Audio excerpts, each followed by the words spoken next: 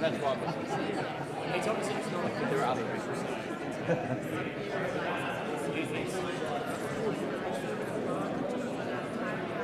It's a serpent. I've unlocked the new cheese. Otherwise,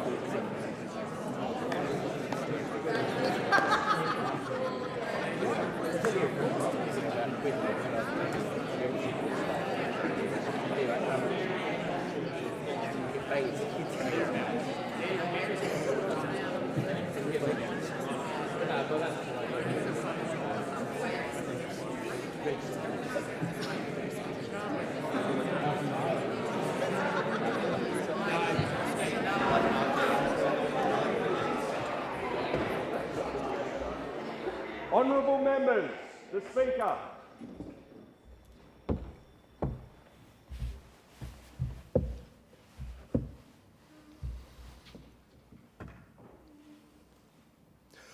I acknowledge the Ngunnawal and Ngambri peoples who are the traditional custodians of the Canberra area and pay respect to the elders, past and present, of all Australia's Indigenous peoples. Almighty God, we humbly beseech thee to vouchsafe thy blessing upon this Parliament. Direct and prosper our deliberations to the advancement of thy glory and the true welfare of the people of Australia. Our Father, which art in heaven, hallowed be thy name. Thy kingdom come, thy will be done on earth as it is in heaven. Give us this day our daily bread, and forgive us our trespasses, as we forgive them that trespass against us. And lead us not into temptation, but deliver us from evil. For thine is the kingdom, and the power, and the glory, for ever and ever. Amen.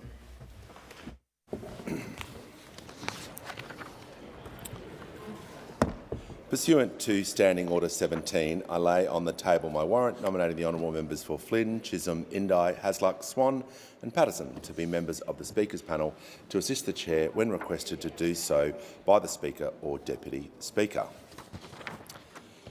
I have received advice from the Chief Government Whip nominating members to be members of certain committees. And I give the call to the Leader of the House. Mr Speaker, I ask leave of the House to move a motion for the appointment of members to certain committees. Is leave granted?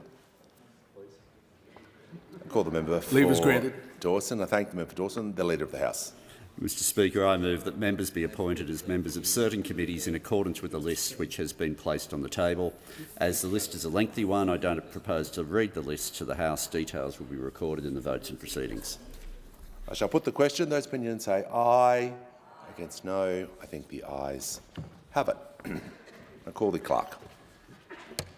Government business. Notice number 1. Fair Work Amendment, Protecting Penalty and Overtime Rates Bill 2025. I give the call to the Minister for Employment and Workplace Relations. Thank you, Speaker. I present the Fair Work Amendment, Protecting Penalty and Overtime Rates Bill 2025 and the explanatory memorandum. Give a call to the clerk.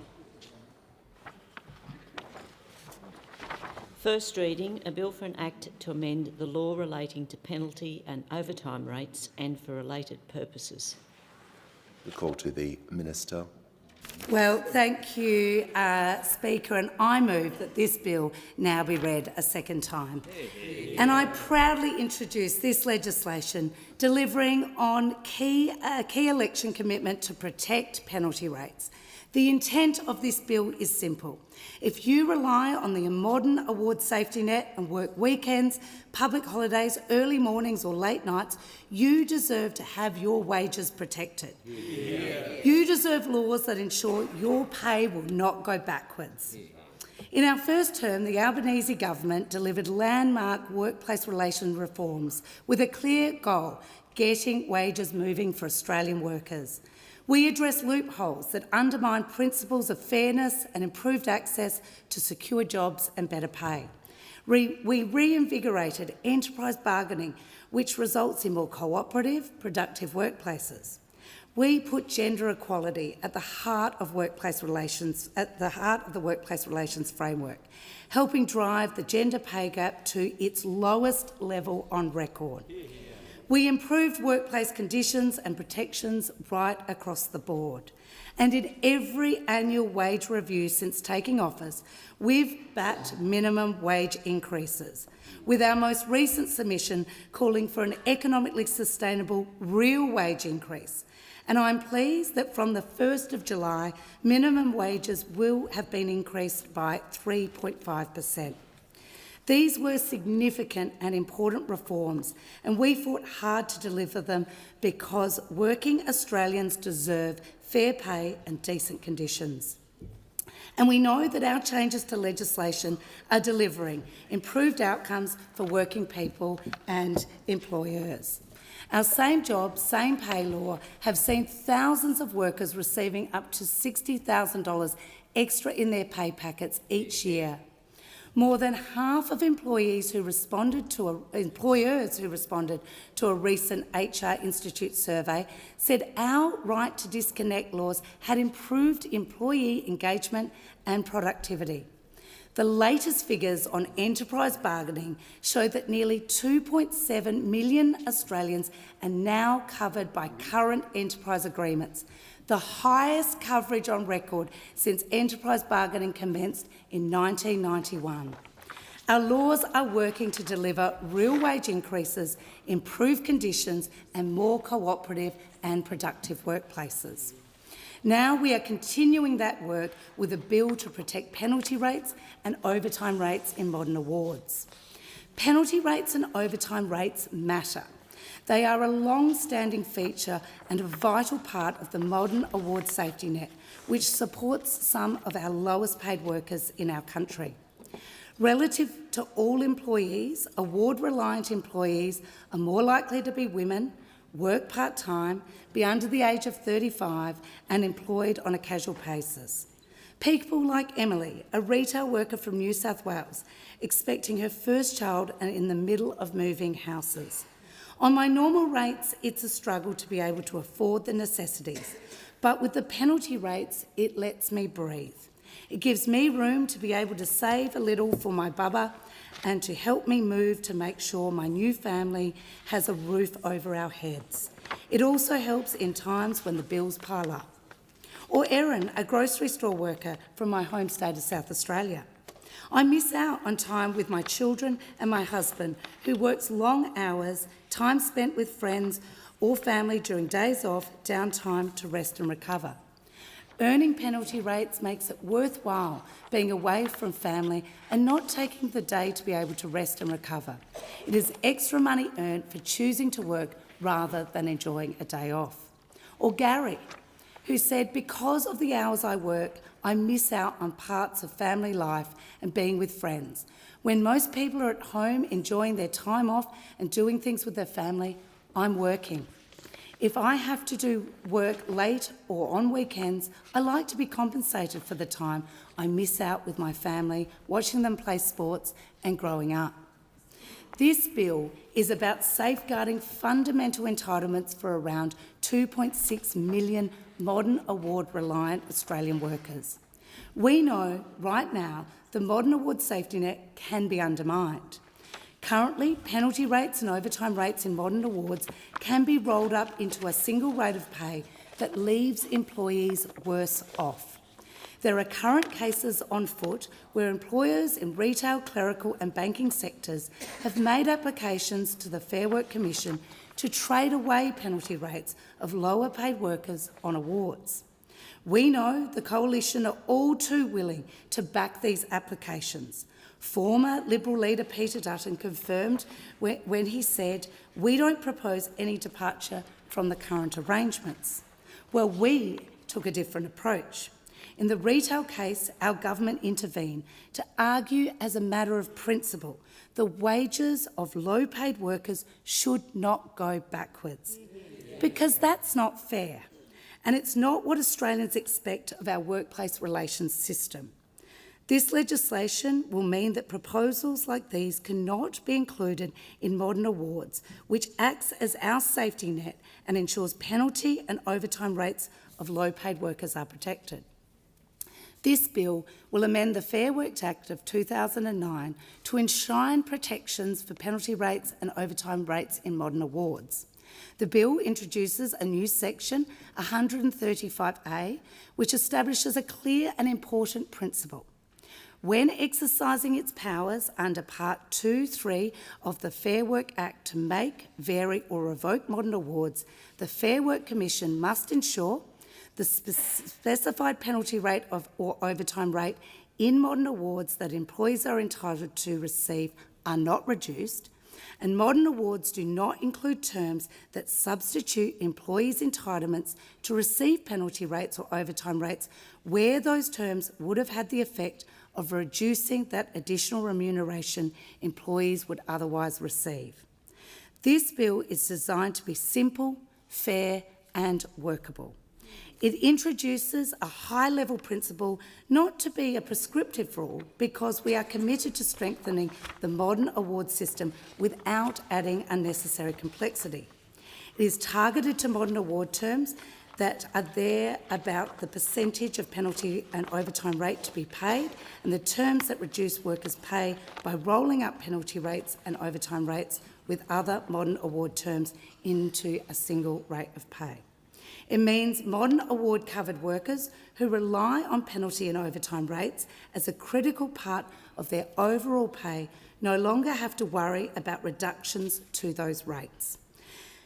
And exemption rate proposals that diminish workers' take-home pay cannot succeed in the future. This bill does not stop parties engaging on ways to make awards easier to use or ensuring that award terms can adapt to modern working needs. For example, parties will still be able to put the cases to the Commission about appropriate hours of work terms, but where that case involves a penalty or overtime rate, the Commission will also need to consider this new principle. This bill does not impact individual employment contracts. It does not apply to individual flexibility agreements. This bill will not affect the enterprise bargaining framework, which is the right place for employers to directly negotiate with employees and their unions to achieve flexible and productive gains with appropriate safeguards in place, such as the Better Off Overall test. We have consulted closely with stakeholders to ensure that these reforms are practical and balanced. Importantly, the changes introduced by this bill will not disrupt the employer's day-to-day operations. The amendments will not apply retrospectively.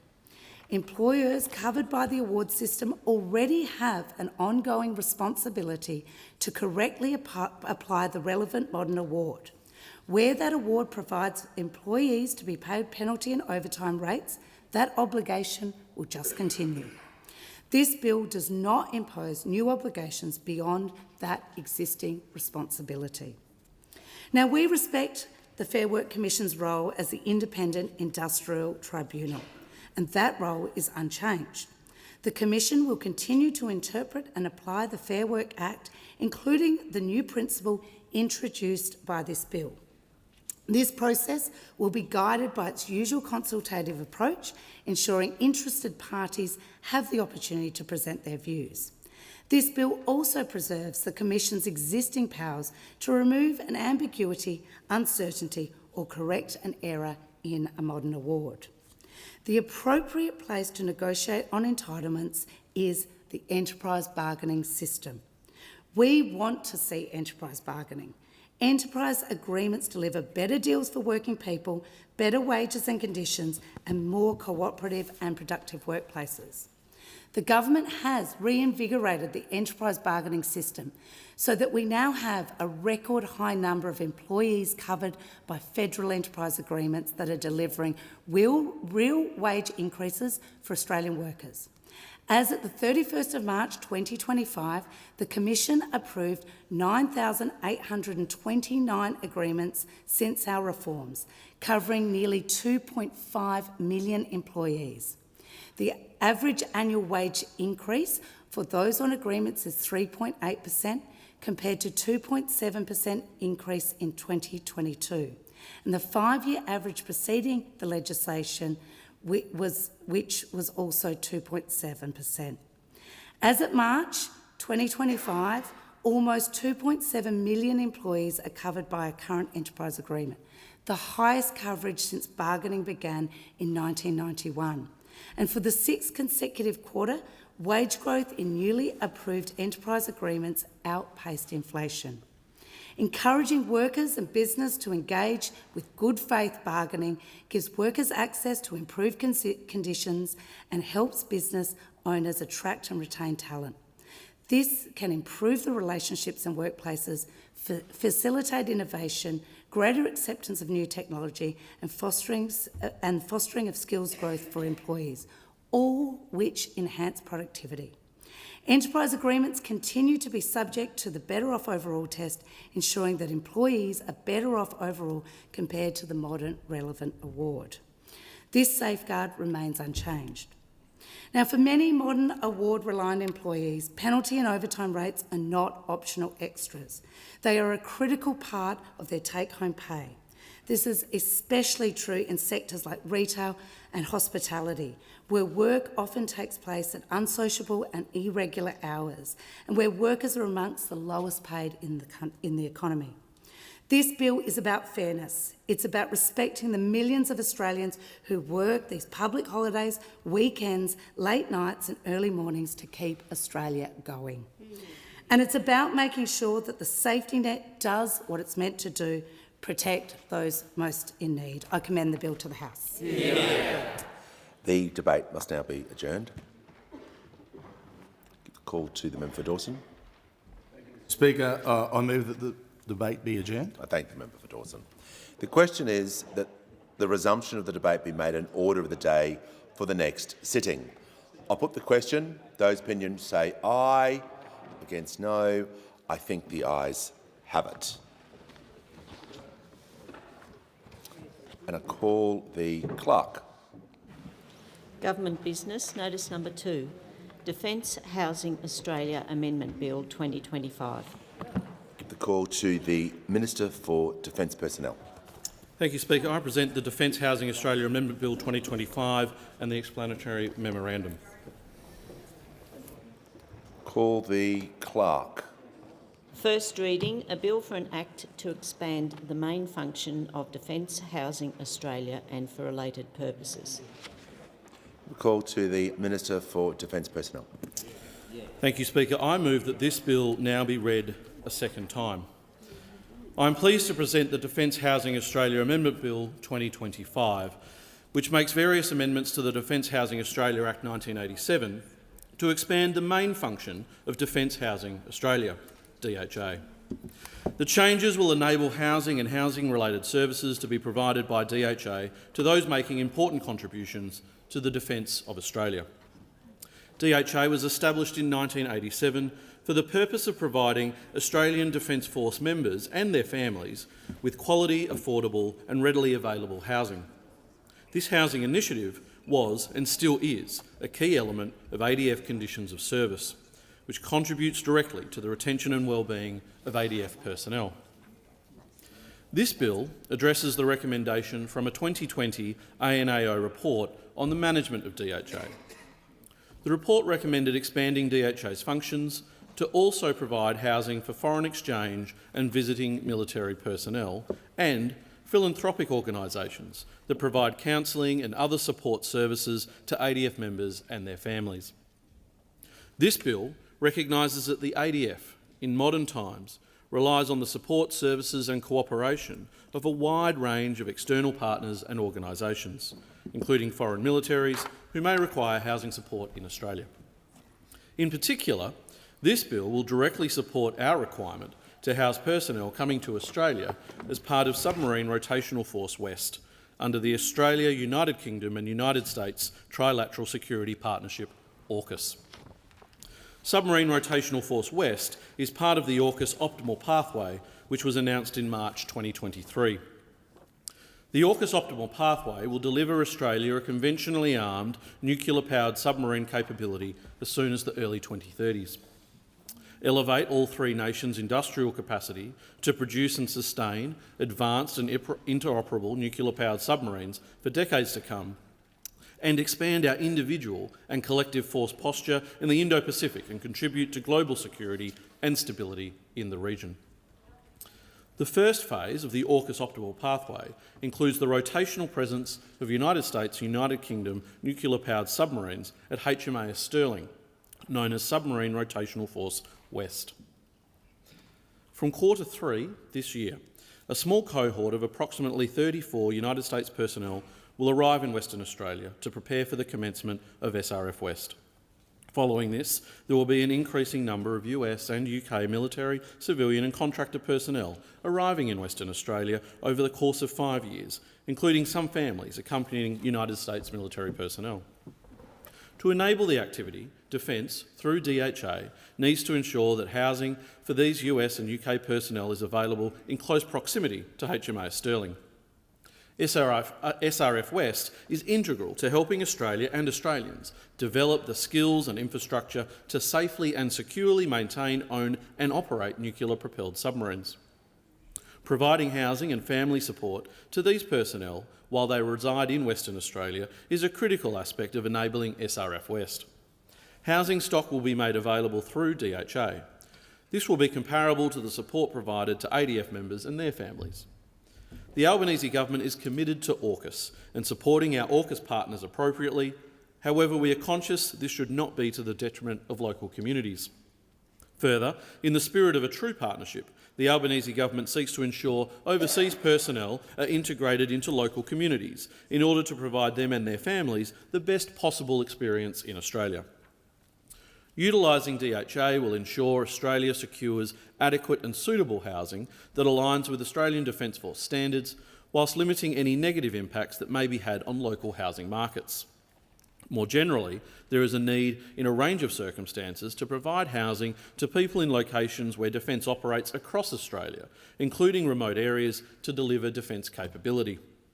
This bill will also enable DHA to provide housing and housing-related services to organisations who are integral to defence business, including philanthropic organisations providing important support services. The bill will also provide a mechanism for the Minister for Defence Personnel to determine that DHA can provide housing and housing-related services in the future to broader categories of people to meet the operational needs of the ADF and the requirements of the Department of Defence. This allows for flexibility and the ability to respond to changing circumstances as and when they arise. This recognises the changing nature of the defence workforce, which is no longer exclusively encompassed by ADF members and APS employees. Ultimately, this bill will ensure that Australia's security requirements are met. The speedy passage of this legislation is an important step in ensuring we can meet our commitment under AUKUS. These amendments will also enable better support to those who provide assistance and support to the ADF. I commend the bill to the House. Debate must now be adjourned.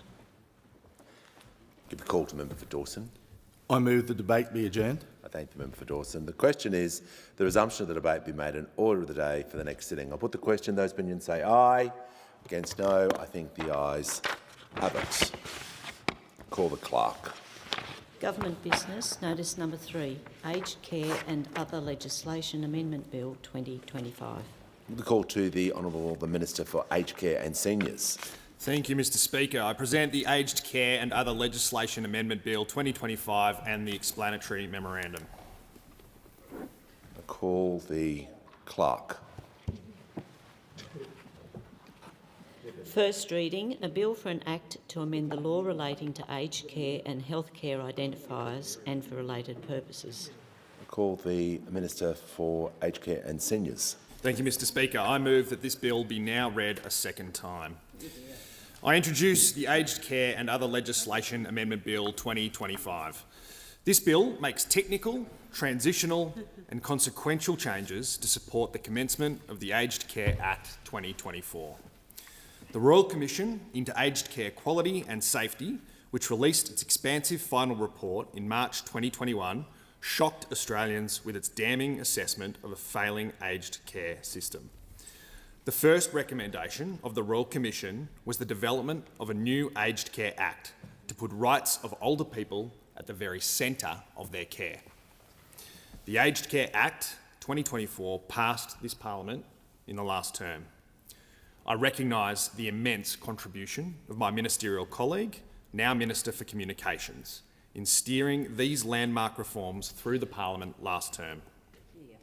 I also want to acknowledge that the reforms passed through the Parliament with bipartisan support, and I recognise the constructive roles that the opposition and members of the crossbench played as these reforms were considered. It's a timely reminder that the well-being and the dignity of older people and the importance of delivering respectful and person-centred care should be above politics. The Aged Care Act 2024, which commences on the 1st of November 2025, which replaces the Aged Care Act 1997, will deliver on this recommendation and establish a new rights-based framework for the delivery of aged care in Australia. The new legislative framework follows so many other improvements, including 24/7 nursing in aged care homes, with a registered nurse now on site in aged care more than 99% of the time. Mandatory care minutes, with an additional 6.8 million minutes of care provided every single day. $17.7 billion of investment in higher wages for aged care workers. And around 306,000 people accessing a home care package today, compared to less than 200,000 people 5 years ago. The new Act puts the dignity of older Australians first and foremost with the Statement of Rights. Underpinned by Australia's obligations under the International Covenant on Economic, Social and Cultural Rights and the Convention on the Rights of Persons with Disabilities. It's very important that we get this once-in-a-generation reform right. And that's why the government chose to defer the start of the Aged Care Act 2024 and the new Support at Home program that comes along with it. As we said when the deferral was announced, the government decided it was appropriate to give more time for aged care providers to prepare their clients, support their workforce and get their systems ready for change. This bill provides further support for our ambition to transform the experience of older Australians receiving care. The bill also includes amendments to the Aged Care, Consequential and Transitional Provisions Act 2024 and other legislation that supports the aged care system. The Aged Care and Other Legislation Amendment Bill 2025 makes a number of transitional changes to ensure that subsidies are paid correctly to support the provision of funded aged care to older Australians. Older Australians are now receiving an additional 6.8 million minutes of care every single day, 2.5 million of which are delivered by qualified registered nurses. Care minutes and related measures were introduced in response to a recommendation of the Royal Commission to ensure that older people in aged care homes receive the dedicated care time that we all know they need and deserve. Amendments to provider-based subsidy provisions ensure that registered providers are supported to deliver this high-quality care while maintaining a sustainable aged care system. The bill also contains amendments to support the continuation of accommodation bond arrangements, which are amounts paid to enter and receive care in a residential setting made under the 1997 Act for people who entered care before 2008. The amendments also include a new civil penalty provision comparable to the existing accommodation payments framework under the new Act. The new Act provided for automated processes to support decisions about classification levels, prioritisation and allocations of places to individuals. Updated automation provisions are included in this bill, which reflect best practice for transparency and clarity. The updated provisions will support means testing arrangements under the new framework for financial contributions. This will allow the system to remain efficient and keep pace with technological advances and ensure that older Australians get quicker and more robust decisions. The protection of personal information and the regulation of its use and disclosure, consistent with both Australian law and international standards, remains a key priority. Under the new Act, This information is protected information, and the Act provides substantial penalties for misuse. Amendments in this bill ensure this information is clearly transitioned from the old framework to the new framework, with no confusion as to when and how authorisations to use or disclose this information for a proper purpose apply. Amendments are also being made to the Star Ratings program. The introduction of this program has given older Australians and their loved ones more information about residential aged care homes. But based on public consultation and feedback, amendments will be made to better utilise compliance information in determining and publishing a registered provider's compliance with their obligations under the law. This new bill also introduces a requirement that the aged care quality standards are reviewed every 5 years to ensure that the standards of care that we all expect for older Australians are regularly considered against and aligned with best practice. The Aged Care and Other Legislation Amendment Bill 2025 will make consequential changes to legislation that reference the Commonwealth aged care system. These amendments will ensure that funded aged care services are provided in a manner consistent with other Commonwealth legislation. Amendments will ensure that existing exemptions to the application of the GST remain in place for aged care services. Amendments to the treatment of means testing and income support payments will ensure they continue to operate as intended. Specifically, that aged care accommodation payments and certain compensation payments are not considered income, and that certain exemptions continue to apply to payments made to injured veterans. To conclude, this bill builds on the new and enduring foundation for the Australian aged care system from 1 November 2025 and for many years to come. I would like to thank the many people who have contributed to this ambitious reform to date. In particular, I thank the members of the Aged Care Council of Elders, the National Aged Care Advisory Council, members of the Aged Care Transition Task Force, and the Department of Health, Disability and Ageing's Expert Advisory Panel, consumer and sector reference groups. Last, but certainly not least, thank you to the older Australians, the carers, the workers, the unions, the providers, the advocates and the other experts who continue to contribute to an aged care system that puts people first. I hope the Parliament will come together to support this bill to help realise the full potential of these critical aged care reforms. I commend the bill to the House. The debate must now be adjourned. Give the call to Member for Dawson. I move the debate be adjourned. The question is that the resumption of the debate be made an order of the day for the next sitting. I'll put the question. Those opinions say aye. Against no. I think the ayes have it. And I give the call to the Minister for Aged Care and Seniors. Thank you, Mr Speaker. I present the Aged Care Accommodation Payment Security Levy Amendment Bill 2025 and the explanatory memorandum.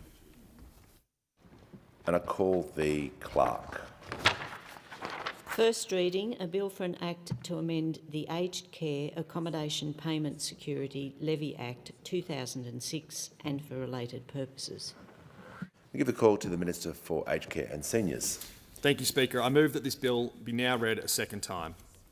I introduce the Aged Care Accommodation Payment Security Levy Amendment Bill 2025. This bill is a counterpart to the bill that I just introduced before this, and it complements the provisions that it contains. This bill makes additional technical, transitional and consequential changes to support the commencement of the new Aged Care Act 2024. This bill makes consequential amendments to Aged Care Accommodation Payment Security Levy Act 2006, which guarantees certain payments made by older Australians who seek to access funded aged care. It does so in two main ways. First, it ensures that registered providers under the new Act framework continue to be subject to the government's guarantee scheme. Secondly, it provides that the government may levy the costs of this guarantee from certain classes of registered providers in certain circumstances, such as when there is a default event. This bill is an important measure to ensure that funded aged care services remain sustainable and payments made by older Australians remain protected into the future. I commend the bill to the House. The debate must now be adjourned. Debate be adjourned. The question is that the resumption of the debate be made an order of the day for the next sitting. I will put the question. All the opinions say aye. All those against, carried. And I call the Assistant Minister. Sorry, the Clerk. Government business, notice number 4. Customs Amendment, Australia United Arab Emirates Comprehensive Economic Partnership Agreement Implementation Bill 2025. And I call the Minister. I present the Customs Amendment Australia United Arab Emirates Comprehensive Economic Partnership Agreement Implementation Bill 2025 and the explanatory memorandum. Clerk.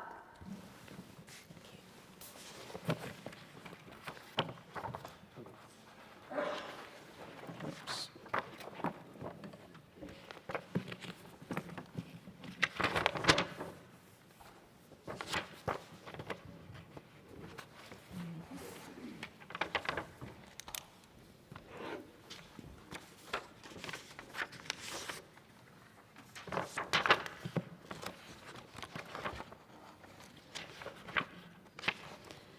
First reading, a bill for an Act to amend the Customs Act 1901 and for related purposes. I call the Minister. I move that this bill be now read a second time. The Customs Amendment Australia United Arab Emirates Comprehensive Economic Partnership Agreement Implementation Bill 2025 amends the Customs Act 1901 to implement the free trade agreement known as the Comprehensive Economic Partnership Agreement between Australia and the United Arab Emirates. The agreement will bring commercial and strategic benefits. The UAE is Australia's largest trade and investment partner in the Middle East. In 2024, total trade between the UAE and Australia was worth $12.3 billion. UAE investment into Australia rose to $14.7 billion in 2024, while our investment in the UAE rose to $9 billion, resulting in two-way trade of $23.7 billion. The agreement will give a competitive advantage to Australian exporters by eliminating tariffs on over 99% of Australian exports by value to the UAE. It is estimated that this will result in tariff savings of up to $135 million on Australian goods exported to the UAE in the first year, rising to $160 million as tariffs are progressively eliminated over 5 years. The agreement locks in access to services markets and provides a framework to facilitate investment to support Australia's energy transition and future Made in Australia ambitions. It will also improve certainty for exporters and importers, service suppliers and investors across the whole economy. The agreement will support a strong and diversified economy that will enhance the resilience of Australia's trade and investment to future crises. It will also enhance Australia's economic engagement with the UAE through strengthened trade rules that will help build upon our already healthy trading relationship. The amendments contained in this bill will establish in the Customs Act the rules of origin and document retention requirements called for by the agreement. Those amendments determine when imported goods from the United Arab Emirates in accordance with the agreement may be considered to have originating status, called UAE originating goods, and be eligible for preferential rates of customs duty. Complementary amendments to the Customs Tariff Act 1995 are also required to provide for these preferential rates of customs duty applicable to UAE originating goods. The Joint Standing Committee on Treaties, and I acknowledge that you're the chair of that committee, reviewed both the agreement and related supplementary investment agreement and recommended they be ratified. I commend this bill to the chamber. The debate must now be adjourned. Thank you. I move that the debate be adjourned. The question is that the resumption of the debate be made an order of the next sitting. I will put the question and all their opinions say aye. All those against, carried. Minister. I present the Customs Tariff Amendment Australia United Arab Emirates Comprehensive Economic Partnership Agreement Implementation Bill 2025 and the explanatory memorandum. Clerk.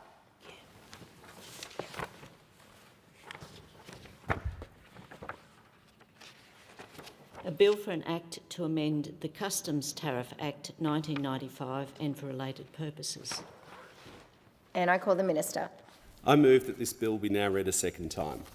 The Customs Tariff Amendment Australia United Arab Emirates Comprehensive Economic Partnership Agreement Implementation Bill 2025 will amend the Customs Tariff Act 1995 to implement the preferential rates of customs duty for UAE originating goods to implement the Free Trade Agreement known as the Comprehensive Economic Partnership Agreement between Australia and the United Arab Emirates. These amendments, together with the amendments by the Customs Amendment Australia United Arab Emirates Comprehensive Economic Partnership Agreement Implementation Bill 2025, will ensure that Australia fulfils its obligations as a signatory to the agreement and is prepared for the agreement to enter into force to Australia. This bill will insert a new schedule of duty rates into the Customs Tariff Act. Schedule 16 will contain the preferential rates of customs duty for imported goods that satisfy the rules of origin set out in the agreement. UAE originating goods not set out in Schedule 16 will have a free rate of duty. Australia has committed to reducing the rate of customs duty on most UAE originating goods to free, either at entry into force or over several years following entry into force of the agreement. Excise equivalent goods, which are certain fuel, alcohol, tobacco and petroleum products that are UAE originating goods, will continue to have excise equivalent duties of customs applied, so they receive the same treatment as domestically produced equivalents. Finally, this bill also amends certain tariff concessions to maintain their scope and ensure that commitments made under the agreement are honoured. The amendments in this bill complement the amendments in the Customs Amendment Australia United Arab Emirates Comprehensive Economic Partnership Agreement Implementation Bill 2025. I commend this bill, if not its name, to the chamber. The debate must now be adjourned. I call the member for Dawson. I move that the debate be adjourned. The question is that the resumption of the debate be made an order of the next sitting day. I will now put the question. All the opinions say aye. All those against, the ayes have it. And I call the clerk. Government business, notice number 5, Health Insurance Pathology Fees Repeal Bill 2025. I call the minister. I present the Health Insurance Pathology Fees Repeal Bill 2025 and the explanatory memorandum. I call the clerk.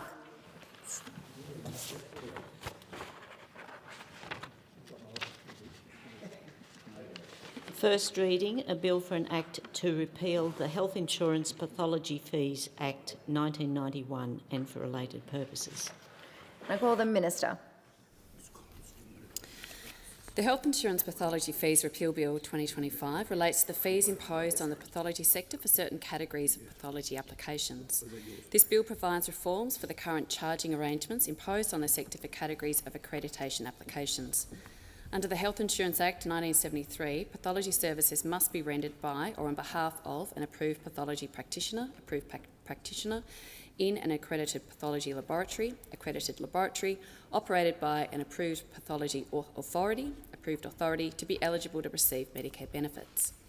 Practitioners, pathologists, are required to sign an undertaking to the Minister that they will comply with the requirements of the legislation and certain administrative arrangements. They must pay an acceptance fee to become an approved practitioner. Similarly, the proprietor of the laboratory must sign an undertaking and pay an acceptance fee to become an approved authority. Laboratory premises may be approved by the Minister as an accredited laboratory following the submission of an application and relevant supporting documentation. This includes an accreditation assessment and payment of the accreditation fee once the premises are provided with an in-principle approval. The accreditation requirements impose obligations on approved practitioners, accredited laboratories and approved authorities to undertake to meet or demonstrate compliance with quality insurance standards for pathology services provided under Medicare. The Health Insurance Pathology Fees Act 1991, Pathology Fees Act, specifies the fees which must be paid for the acceptance and approval of applications for the approved practitioner, approved authority and accredited laboratory. This allows approved providers to be identified in the Services Australia billing system and Medicare eligible services. These fees were arbitrarily set to be between $500 and $2,500 in 1991. The 2022 Health Portfolio Charging Review identified that the fees set against each of these application categories has not been reviewed or changed since the Pathology Fees Act came into force. Further, when investigated, the fees were found to exceed the administrative cost of processing these application categories. As such, this arrangement does not align with the Australian Government Charging Framework 2015. Removing the fees applied to the three categories of applications through the repeal of the Pathology Fees Act will resolve this misalignment with government charging policy. It will provide fee relief in addition to reducing the administrative burden for the pathology sector. The consequential amendments included in this bill remove all references to the payment of fees for these application types from the 1st of July 2025. In line with this intended commencement date, provisions have been included to allow the refund of fees collected between the 1st of July 2025 inclusive and the commencement date of this bill, where the applicant's approval has come into force on or after the 1st of July 2025. To preserve the high level of confidence in the accuracy of pathology testing in Australia provided under Medicare, the administrative requirements, including accreditation obligations, will remain unchanged. I commend the bill to the House. Minister, if I can just get you to move that the bill be now read a second time formally. Deputy Speaker, I move the bill be now read a second time. Thank you. The debate must now be adjourned. The member for Dawson. Thank you, Deputy Speaker. I move that the debate be adjourned. The question is that the resumption of the debate be made in order of the next sitting day. I will now put the question. All the opinions say aye. All those against, the ayes have it. Clerk. Government business, notice number 6. Pacific Banking Guarantee Bill 2025. Call the Assistant Treasurer. I present the Pacific Banking Guarantee Bill 2025 and the explanatory memorandum. Clerk.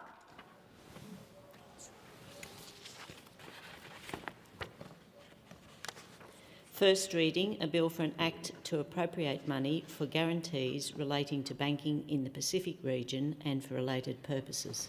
Assistant Treasurer. I move that this bill now be read a second time. Today I am proud to reintroduce the Pacific Banking Guarantee Bill 2025. This bill will help secure access to banking services across the Pacific. It will help ensure our entire region can stay connected to the global financial system. Australia's relationship with the Pacific is a special one. Since coming to office, the Albanese Labor government has been working hard to be a partner of choice with the entire region. We've been restoring trust and building relationships. Within our first 12 months in office, Albanese government ministers visited every Pacific Islands Forum member country. To renew our Pacific partnerships, listen to our Pacific priorities and deliver on our collective interests. We've been making record investments, and we are the region's largest development partner. I pay tribute to the work of the Prime Minister, Deputy Prime Minister, Foreign Minister, Trade Minister, and the Minister for Pacific Island Affairs. When it comes to banking in the Pacific, the challenges in front of us are clear and confronting. We know the Pacific has seen the fastest withdrawal of correspondent banking services of any region in the world. We know these vital services help communities access foreign currencies and international payment systems. And we also know that without them, large parts of the Pacific risk being cut off from the global financial system. At stake here is the ability of the Pacific to engage with the world. This pressing challenge was one of the main topics discussed with counterparts at the Pacific Islands Forum Economic Ministers meeting last year. That marked the first time an Australian Treasurer had travelled to the Pacific to attend that forum in almost 2 decades. It's also the challenge that this bill helps tackle. This legislation allows the Commonwealth to use its balance sheet to support Australian banks to maintain their Pacific operations. It will enable the Commonwealth to guarantee an Australian bank's business in the Pacific, either directly or through its subsidiaries, against the unlikely possibility of a default in the region which may force them to shut their operations. Eligible Australian banks will pay a fee to the Commonwealth for the guarantee. It is not a subsidy. It is highly unlikely this guarantee will be needed, but it is still an important and necessary change to make sure that our Pacific family can continue to bank with confidence. This legislation is just one part of the substantial progress we've already made to secure the future of banking services in the region. Working with the Commonwealth Bank to establish banking operations in Nauru this year. Working with ANZ and Westpac to secure their continued presence in the Pacific. Working with the World Bank and the Asian Development Bank to develop digital identity infrastructure and improve compliance with regulations. and funding our Attorney General's Department to help build capacity in Pacific countries to strengthen protections from financial crime and build trust in the system. We've been able to make all this progress at the same time as also securing access to banking services around Australia. Because of our efforts, all major banks now have a moratorium on bank closures in regional Australia for 2.5 years. And we've helped secure a number of new agreements to shore up the vital services provided by Bank at Post. We are standing up for regional Australians, helping to secure the banking services they need and deserve. More than banking, this is about keeping regional communities that contribute so much to our national economy connected and thriving. Banks have a responsibility to regional communities, and we're holding them to it. We will continue to work with regulators, industry and communities to ensure our regions have access to fit-for-purpose and sustainable banking services over the long term. This includes a focus on sustainable cash distribution and ensuring Australians can use cash to pay for essentials if they want or need to. This bill will help prevent the loss of banking services in the Pacific, which is vital to the security and economic development of our region. But it won't solve the challenge overnight. We'll continue to work with the banks and our international partners to address this issue, to make our region safer and more stable, to make sure loved ones, families and communities can continue to access their money, and to build a better future for the people of the Pacific. Full details of the measure are contained in the explanatory memorandum. The debate must now be adjourned, and I call the member for Dawson. I move that the debate be adjourned. The question is that the resumption of the debate be made in order of the next sitting day. All the opinions say aye. All those against, carried. And I call the Assistant Treasurer. I move the proposals described as Excise Tariff Proposal Number 1, 2025 and Customs Tariff Proposal Number 1, 2025 in the terms of the printed proposals which are now being circulated to honourable members. The proposals that I have tabled propose amendments to the Excise Tariff Act 1921 to pause biennial indexation on draft beer excise and to amend the Customs Tariff Act 1995 to pause biannual indexation on the customs duty that applies to those goods where they are imported into Australia. The government committed to these measures in the 2025-26 budget to take pressure off the price of a beer poured in pubs, clubs and other venues, supporting businesses, regional tourism and customers across Australia. The proposals pause biannual indexation applying to the excise and customs duty on draft beer for 2 years, starting from 1 August 2025. Biannual indexation will then recommence from 1 August 2027.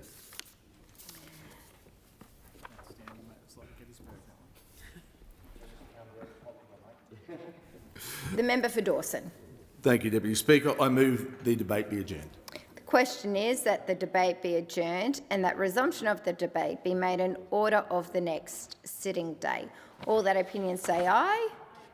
All those against believe the ayes have it. And I call the clerk. Government business. Order of the day number 1. Governor-General's opening speech. Resumption of debate on the proposed address in reply.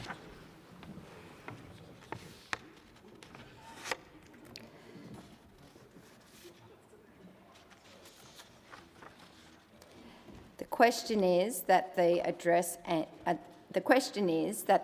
be agreed to. Before I call the honourable member for Lyons, I remind members of the House that this is the honourable member's first speech, and I ask the House extend to her the usual courtesies. And I call the member for Lyons. Thank you.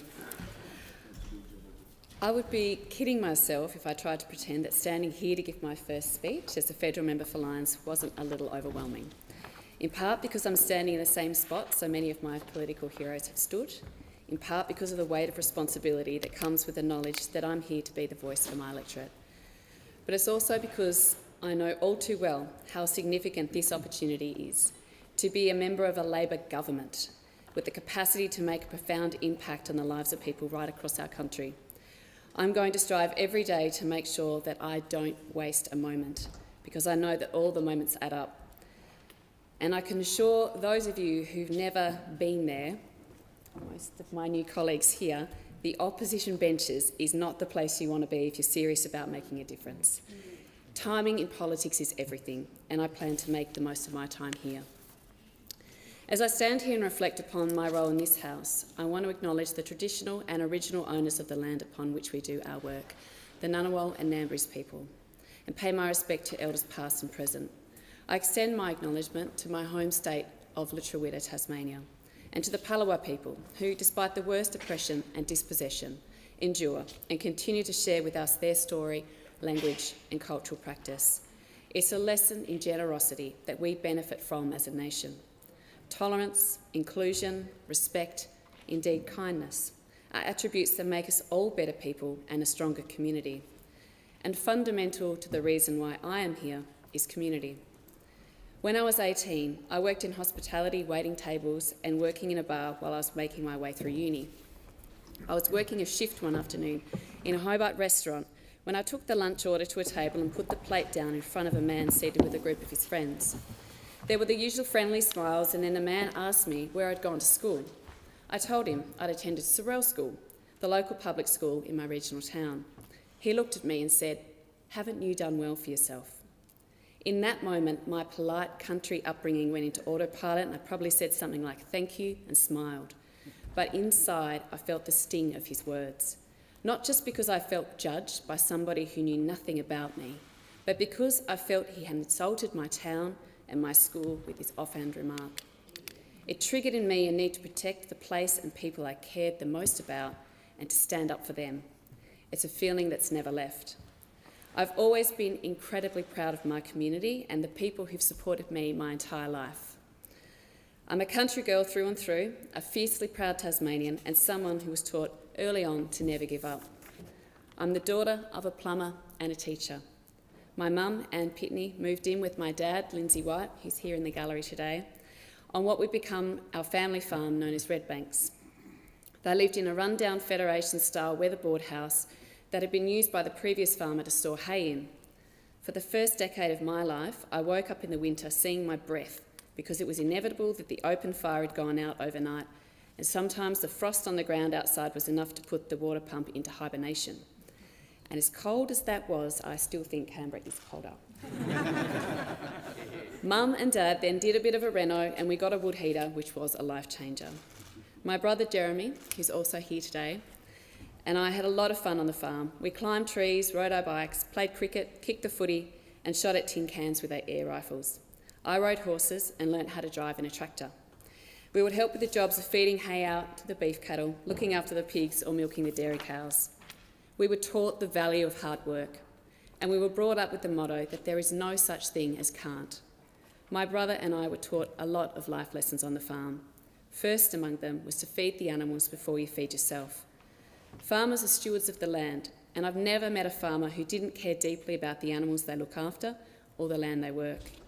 The principle of feeding the animals before you feed yourself is a lesson in looking after those who need your help before you help yourself.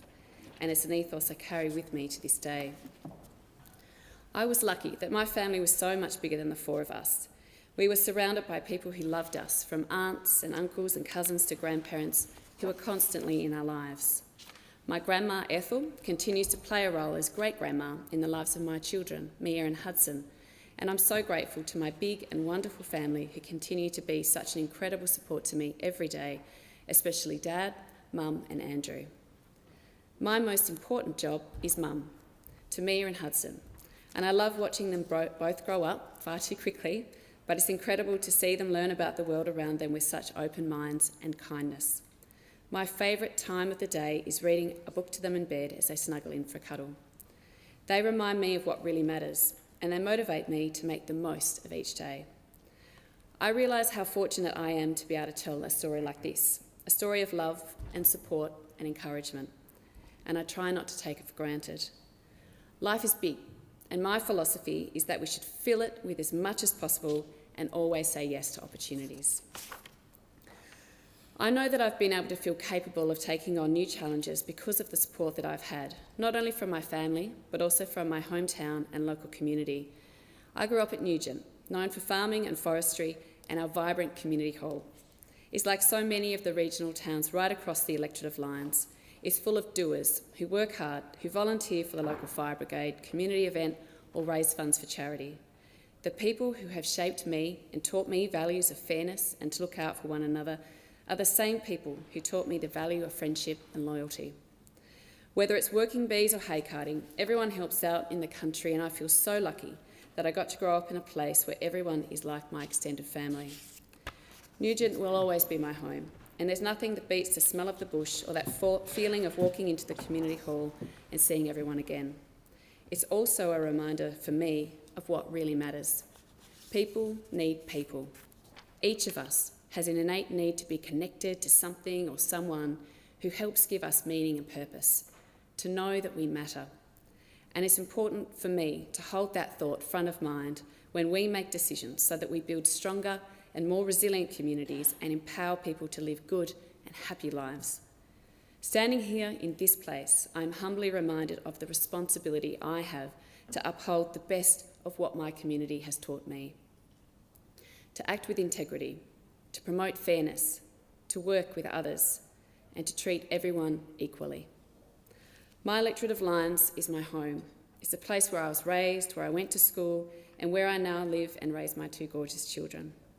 To be elected to represent my friends, my family, my neighbours, my community in the Australian Parliament is the greatest honour, and one that is deeply personal. The vast electorate of Lyons was jointly named after Jo Lyons, Tasmania's only Prime Minister, and Dame Enid Lyons, the first woman member of the House of Representatives. I stand here in service of my community as the first ever woman elected to represent this seat in the Federal Parliament. I stand here with determination to work hard, to be a voice for my electorate, to fight for us and to represent our interests to the best of my ability, to elevate our story to the national stage. A story of a regional landscape that is wild and beautiful, of coastlines that are draw cards for tourists and playgrounds for children, of farmers who toil to produce the best potatoes and beef, of winemakers and distillers that win global awards, of renewable energy that is steeped in our state's history of hydro-industrialisation, and of people who are creative and resourceful and resilient. But we have our challenges too. There are struggles with access to healthcare, difficulty finding safe and permanent housing, concerns about whether our young people will realise their ambitions, and the ongoing problem that distance from services and employment creates for people living in regional areas. I'm here not only as a voice for my electorate, but to also work as a problem solver to help find solutions to the things that hold us back. I put my hand up for politics because I fundamentally believe politics is the best way to affect change at a population level and improve people's lives. And I'm so excited to be part of a government that has purposeful ambition to uplift the lives of Australians. Thank you to everyone who has welcomed me to this place following the election, and particularly big thanks of you who've helped to establish my office and helped me find my feet. I've been humbled by the support I've received, and most notably from my electorate who put their trust in me to represent them here. I value and respect the relationship I have with the people of Lyons, who I had the honour to represent in the Tasmanian Parliament for nearly 15 years. My election to this place marks the 6th time they've placed their faith in me, and I'll do my very best to honour that responsibility. But nothing I have ever achieved has been achieved alone. There are people in this chamber, in the gallery, and back home in Tassie, who have all helped me to get to where I am today, including my fabulous girlfriends, who've been the strongest support to me over decades and continue to be a constant source of inspiration and advice. My friends, along with my community and family, are the reason why I stand here today. But my family grew when I joined the Labor Party, and I've been incredibly lucky that I've made friendships that will last a lifetime. From bonds forged through campaigns and caucuses to those shared with people from across our movement as we've worked alongside one another to push forward a progressive agenda. I will never stop finding it remarkable how people give their time, often in a volunteer capacity, to help support our movement and campaigns. I cannot thank enough the huge number of people who've been with me over the years and gave their time to support the 2025 campaign. I said on the day I stood alongside Prime Minister Anthony Albanese as he announced that I was the endorsed candidate for the seat, that this contest would be won by the margin of our effort, and the effort was enormous. Thank you to all the volunteers from the mighty Australian Labor Party, from the rank and file members who gave their time to our union affiliates who put in an extraordinary effort, to my campaign manager Celeste Miller, who's here in the gallery, and I'm going to point you out even though I know you'll hate it, who skillfully juggled it all and did so with such poise and calm determination. There is not a person I have met who can say no to you, and it's not because you intimidate them into compliance, although you do sometimes give me a look that makes me think twice about whether my idea was such a great one, but it's because you have that rare ability to empower people to believe in themselves. To my campaign team, a powerhouse of the very best people who share a common passion to make a difference and to have fun while doing it. The superhuman efforts of Margaret and Greg Luckman, who led teams of volunteers as we door-knocked across the 35,000 square kilometres of lines. The boundless enthusiasm of Martin Summers, who was the first to put his hand up to help with any task. Thank you to Bronwyn for lending him to us. You are two of Tassie's finest Labor members. The clever and creative genius of Heidi Heck. She put her hands up for more things than she probably expected to at this election, and she did it all with grace and professionalism. The ballast, that is Stuart Benson, one of my oldest friends in the Labor Party, who weighed in when needed and kept things on track in a way that only someone with his experience and knowledge can do. The guidance of Michael Laird has been a reliable source of support and advice to me over the years, and who was once again there for me during this campaign. Celeste Dubari, with all her positive energy and practical effort, helped our fabulous volunteers engage with the campaign. To the fabulous and enthusiastic Joe Birch, who I know will be watching this speech, who demonstrates the most incredible dedication. Thank you for your hard work as Chief Whip, always keeping us on track. Jane Atkinson, who very ably and with all her trademark diligence rallied volunteers and prepared booth kits for the 72 polling places across the lines. The same goes for wonderful people like Kate, the mighty efforts of Robin, who was there for me every day, the dedication of self-proclaimed president of our gang, Alan, and the absolute stars Paul and Jonathan, along with the pinnacle of organisation, Anne. The enormous efforts of Dave, Morris, Bish, Luke, Zach and Bron. The hard work of Ella, Lachlan, Lauren, Nick, Gail, Lucy, Elias, Tani and Brad. And the energy of Richard, Rod, Scott, Ben, Casey, Craig and Lee, and so many others who helped deliver mail, put up a poster, knock on a door, make a phone call, stand on pre-poll, hand out on polling day, and even lend me a car. There were over 100 individuals who turned from supporters into active campaigners and joined us in having thousands of conversations across the electorate about Labor's agenda, not just for the election, but for our country's future. Thank you to the union movement, who were incredible in the way they provided support to our effort to hold the seat of Lions. I would like to recognise the SDA, the RTBU, the CPSU, the PPTEU, the TFTU, the UWU, ASU and the MUA.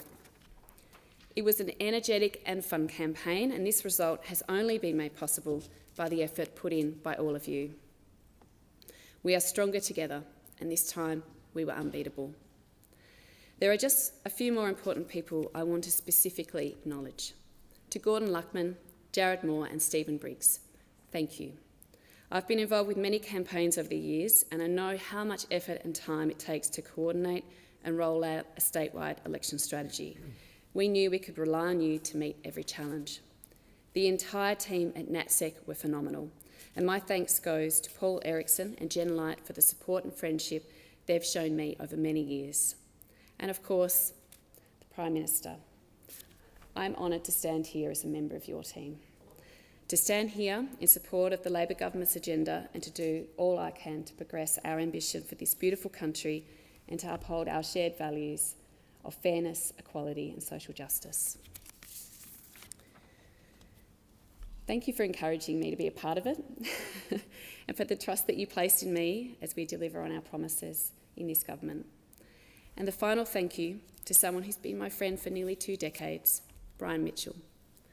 Brian was elected as a federal member for Lyons in 2016 and served the electorate with distinction and pride.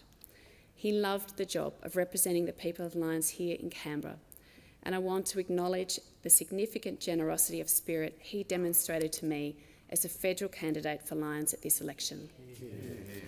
As it turns out, we've done a bit of a swap, with Brian not yet officially but looking very likely to be newly elected to the Tasmanian Parliament following the weekend's election, which is great news, an outcome for our community that I believe will help us to deliver great results for our electorate. For me, today marks the beginning of a great opportunity to put into effect the knowledge and experience I've gained over the course of my life to deliver improvements for the community who made me who I am. My job is to repay their investment in me by giving voice to the needs of regional Tasmania and to challenge the assumption that the best we can aspire to is limited in some way by the school we went to or the postcode where we grew up. I love my community and I'm a fiercely proud Tasmanian. I dedicate myself to telling our story and to make you proud as we build our future together. I thank the House.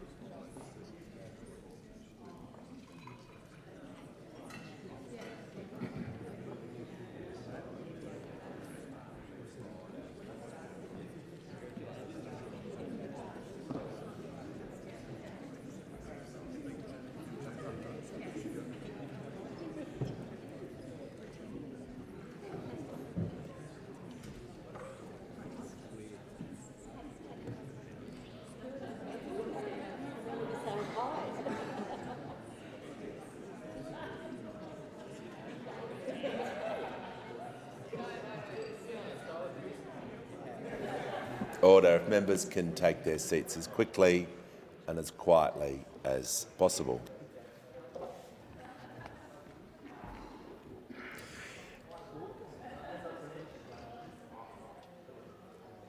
The question is that the address be agreed to.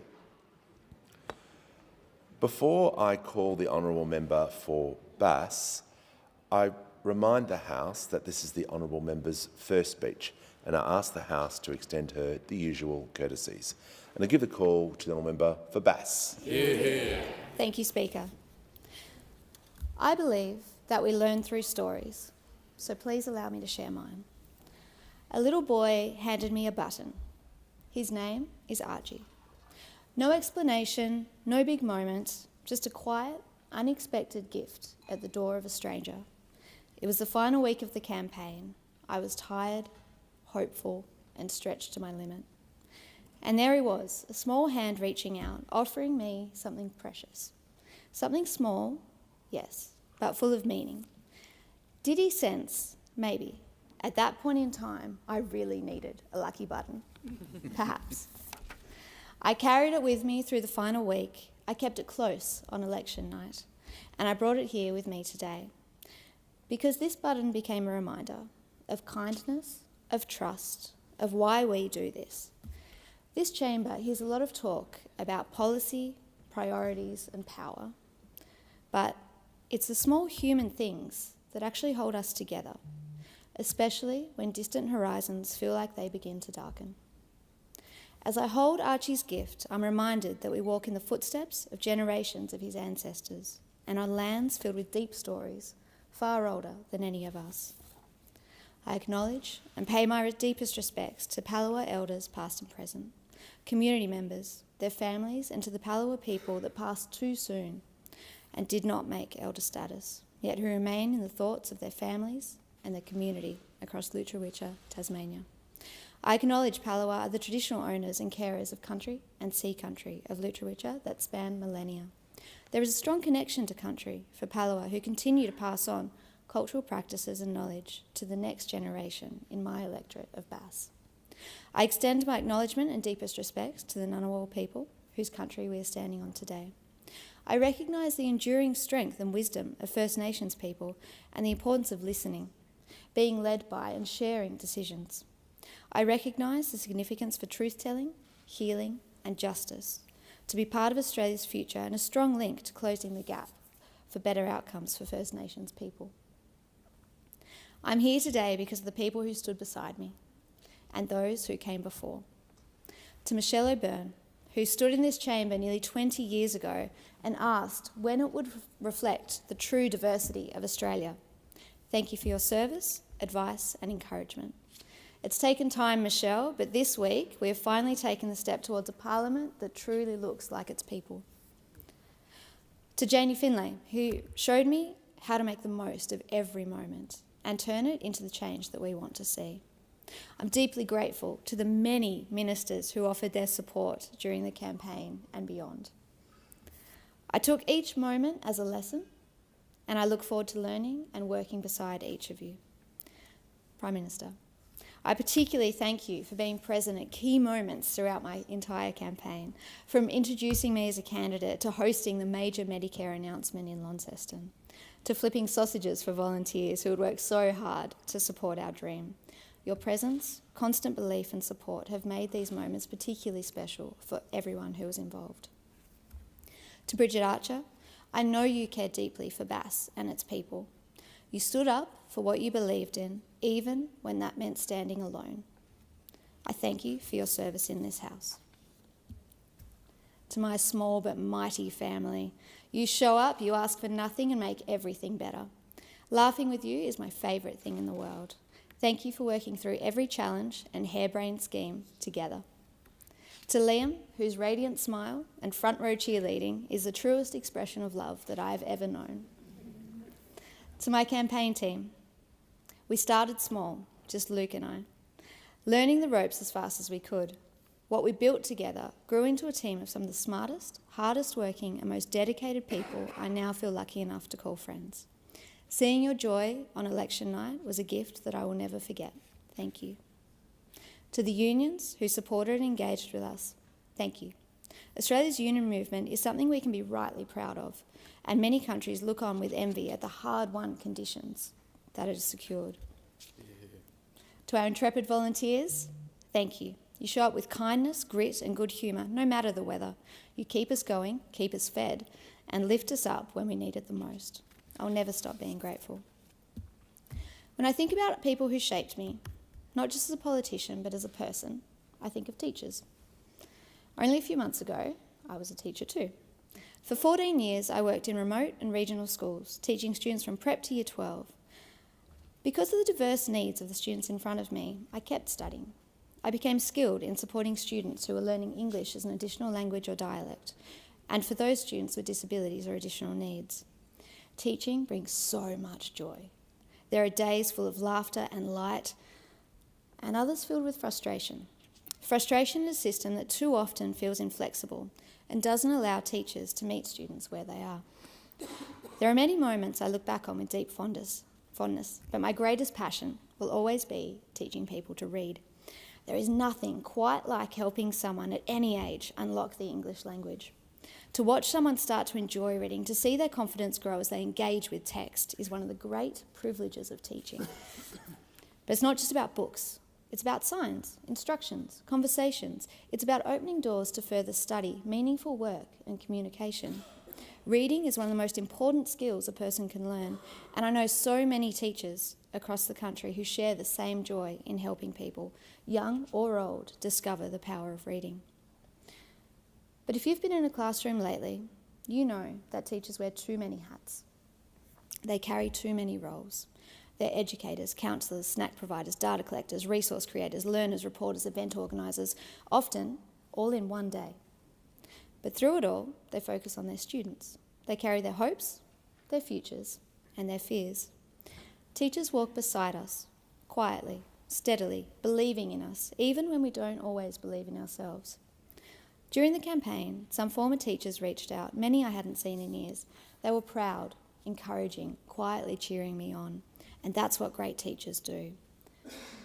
But too many of our teachers are burning out. They're being stretched beyond what's fair, and many are leaving. And that's why I'm really proud to be part of a government that is listening. We're fully funding private schools, public education, sorry. We're delivering free TAFE, we're reducing HECS, expanding mental health support, and we're taking bold steps to give our kids a break from the relentless noise of social media. But it's not just about policy, it's about people and about the future that we want. This week, my family celebrated the arrival of my perfect niece, Willow. Hugh and Tara, thank you for the extraordinary gift of making me an aunt and asking me to announce her name here for the first time. For Willow's family and loved ones to be a part of this moment. Willow will grow up wrapped in unconditional love, surrounded by people who believe in her, who cheer her on, and who will be there no matter what. But I wonder and I ask, what will define success for her generation? Will it be owning a home or simply being able to afford rent? Will it be the freedom to choose her path, her work, her family, her future? Will it be growing up safe, supported and seen, no matter who she is or where she's from? I hope Willow learns from wise teachers. I hope she grows within a strong and kind community. I hope she's held by a world that prioritises keeping her emotionally and physically safe. I hope she knows she belongs, that her voice matters, that fairness isn't something she has to fight for, it's something that she can count on. This leads me to one of the most common questions I was asked during the campaign. Why?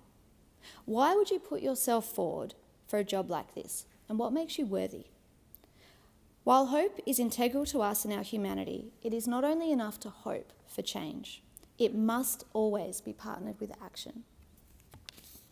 The truth is, I had very little interest in politics growing up. Mum worked hard to make sure that I had what I needed, and I was happy. It wasn't until I began to travel, to really understand how systems work, how policy touches every part of our lives, that I started paying attention.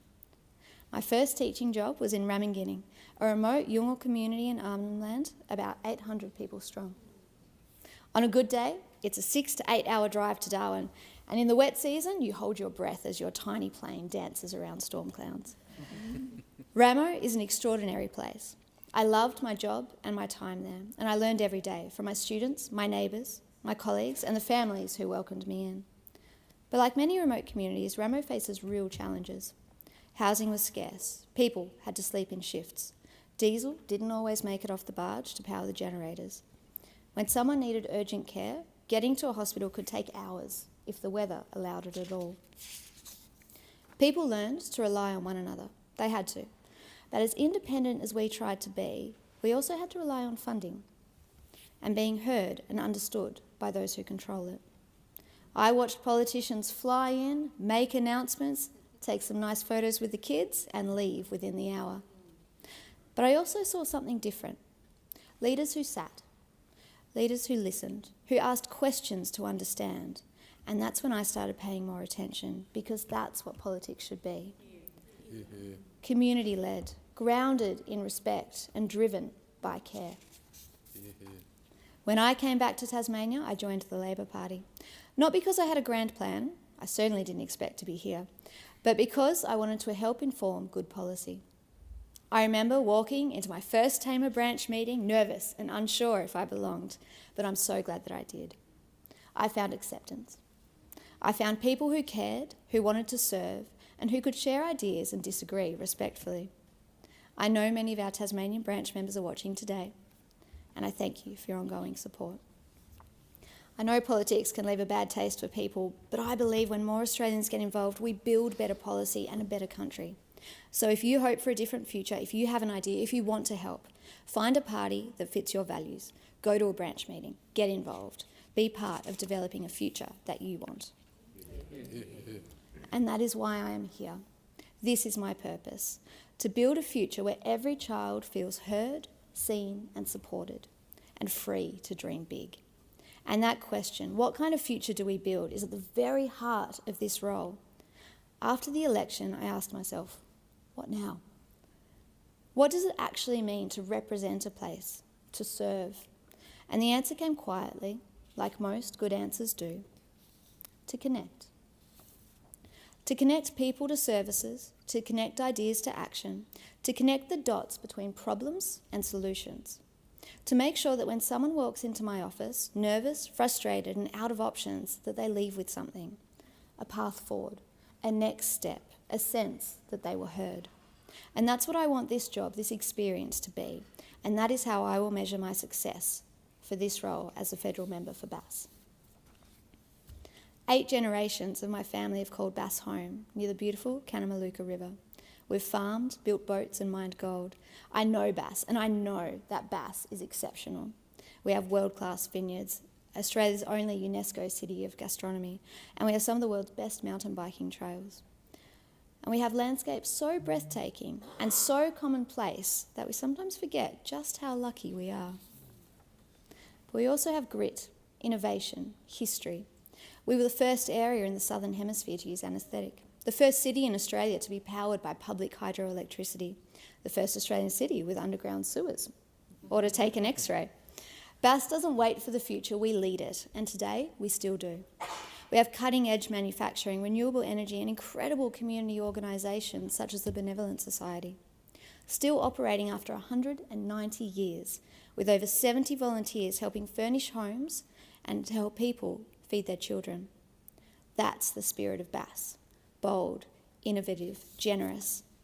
And I was lucky enough to see the impacts of generosity from a young age. I was raised by strong, hilarious and fiercely intelligent women.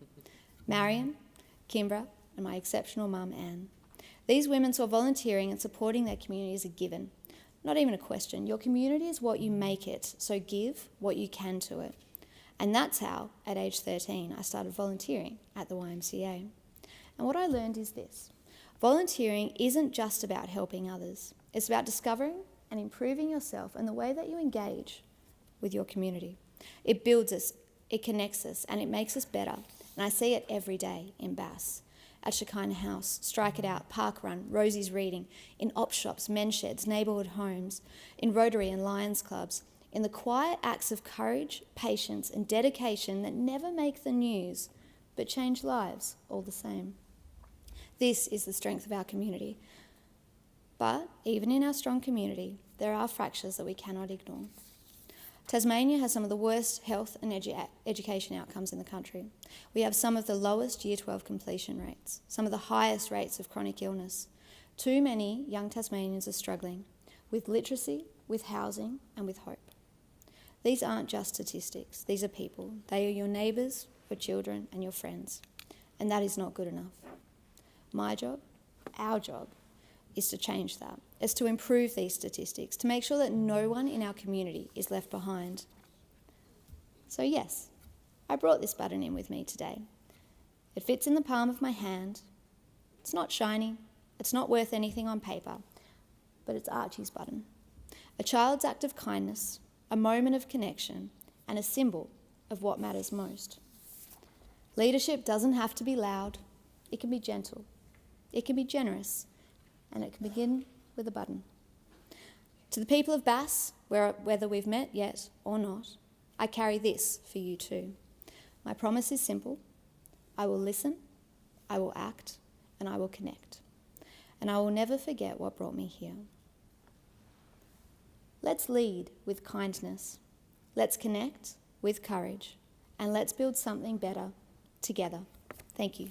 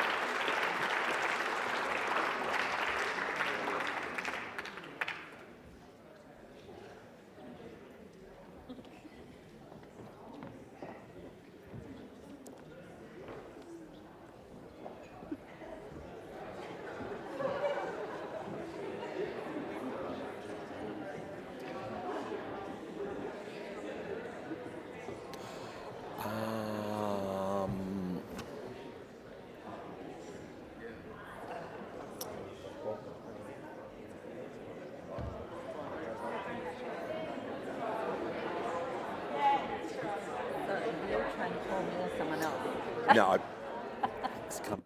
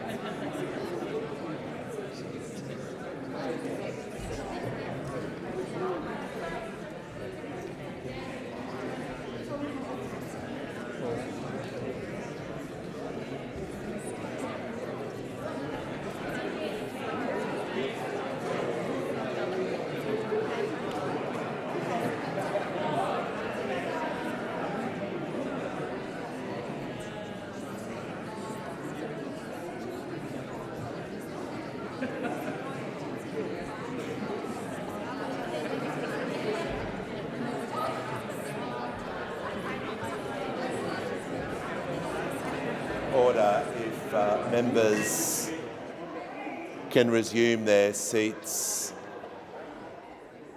as quickly and as quietly as possible.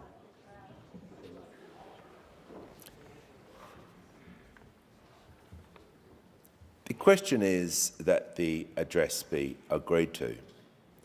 Before I call the honourable member for Bullwinkle, I remind the House that this is the honourable member's first speech, and I ask the House to extend her the usual courtesies.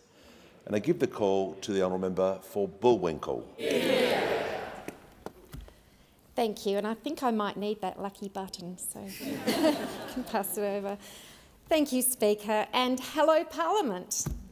My name is Trish Cook. I'm from Noongar country of Perth, Western Australia, and I'm the very first member of the new federal electorate of Bullwinkle. Yeah. Bullwinkle encompasses the lands of the Wadjuk and the Balindong people of the Noongar Nation, and today I speak on Ngunnawal and Ngambri lands. I offer my deepest respect to these First Nations people, both here and in the West, and indeed all across this beautiful, peaceful country of Australia. Speaker, 1 year ago I sat in the visitors' gallery of the chamber watching Question Time with curiosity and interest. I was here as part of my role as Deputy Shire President of the Shire of Mundaring, from the Perth Hills, where I'm deeply involved in a community as a volunteer as well as a councillor. For the previous 3 years, I had watched with gratitude as the Albanese Labor government had steered Australia into a more secure, progressive society and reinstated the Labor values of fairness, equity, workers' rights, climate change action and public education, cornerstones of a healthy society that had been purposely neglected by the previous Conservative government for over a decade. I had seen the Labor government over-deliver on your 2022 election commitment to provide 50 Medicare urgent care clinics around the country, impressively delivering 87 clinics. This improvement of accessible urgent health care reduces the pressure on emergency departments and the daily lists of general practice, both of which I have worked in. As I watched the frank exchanges and robust debates of the progressive legislation occurring in question time, I simply had the idea that I could be part of the democratic process at the federal level, with my 8 years of service as a councillor in local government serving as the foundation. And as luck would have it, the new seat of Bullwinkle some months earlier had been created by the Australian Electoral Commission. So suddenly, here was a brand new electorate of Bullwinkle, which encompassed my home of Darlington for 17 years and was named in honour of World War II nursing hero Lieutenant Colonel Vivian Bullwinkle.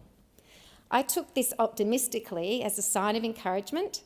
I ignored my campaign naivety, threw my nurse's cap into the ring, and to my delight, the Labor Party embraced my candidacy, and I thank them for their incredible support and trust that they've shown in me.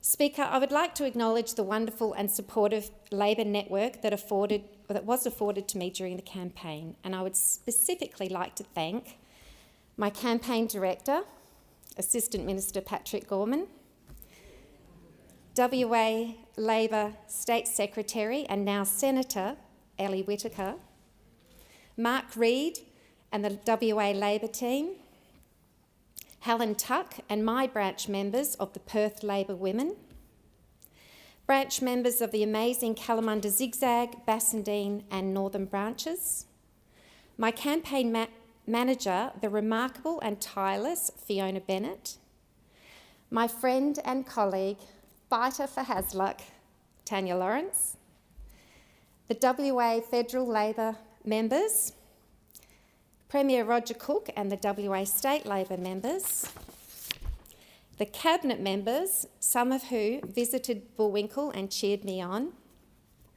the President of the Senate, Sue Lyons, who challenged and mentored me in her own netball coach-style way, and the Deputy Prime Minister, Richard Marles.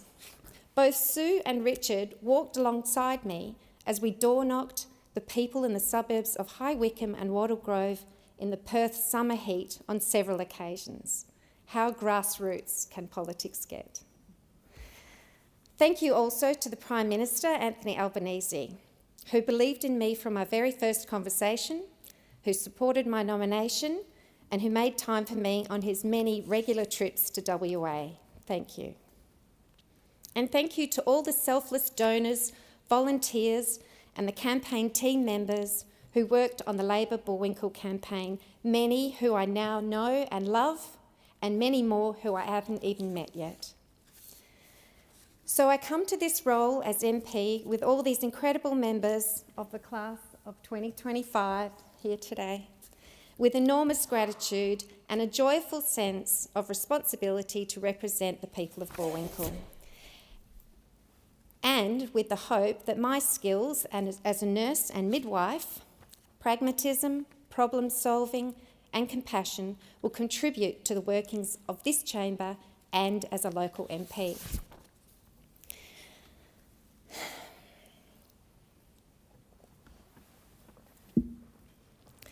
Speaker, my life can be summed up in the following numbers. I'm blessed with 3 incredible siblings: Lorna Cook, exceptional nurse and innovator business owner, having co-founded Chemo at Home; Dr. Diane Parker, self-proclaimed best teacher in Australia; and my brother Russell Cook, truck driver, mountain climber and corflute sign erector. I have one life partner, Greg, whose compassion, integrity and high personal ethics have raised my own standards. One deeply thoughtful and gentle, kind daughter, Grace, who is here today. One loving, slightly unpredictable Kelpie cross, Coco, who is not here today. And one loving, stable, extended family of sister-in-laws, nieces and nephews. Another number, 10 because I'm the 10th nurse to be in Parliament. 4 because I'm the 4th midwife to be in Parliament. And number 6, my position on the softball diamond. Speaker, I come to this Parliament as a nurse, a midwife, an OC health and safety consultant, a small business owner, a community volunteer, a Shire councillor and a PhD candidate, and now, of course, a legislator. The first half of my career was as a remote area nurse and midwife in the Pilbara and Kimberley regions of my beautiful home state of WA. I had the privilege of caring for and working with people in remote Indigenous communities such as Ardjaloon, One Arm Point, Jarrajan, Lombardina, Bidjadanga, Lagrange and Luma. This is where I first witnessed the impact that access to fresh food, local employment, education, housing, connection with country, culture and other social connections can have on the health of a community. These factors are referred to as the social determinants of health, and not surprisingly, parallel the social determinants of justice and the social determinants of mental health. And it is in improving these factors that brings true investment and gains in community health as well as the justice system. I was also employed as a remote area nurse midwife in the mining towns of Pannawonica and Argyle and other isolated corners of our state. Many times I had been the only clinician for hundreds of kilometres, and I relied heavily on the support of Aboriginal health workers, the tradies and truck drivers who doubled as the emergency response team, and of course the iconic Royal Flying Doctor Service. I have known the weight of responsibility when resources were thin on the ground. Later, my work in industry included construction sites, casinos, oil and gas production facilities of Karratha and Barrow Island, and some of the offshore and gas platforms in the northwest. So it's not unusual for me to work FIFO to Canberra, having often caught aircraft and helicopters to work for many years. It was during my time working as a nurse in industry that I obtained a grad diploma of OC Health and Safety, and also established and conducted a small business for 10 years, providing extraordinarily capable registered nurses to remote locations. I know the responsibility, the difficulties, and the 24/7 nature of owning and running a small business. I extended my education to a Masters of OC Health and Safety when my then young family did a year-long stint in the Solomon Islands in 2007 as part of the AusAid and Ramsay mission, followed by 4 years in Kalgoorlie as a nurse midwife. I also became a nurse educator, teaching the next generation of nurses at Kalgoorlie TAFE, Northam TAFE, and later at Edith Cowan University. In 2019, I was again inspired to take on tertiary studies, embarking on a PhD study. My thesis, which is just a few months off completion, is a study on the patient experiences of receiving home-based immunotherapy infusions for cancer and chronic diseases. Speaker, I'd like to take this opportunity to acknowledge the role of my beautiful parents, who raised 4 children in state housing in Eden Hill, only 16 kilometres from where I now live. Both parents were involved in the community at a grassroots level and instilled in us labour values and a strong sense of fairness. My mother, Mary Josephine Morgan, came to Australia in 1947. She was 12 years of age when she arrived in Fremantle on board the SS Asturias, in the first batch of some of the 10,000 children who were sent to Australia from the UK under the British Child Migrant Scheme. She was part of the lost generation of children who were sent here from the UK to help repopulate a depleted white population after World War II.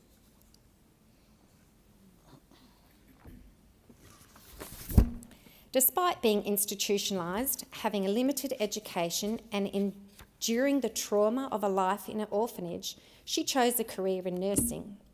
She cared about people, and I proudly followed in her footsteps in becoming a nurse.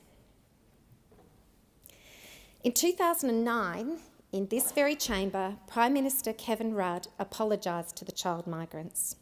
And while my mother did not live to see the apology, I would like, in this chamber today, to acknowledge all the British child migrants and their contribution to Australia. I would especially like to acknowledge my Auntie Dillis, Bud, Nee Winter, who is in the gallery today for my parliamentary speech. My father, Terence Joseph Cook, whose ancestor was transported to Australia as a convict from England and whose own father was a decorated World War I veteran, was a proud and courageous defender of the working class roots, of his working class roots. He first began advocating for people who were being exploited when he became the voice for the Polish migrant workers who were silenced by their language barrier when working on the Tasmanian hydroelectric scheme in the 1950s. That experience eventually led him to a career in the union movement and his position as State Secretary for the Australasian Society of Engineers Union. He was a lifelong member of ALP and lived his life always adhering to Labor Party values. My dad looked after workers from outside the companies through his union work, and I looked after workers from inside the companies as a nurse. I know that he would be proud of me as I stand here today as a member of the Labor Party, a member of Parliament, and also a member of the mighty United Workers' Union. Speaker, I would like to extend my thanks to the United Workers' Union in WA, who supported me throughout the campaign. In particular, I would like to acknowledge Carolyn Smith, Dom Rose, Emily Knowles, Matt Clark, and all the wonderful, dedicated delegates, officials and volunteers who worked on the Bullwinkle campaign. Thank you. I would also like to thank the TWU, RBTU, the ASU, Unions WA and the broad union movement.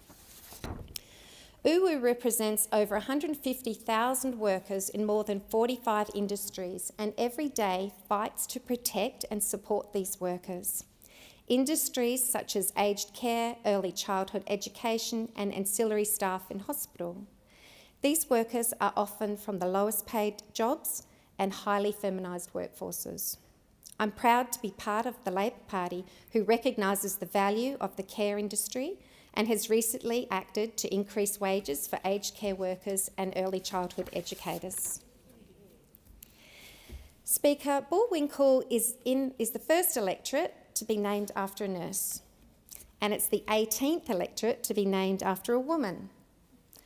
But I don't want anyone to worry over there. There are still 88 electorates named after men.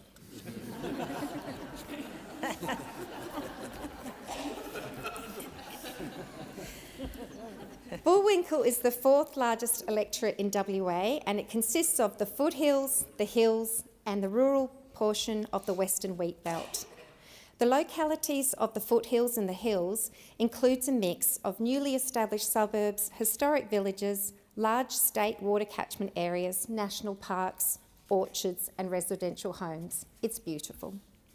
The rural area of Bullwinkle consists of 4 historic wheatbelt towns, Beverley, Toojay, York, and the larger of the 4, Northam, home of WA hot air ballooning. As well as the townspeople, these rural communities include passionate farmers who produce our food and our agricultural exports. They see the ever-changing impact of climate change, and while they have thankfully and recently got their barley markets back, they are still transitioning to the ban on live sheep export by sea. All 3 areas of Bullwinkle, the foothills, hills and rural areas, boast amazing communities along with stunning natural but sensitive and bushfire-prone environments. I look forward to working closely with the 9 local governments across Bullwinkle to deliver improvements in line with their community's strategic plans as well as our Labor Party commitments. Commitments of a Medicare urgent care clinic and childcare centre in Mundaring, a Medicare mental health centre in Kalamunda, telecommunications improvements, upgrades to the volunteer bushfire brigades, and I look forward to working with and assisting the farmers of Bullwinkle as they transition away from live sheep export trade.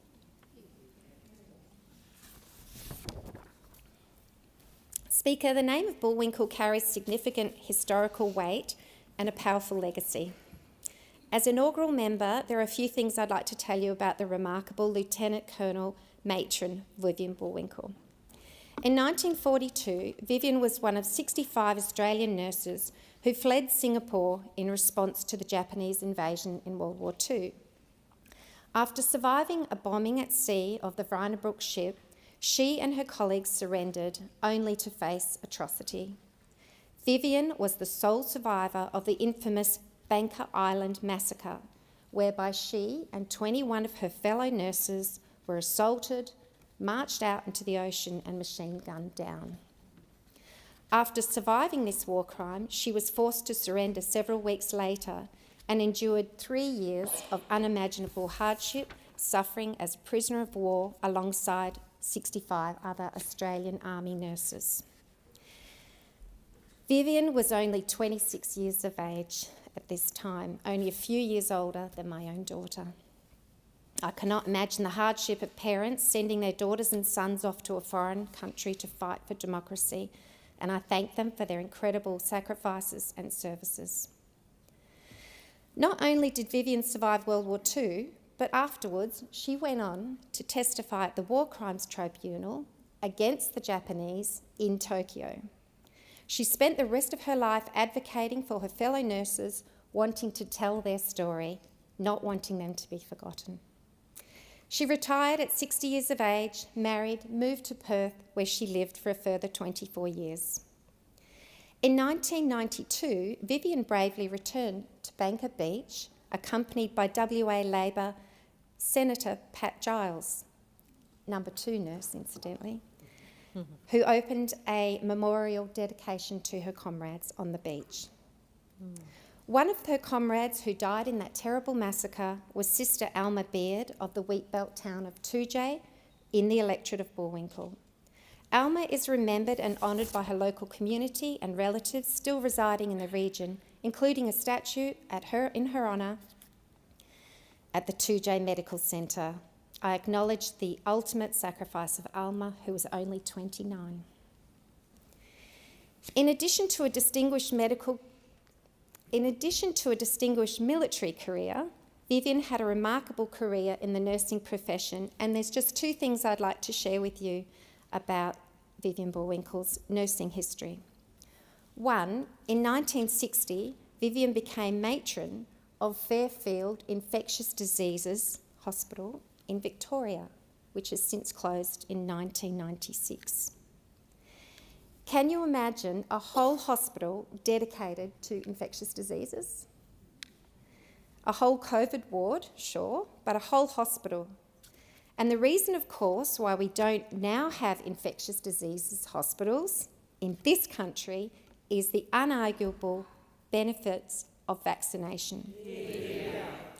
And I take this opportunity to thank the Australian Government for providing the free comprehensive national immunisation program, which covers 19 vaccine preventable diseases for all Australians across all age groups. I have administered vaccinations for the past 40 years and agree with the position statement of the Australian College of Nursing and the Australian Medical Association that vaccination is the #1 best health dollar spent in this country. I'm so privileged to see the mass reduction of typhoid, diphtheria, polio, tetanus, whooping cough, measles, mumps, rubella, meningococcal and HPV in my lifetime. I'm sure Vivian and the other past nurses would also be amazed and grateful for vaccinations, as was my own father, who suffered diphtheria as a child. Let us not forget what lies dormant and kept at bay by immunisation and high herd immunity levels. We need to continue to build trust and understanding about vaccinations, especially given the rise of misinformation and declining immunisation rates in some areas. The second thing is that Vivian Bullwinkle was president of the Australian College of Nursing, and she's remembered as one of the most influential people within the Australian nursing profession. Vivian helped elevate the standard of Australian nurses by transferring training of nurses from hospital-based training to the tertiary trained profession that it is today, equal to other allied health professions. At the time of my training, young trainee hospital-trained nurses worked in a role that was considered a vocation, where men were doctors and women were expected to do the role of the carer for the love of it. And of course, the wages and conditions reflected that attitude. I know, having completed both hospital-based training as a nurse and midwife at St John of God Hospital in Subiaco in the 80s, and followed by a university degree of Bachelor of Health Science in the 90s. Nursing remains a highly feminised workforce, and the Labor government's recent commitment to paid prac recognises the contribution of students, mostly women, who juggle study, clinical practice, part-time jobs and family, all while learning to care for us.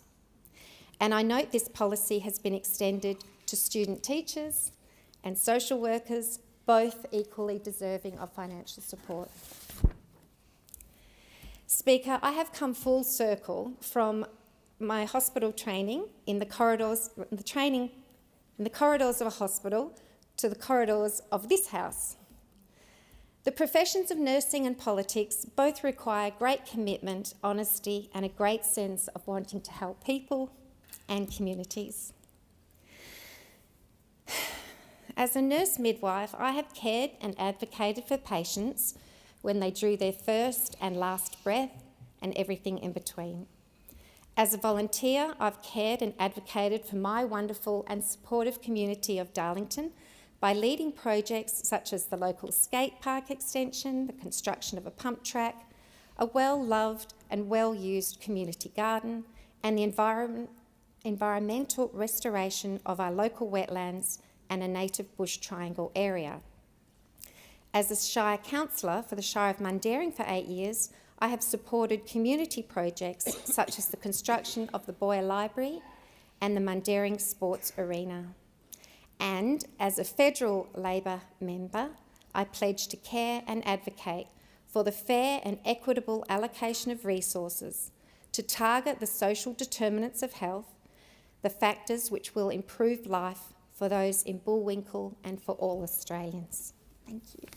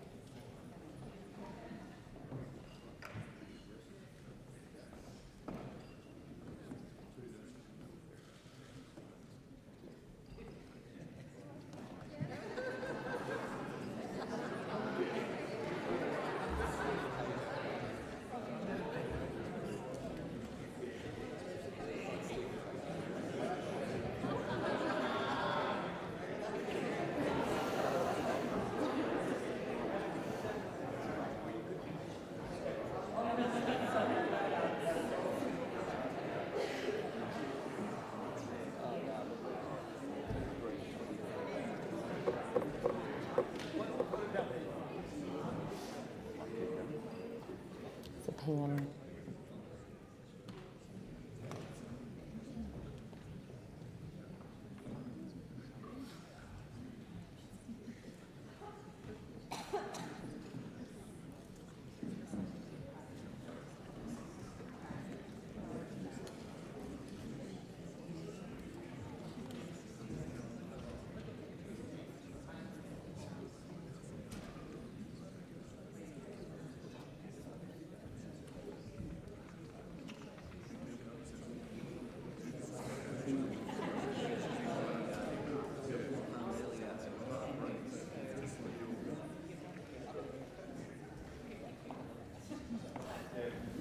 I just ask members to return to their seats quietly, please.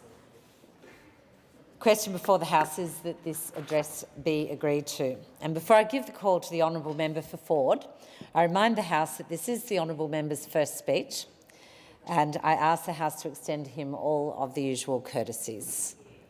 And I give the call to the member for Ford. Thank you, Deputy Speaker. I'd like to acknowledge the traditional custodians on the land on which the Parliament sits, the Ngunnawal and Ngambri people, the traditional custodians of the land on which I grew up, the Wulikali people, and the traditional custodians of the land on which I live and work, the Yugambeh and Jagera people, the freshwater people of Canberra, the desert people of Broken Hill, and the saltwater people of Logan and the Gold Coast. My two favourite organisations in Ford are Jindi Meeboon, an Aboriginal organisation who help with housing, community, language, everything, and Gilmore Space, a company about to launch the first Australian-made rocket ship. One with a vision of ancient Australia, the other with a vision of futuristic Australia. Together they represent Ford perfectly, just as Ford represents Australia perfectly. People have lived in Ford for tens of thousands of years. It was one of the first areas in Queensland to be colonised, as English and Germans like my family made an industry out of timber, cattle and sugarcane. Today we have one of the most multicultural communities in the world.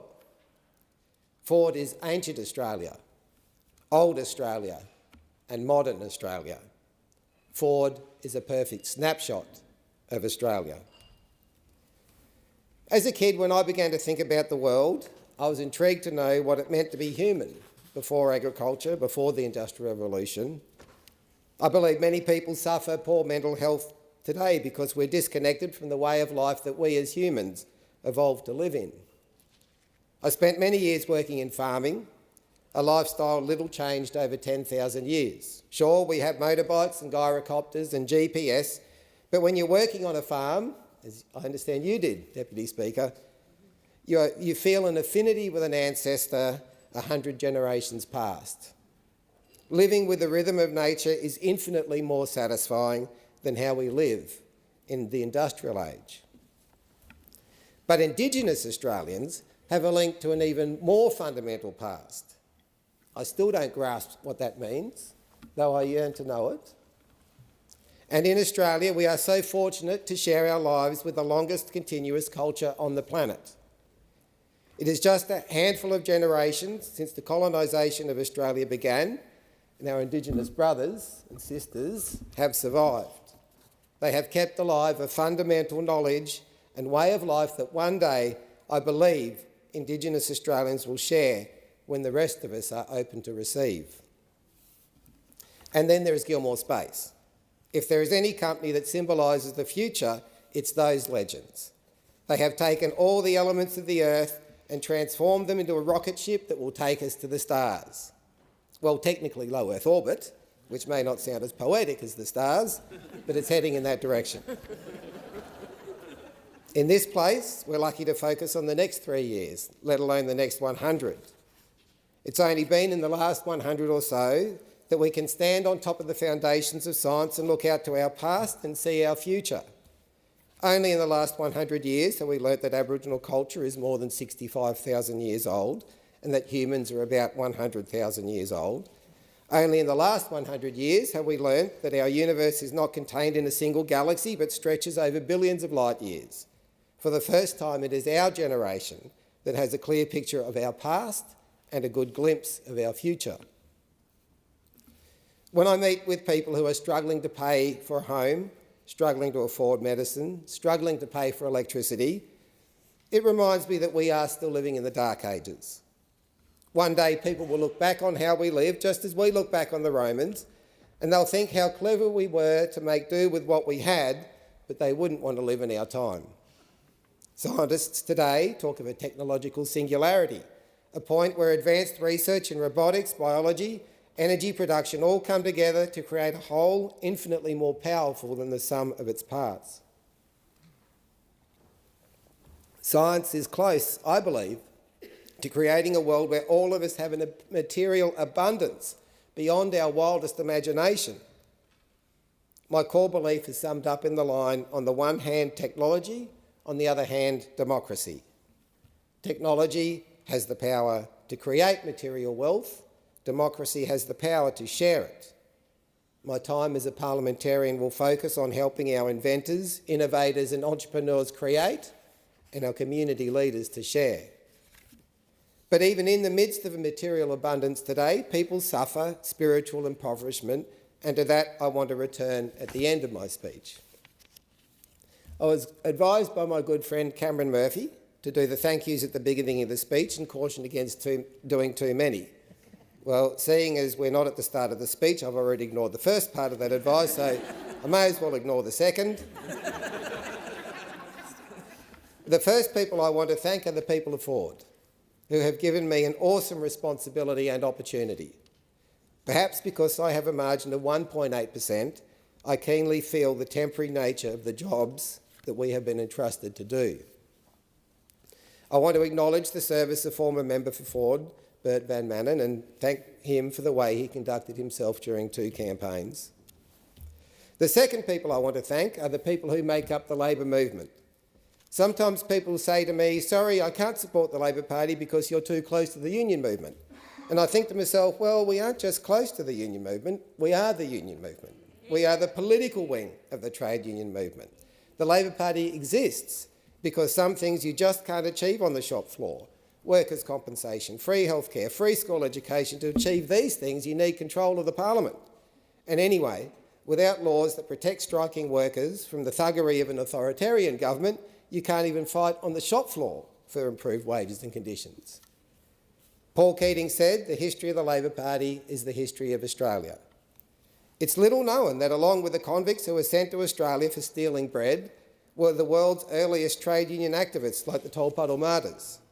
It was because of political prisoners like them that Australia was the first country to have a secret ballot, the first country to allow men to vote regardless of wealth and property, and one of the first countries to allow women to vote. It is because of union activists today that we progress as a country. People like AMWU State Secretary Rowan Webb and Executive Officer Anne-Marie Allen, who have not only spent a lifetime backing in workers, but who have also spent what seems like a lifetime backing in me. Queensland Meat Workers Secretary Matt Journeau, and 2 unionists who have had a much bigger impact on me than they might imagine, Harry Earley and Stewie Trail, are continuing inspirations to me today. Thank you to the Labor Party's State Secretary Ben Driscoll, who for his sins ran my 2022 campaign for Ford, and former State Secretaries Evan Moorhead, Katie Flanders and the new member for Moreton herself. The most important people are the ones who have showed up today. You are not only the ones who will give me the most grief if I leave you out, but you are also some of the most important people to ever come into my life.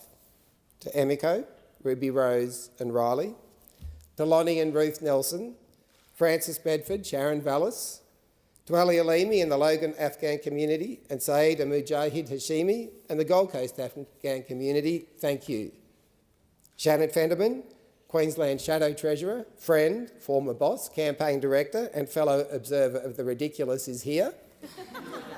And Joshua Lucy, campaign manager and hero of the cause is not. Thanks also to the mighty Sharon Robertson and the Waterford branch, Kate Grisdale and the Slacks Creek Politburo, Fran Van Gilst and the Beenleigh branch and Keenan McEwen and the Coomera branch. To say I couldn't have done it without you is such a statement of the obvious, but what I really mean is that it wouldn't have been half as much fun. A special mention to the patron of Queensland Young Labor, Brianna Bailey, whose advice beyond her years and sense of humour below her years has got me through 2 elections and 1 pre-selection. And there is one other person who has come along today. Advice given to us when preparing our first speech was that it wouldn't be a bad career move to put in a thank you to the Prime Minister. Of course, I want to thank him for his performance during the campaign and his performance over the term where people came to see his vision and compassion. But I really want to thank him for being like a big brother. I met the PM when I was 14 and he was 24 when I went to my first and his last Young Labor conference.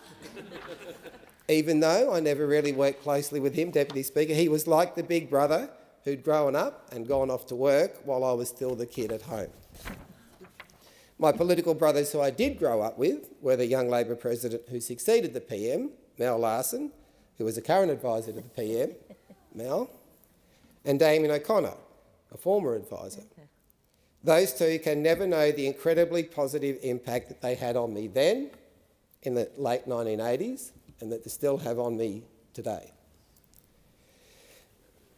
But like any big brother, the PM looked after me when he could, and when I got a job as a 19-year-old with former member for Macon, Peter Duncan, who I also want to acknowledge for his brilliance as a person and a campaigner, Peter told me that it was on the recommendation of Anthony Albanese. So, to the PM, his team, people like Tim Gartrell and Alex Bukarika, I know I will always be the kid to you, but I stand in this place today because of you all. So while my core political belief is on the one hand technology and on the other hand democracy, it is rooted in my core political value, which I would like to explain in the context of my life. My dad met my mum in Mount Isa. I was born in Brisbane and I grew up in Broken Hill. While Barcaldine was the birthplace of the Labor movement, although New South Wales people will say it's Balmain, Broken Hill was for many years its spiritual home. As a kid, I got an interest in politics, sparked by the union's struggle for justice that I grew up around. And at the age of 14, I joined the party and went to my first Young Labor conference in Sydney. After school, I moved to Adelaide, got a job working for Peter Duncan and the Keating government from its glorious beginning until its spectacular end in 1996. I went back to Broken Hill and, determined to see a world outside of politics, wanted to do as an apprenticeship as a fitter and machinist. I got a job as a labourer for a mining contractor where I got my ticket in the Metal Workers Union. Unfortunately, I couldn't fix the things I broke, and that job only lasted 6 months.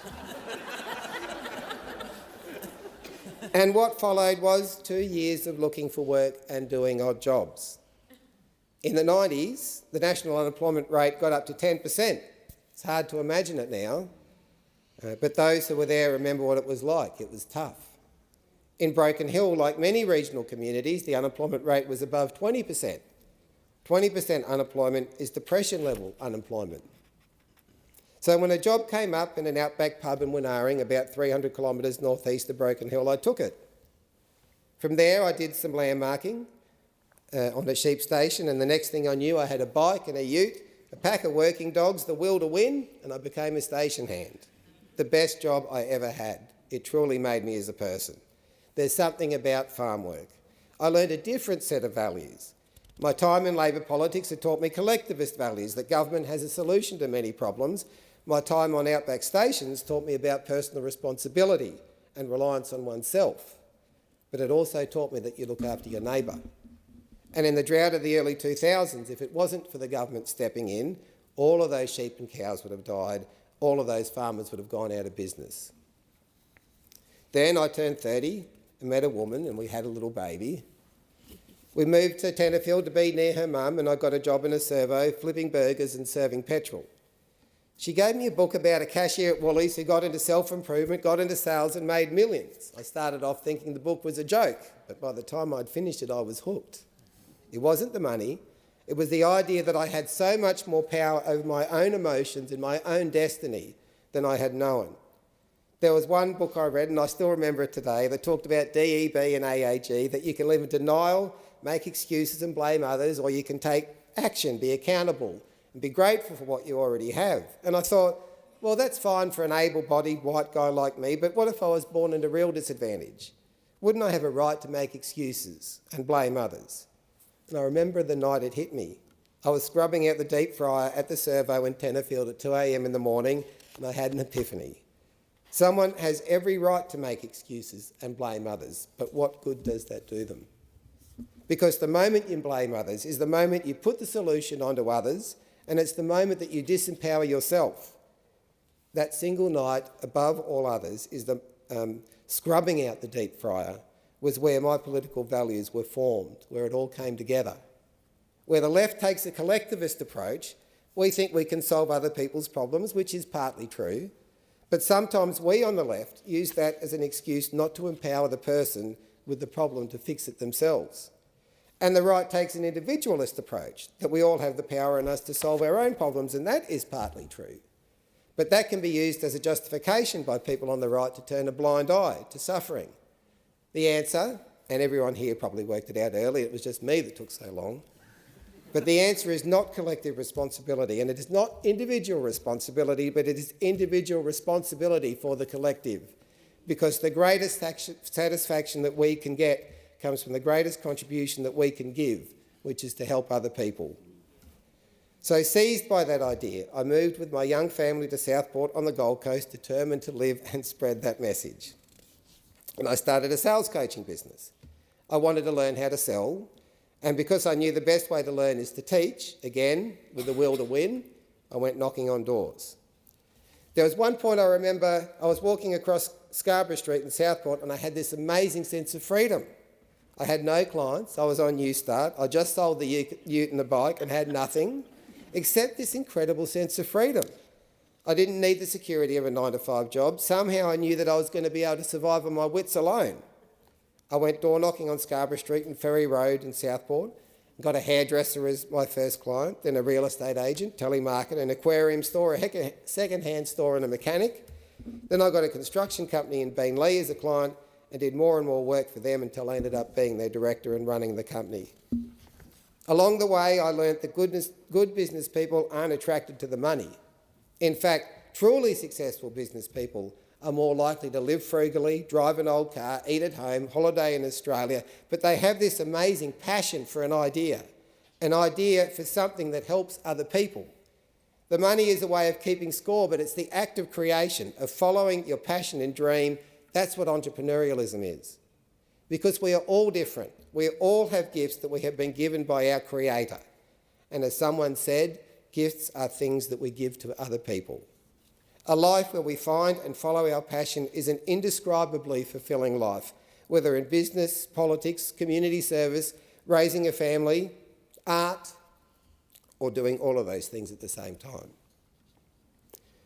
So here at the end of my speech, I'll return to the point I left off at the start, that in the midst of material wealth, many suffer from spiritual impoverishment. That is why I believe, on the one hand, technology, on the other hand, democracy. Building public housing like we used to, subsidising electricity like we used to, protecting our environment to keep our air and water clean, a health and welfare system that looks after the sick and vulnerable, and then, like Maslow's hierarchy, once those elemental needs are met, clean air, clean water, healthy food, shelter and energy, people can self-actualise. With an education system that mentors not just kids but adults as well, to find our passion and follow our dreams, we can become who our Creator intended. An education system that teaches life skills, learning things like living frugally and within your means, because for most people doing that is more than half the economic battle. None of us worked that out for ourselves. We all had mentors. We all had someone who showed us the way. That's what our education system should be about. These are the practical things that we can do as a parliament.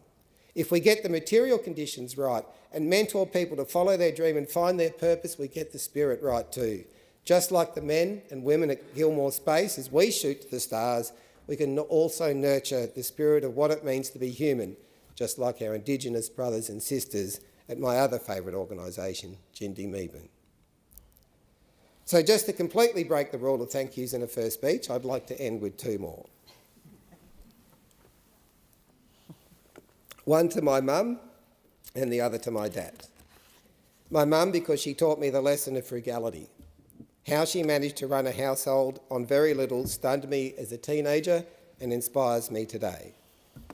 And my dad, who lived to 93 and passed away 2 months ago. Just after I was elected, a journo asked me who my political heroes are. I was stumped. I've never really made a hero out of any politician. Then I remember something my dad said to me when I was a kid. I said, "Wow, it must be hard to be a pilot." And he said, "I bet it's not as hard as being a bus driver." Another time I said, "Wow, it's amazing how radio presenters bring their shows to an end just in time." And he said, "Not as amazing as a teacher who brings their lesson to an end just in time. Bus drivers and teachers. That's who my political heroes are. The FIFO worker who leaves his family to work on a mine for 2 weeks at a stretch, the childcare worker with small kids of her own who comes home and looks after an ageing parent. They are my heroes. The folks who put their body on the line every day they get up and go to work, because if you have to get up to go to work to pay the bills, whether you're a doctor, a childcare worker, a fitter, a machinist, a station hand, a small business owner, if you have to be there or you don't get paid, you're working class. If you need to sell your labour to live but can't do that because of age or disability, you are working class. Working class are the people that we have been elected to represent, and in my first speech I make this commitment: I'm here for us.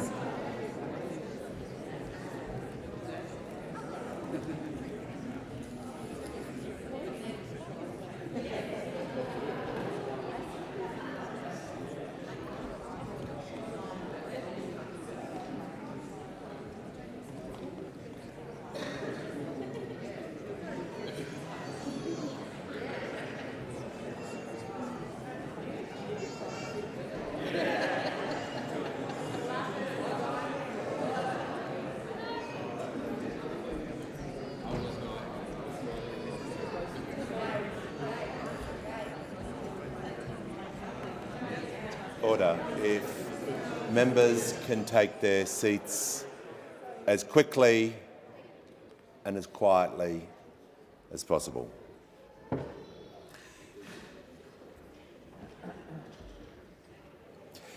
The question is that the address be agreed to. Before I call the honourable member for Moreton, I remind the House that this is the honourable member's first speech, and I ask the House to extend to her the usual courtesies. And I give the call to the honourable member for Moreton. Yeah. Thank you, Mr. Speaker. NSEO. That was the reason my grandfather was given when he was rejected by the RAAF at the beginning of World War II. It stands for not substantially of European origin, and he was a Chinese Australian. Aboriginal and Torres Strait Islanders were also given this designation and often turned away when they tried to sign up to defend a country that did not properly recognise them. I acknowledge them and all First Nations people as the traditional owners of the land we stand on here today, the traditional owners of the land on which we walk in all of our communities, and the longest continuing culture on the planet. I have long stood astride two different worlds. My roots lie in an ethnically diverse background, and my professional work and purpose has been to stand up for everyday working people. Hey, babe. Both are often taken for granted, overlooked for their contributions to build this country, and sometimes, despite the common ground between them, they are pitted against each other by those who seek to divide us, when in reality they share the same struggle. Many of them are economic outsiders who rarely see the proportionate rewards of their labour.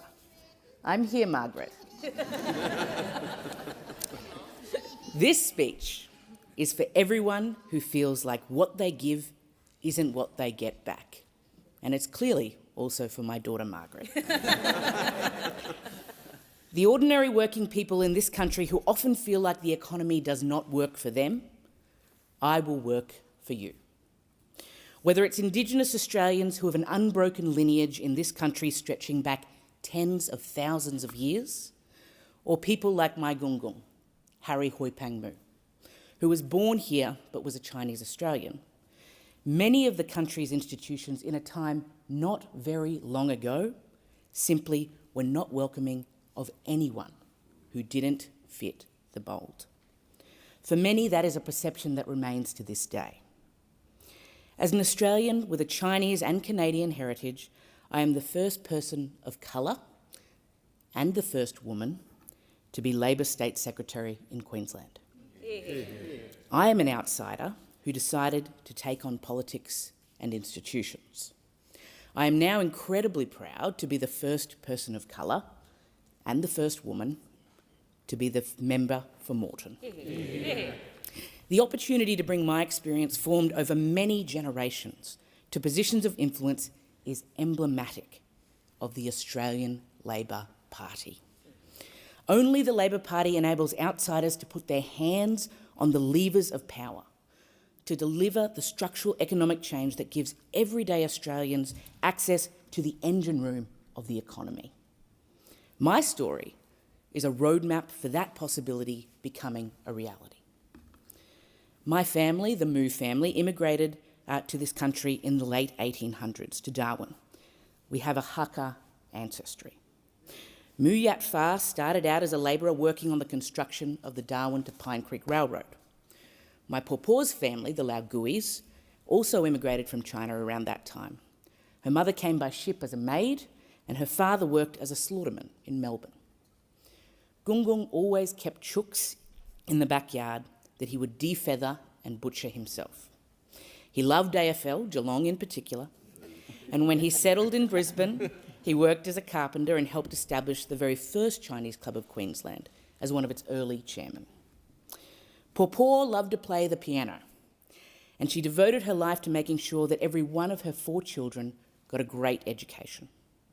When I was older, she would call me to drive her to the Bilo to get cartons of soft drink when they were on sale, cementing our shared love of a cheeky Pepsi Max for the ages, and also allowing me to put the words cheeky Pepsi Max into Hansard. Gungung was eventually admitted to the Air Force. He reached the rank of flying officer and completed over 50 sorties with the No. 31 Beaufighter Squadron, a testament to perseverance.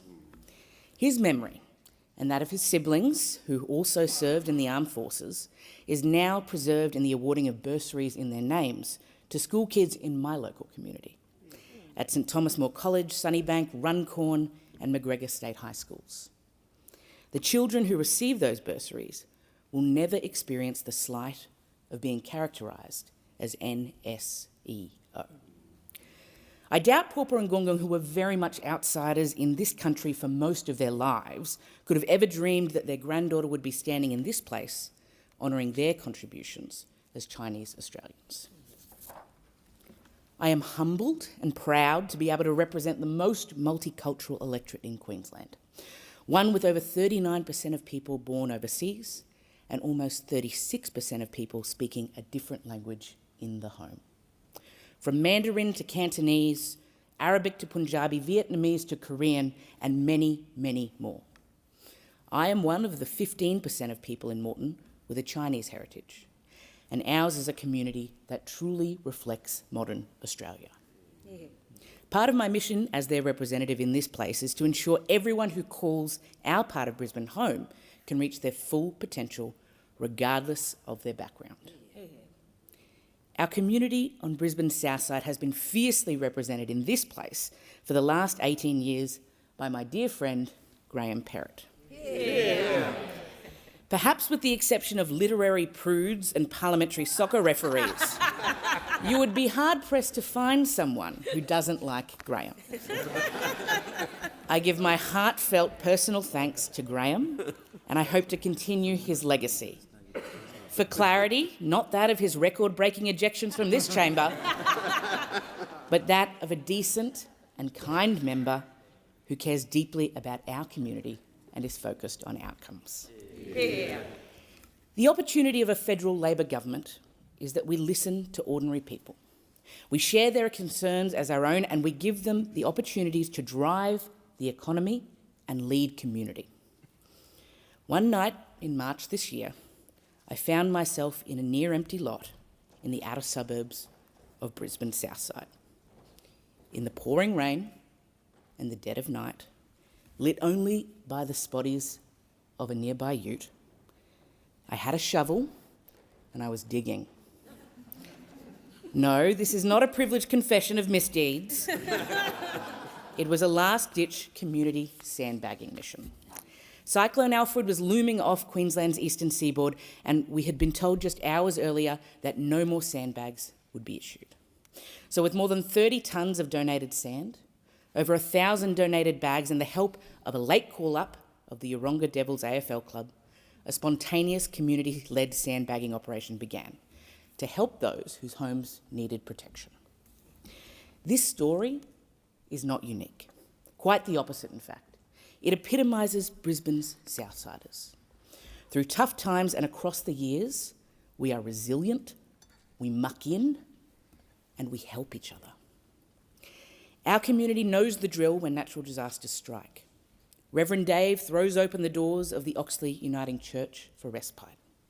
Karen and the Sherwood Neighbourhood Centre provide relief and waterproof document protectors. And this year, Claire and the Sunnycare team opened their backlot to those who needed more last-minute sand. If our local communities understand instinctively that we cannot afford to leave anybody behind and that everyone matters, surely our national politics can do the same. On my journey to this place, I chose to study law. Unfortunately, it was on the short list of professions that met with my Chinese mother's approval. I cut my teeth standing up for boilermakers, vehicle builders, printers, sheet metal workers, and fitters and turners. And I learnt a few things representing those working in the manufacturing industry. Firstly, that the boilermaker is the natural enemy of the fitter and turner. Secondly, that we must be a country that makes things. Thirdly, that the contribution of working people to the economic story of this country is immeasurable and often overlooked. In 2017, I was driving up the Bruce Highway. On this occasion, my destination was the last bastion of the rail industry in our state, the old Walkers facility. When I walked into the shed, every hard hat represented a job under threat and a broader family hurting from the offshoring of train manufacturing. With those workers, we led a campaign to keep their jobs and save their community. And a Labor government brought domestic rail manufacturing back to Queensland. Yeah. It is a great example of an economic intervention that puts people first rather than letting critical industries fail and skilled jobs go offshore. In societies where governments have made different choices, we see that people have had enough and are using their power at the ballot box. We are witnessing a global phenomenon where economic inequality is rising and trust in democratic institutions is falling. But Australia has proven itself to be different. And now we have the opportunity to keep it that way. The people I now represent, like Maria, a teacher aide from Acacia Ridge, Brian, a blind cleaning company scheduler living in Annerley, or Ryan, an apprentice plumber in Salisbury, are the people who actually create the goods and provide the services that keep our economy moving. Too often, they are denied the benefits of their own labour. Everyday workers have been asked repeatedly to bear the brunt of economic reforms in the national interest. The only times those reforms have succeeded are the laudable occasions when Labor governments have made sure that workers share in the benefits of reform by design and not as an afterthought. I am proud that this government has decided to tackle the economic reform challenge head on and with a burning ambition to make sure that in any reform, working Australians are deliberate beneficiaries and not unexpected casualties. My dad is here today. Last December, Dad was diagnosed with non-Hodgkin's lymphoma, and after months of chemo was given the all clear just in time to make it to my local campaign launch. My dad's a pretty stoic guy, but like so many other families who face health challenges, it is a reminder of how lucky we are to be in this country and how important, well-funded, accessible healthcare is. My mum is here too. When I was a little girl, there was a red hardback book on the shelf. It was totally off limits and I wasn't allowed to touch it. I found out its title later, A Review of the Promotional Hopes and Aspirations of Women in Queensland Primary Schools. It was my mother's thesis. It was a time when the vast majority of teachers were women, but most school principals were men. Women were the outsiders in our education systems, even though they were doing most of the work. Her central hypothesis was that while there were plenty of well-intentioned programs designed to support women into leadership roles, none of them had the teeth to actually make a difference. I think of this not as a lesson in affirmative action or women's participation, although those are both incredibly important, but as instructive on the need for teeth and guts to get things done. Talk without action is the natural enemy of progress, and the hard bit of reform is doing the work to bring people with you. This is what Labor does. As an aside, my dad's thesis sat next to that book, but frankly, I couldn't find a relevant life lesson linked to a comparative study of adult sexual behaviour and larval ecology of 3 commercially important petunid crabs in the Moreton Bay region of Queensland, Australia. Surely. Sorry, Dad. But thanks for the opportunity to put important petunid crabs into Hansard. My partner Mark and I moved to Acacia Ridge because we knew that Brisbane Southside was a great place to raise a family. We welcomed our beautiful daughter Margaret in 2023 and now live in Corinda doing just that. Mark is my best friend. He is one of the best humans I know. His favour is famously hard to earn, but I have come to know his stoicism is a function of only saying what deserves to be said, a lesson many in politics could heed. He is the Barbara Hershey to my Bette Midler and the bogey to my locomotive. That's one reference for each of us, and I'll let you decide which is which. Also, thanks for the opportunity to put Bette Midler into Hansard. During the campaign, Mark was and always has been a practical supporter. Clothes laundered, dinner cooked, and grounding advice at the ready. Conversely, I would describe Margaret's approach as loving, but deeply indifferent, as we have seen today. Regardless of the good or bad of the day, I was greeted with a cuddle delivered without judgment. And in politics, there is something very comforting about knowing that my mere presence in her eyes is enough. Thank you to both of you. To those with the largest non-refundable investment in my success, Mum and Dad, thank you. To the cooker of many thousands of sausages, my brother John, thank you. To the chief Margaret wranglers and givers of countless hours of support, my mother-in-law Jenny and her partner Owen, thank you. To those who taught me about finances through cattle auctions and sixpence stories, my dearly departed grandparents, Clarice and Jack Campbell, and to all of my extended family that supported me, thank you. To my hard-working campaign volunteers led by the bedrock of Southside Labor, Sasha Marin, thank you. To those who door-knocked in the blazing Queensland summer, hit the phones night after night, stood beside roadsides with pictures of my face and forced my participation in many a social media trend. Angus, Seth, Kane, Caleb, Lenny, Sebastian, Rudolph, Matt, Tom, Leslie and Marg, Cash, Martha, the Satillis, the Gibson Hayes, the Cunninghams, the Elveries, Uncle Jeff, Carly, Claire, John, Jane, Emma, Jen, Kylie and Sandy, thank you. To the world's best MC, Lewis Lee, thank you. To the often unsung Labor campaign directors, my friends, Paul Erickson, Katie Flanders, and the newest Senator for WA, Ellie Whittaker, thank you. To my union, the AMWU, and its Queensland leadership, the perpetually supportive parental figures, Rowan Webb and Anne-Marie Allen, thank you. To the trade union movement, particularly Sally Gunner and the CPSU, Wendy Streets and the FSU, Peter Allen and the RTBU, Matty Journo and the Medes, Gary Bullock and the UWU, Alex Scott and Together, Peter Ong and the ETU, and Josh Milroy and the TWU, thank you.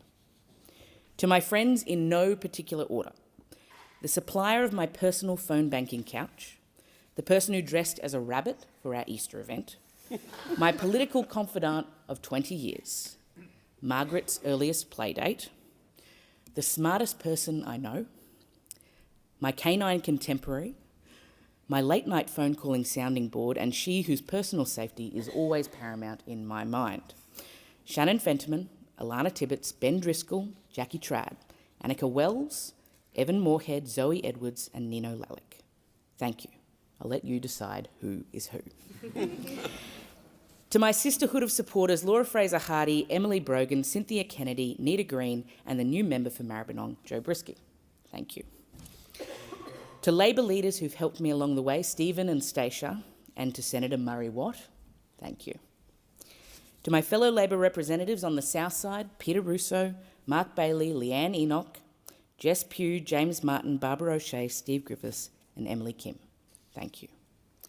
Mr Speaker, I'd also like to take the opportunity to thank a very special electoral neighbour of mine, you. I thank you for your support and congratulate you on your well-deserved re-election to the high office of Speaker.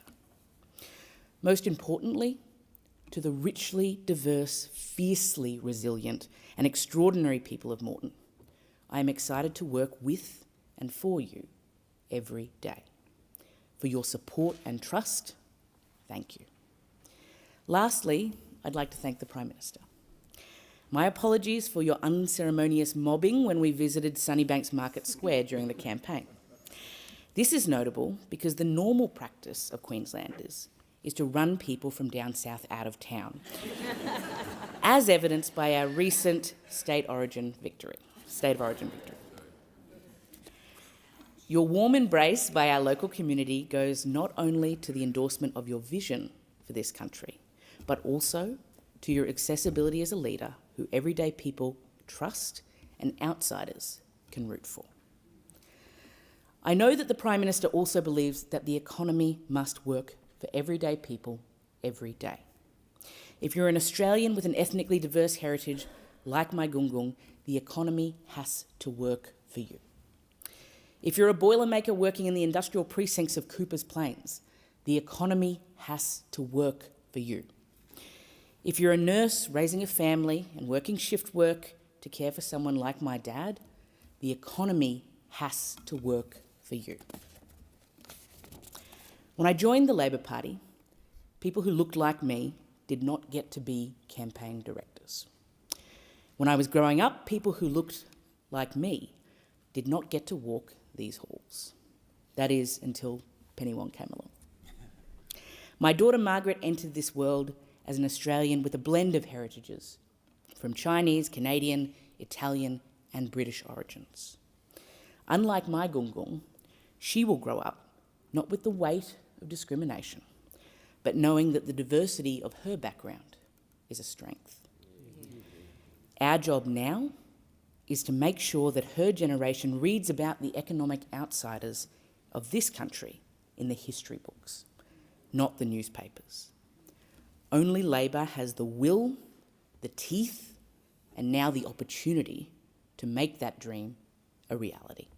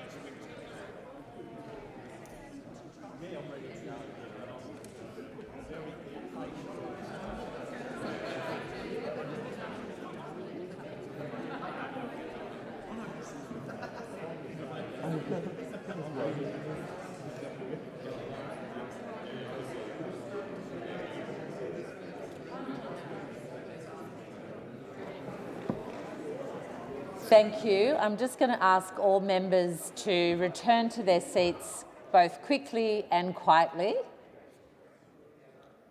And remind everyone that the question before the House is that this address be agreed to.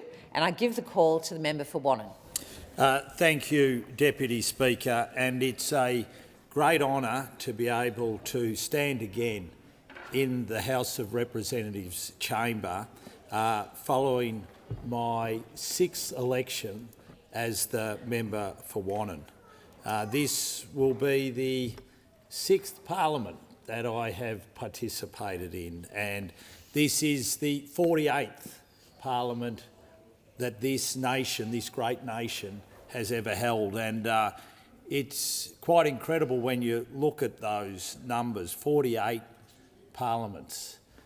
It shows in many ways still how young our democracy is, and I think is a lesson to all of us as to how important democracy is. And we should not take for granted in any way that we have the greatest opportunity globally to be able to form government, and that is through democracy.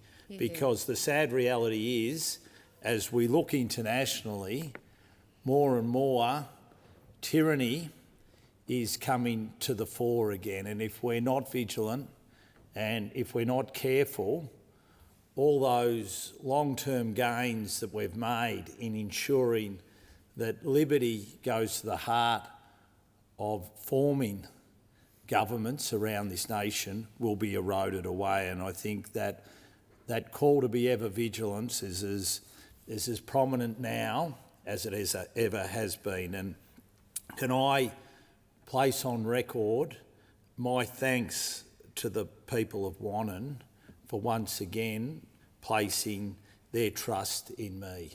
It's not a trust that I take lightly, it's one which to me gives a great level of responsibility, and I've always sought to fulfil that level of responsibility to the best of my ability, and I will continue to do so in the 48th Parliament.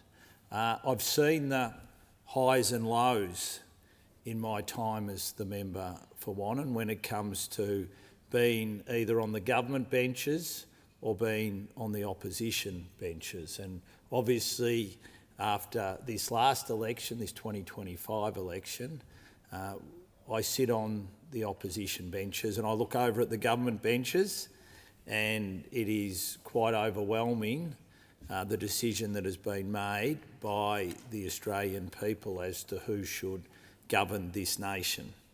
But that doesn't mean that on the opposition benches we don't have a huge responsibility, because good government relies on good opposition.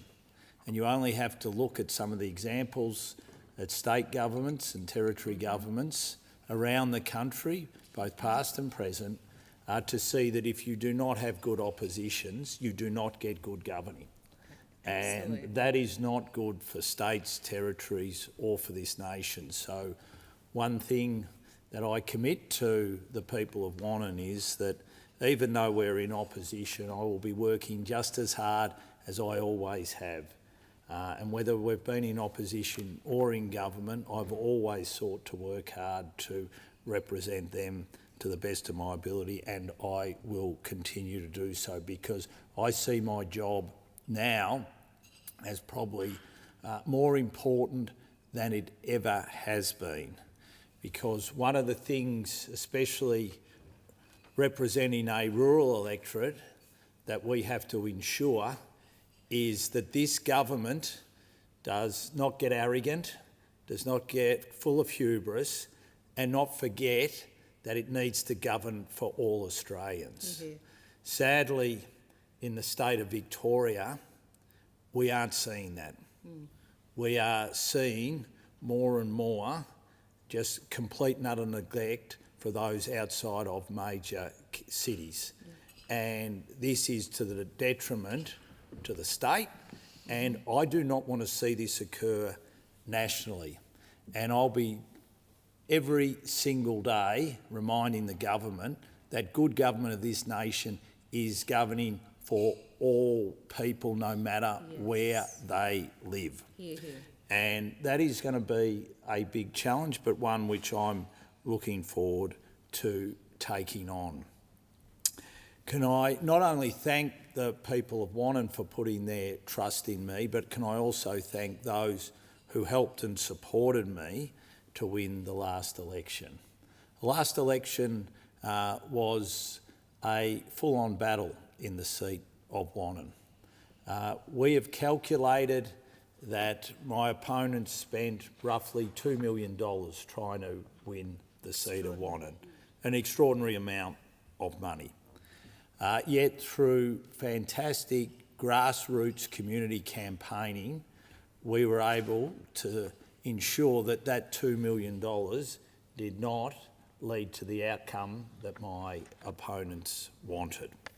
And to those 1,700 people who supported me in one way or another in grassroots community campaigning, can I say thank you, one and all, for your efforts.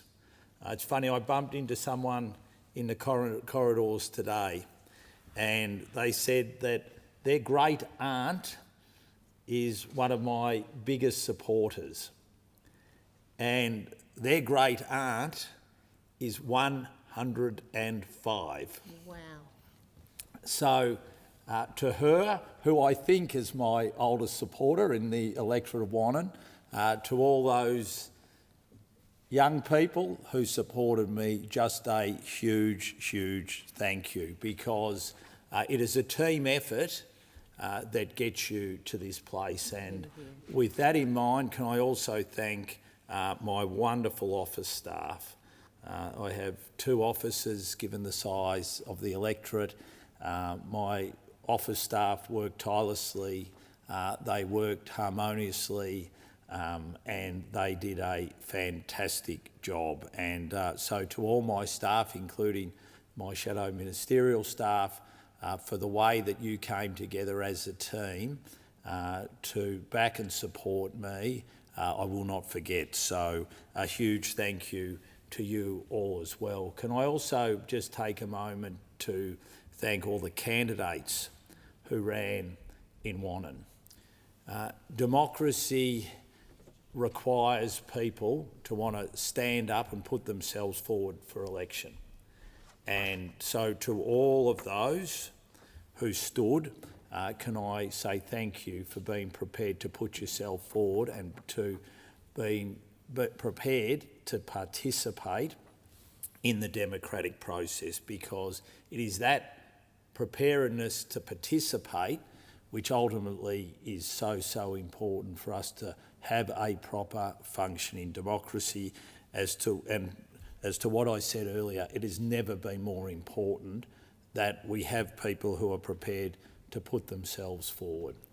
Can I also commend everyone who was elected to this place for the first time at the 2025 election.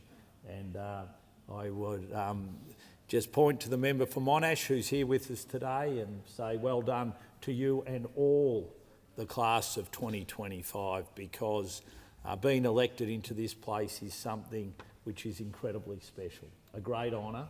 And so to everyone who achieved that, I say well done.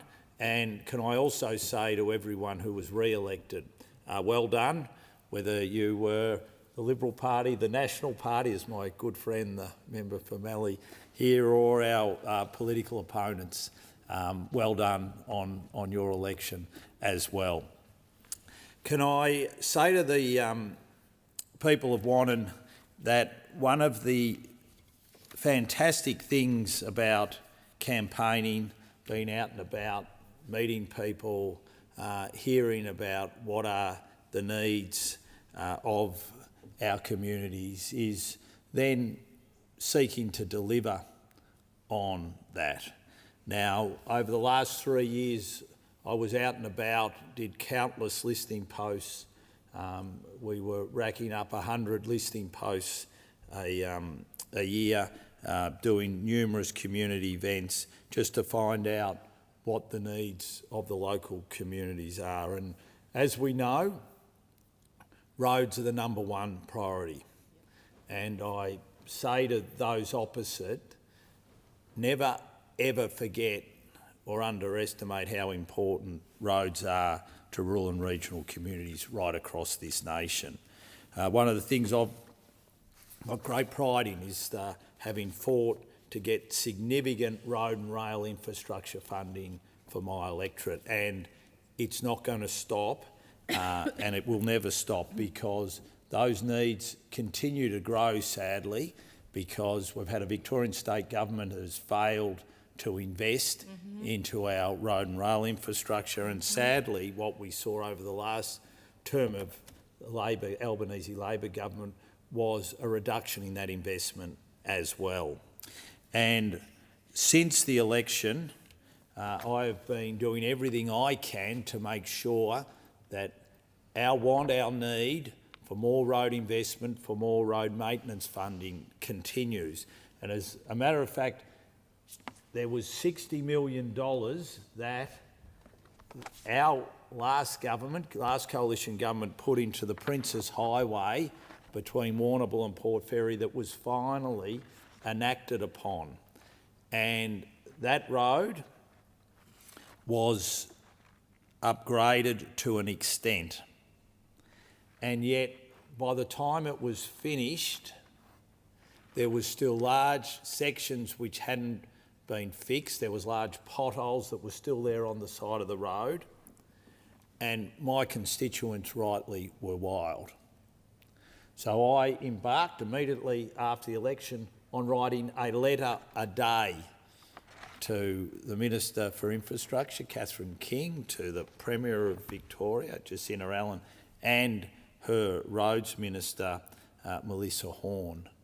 And I finally got a response from Melissa Horne, the Victorian Roads Minister, or ports and freight and roads and road safety and health and infrastructure. But I've got to say it was incredibly disappointing. She said even though there are still large amounts of work which need to be done on this section of road, I've been advised by the Department of Transport and Planning that the works are now complete and that no further works were scheduled for this section of the Princes Highway in the 2024-25 maintenance program. Well, can I say to the Minister, that's simply not good enough. No. If you do a job, do it properly. Surely that has to be a fundamental principle of any good governing. And so I would ask her to just pop down the road, outside the get outside your office in Melbourne, drive down and just drive along the stretch of road between Warrnambool and Port Fairy, and I think you'll clearly see that that response just isn't good enough for my community. And you have to do better. And I hope you will, because as I've said, we should be governing for all people, no matter where they live. And can I say to the Minister for Infrastructure, Catherine King, federally, that was $60 million of federal money that went into that road, and you should be ensuring as well that that money is spent efficiently and effectively. And for you, it's not just that section of road where you have to make sure that that happens. The Western Highway between Ballarat, your hometown, and Beaufort, where we've also invested heavily, is deteriorating before our eyes as well. Potholes keep popping up every single time it rains, and we need to ensure that that bit of road is fixed properly, plus the duplication. And I know the member for Mallee is hot to trot on this as well. The duplication between Boangor and Ararat needs to be finished, and it needs to be finished quickly, because sadly that piece of road has seen growing tragedies occurring on it, and there is no reason. We've run out of excuses. The money's there. We need to get that finished, because sadly people are dying as a result of it not being finished, and that is simply not good enough. And not only that, we can then get on to the further duplication between Ararat and Stawell and onwards. And I know the member for Mallee absolutely supports that call as well. And I say to my communities as well that every one of my election commitments that I made, and they were numerous, I want to try and make sure that we do everything we can to keep them on the government's agenda, both federally and at the state level. And I just want to place on record what those commitments were. The Portland multi-purpose indoor sporting facility, change rooms and amenities, that's the Portland Basketball Stadium, $1 million. The Beaufort Golf Bowls Club, female-friendly facilities, $112,000. The female-friendly facilities at the Birregurra Football Netball Club, $450,000. Dartmoor, female-friendly change facilities, $350,000. The Warrnambool Football Netball Club, women's shelters, female-friendly facilities, $300,000. The redevelopment of the Eliminate Recreation Reserve, $3.3 million. The Port Fairy Football Netball Club Community Sports Hub, $1.5 million. The Skipton Community and Recreation redevelopment, $2.35 million. The construction of a purpose-built life-saving facility at Warrnambool, $7.65 million. The Cavendish Football Netball Club female-friendly change rooms, $1.82 million. Ararat Headspace, incredibly important for Ararat, $3.1 million. The Sikh Community Warrnambool Meal Service, construction of a commercial kitchen, $90,000. CCTV at Lava Street in Warrnambool, between Liebig Street and Banyan Street, $55,000. CCTV Lava Street opposite Kermans and Coles entrance, $55,000. CCTV for the Port of Warrnambool breakwater, $55,000. CCTV for the corner of Raglan Parade and Fairy Street adjacent to Max Hotel and Macy's Bistro, $55,000. CCTV for the Beaufort Fire Brigade, $8,787. There was an upgrade to the Timboon Demons multi-purpose netball courts, $496,000. The Colac Imperials Football Netball Club, new netball courts, $389,000. CCTV for Portland, $250,000. For the Cobden Rec Reserve redevelopment, $1.45 million. For the Colac Bike Park, $300,000. Derrenallum Skateboard Park, $300,000. Fencing for Premier Speedway, Warrnambool, $350,000. The Western Eagles female-friendly facilities, $450,000. And the Portland Football Netball Club Playground, $69,295. Can I thank all the community groups that work with me to advocate for those funding commitments. And I say to you all, I will continue to work tirelessly to get outcomes for you. I have written to all relevant ministers federally asking them to prioritise these projects so that we can make sure that we can bring them to fruition. And I will not stop through the next 3 years doing everything I can to work with you to make sure that we can get investments into these much needed programs because they are critically important. Can I end, Deputy Speaker, on this note? What we're seeing in our communities at the moment in regional and rural areas is a feeling that government at both the national level and at the state level has forgotten us. Yep. We do not feel that we are part of the national agenda. We feel like in many ways we are being used. In so many ways it's not funny, whether it be for the energy transition or whether it be for fixing society's problems.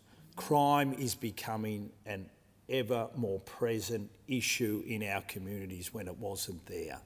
The services are not there that we need for our populations at this time, and there is a real need for a focus again, and I made this point earlier, on making sure that both governments at the national and the state level know and understand that you have to govern for everyone, for all people. Immediately after the federal election, I was on a fire truck heading to Spring Street because of unfair taxes being placed on community volunteers in my electorate.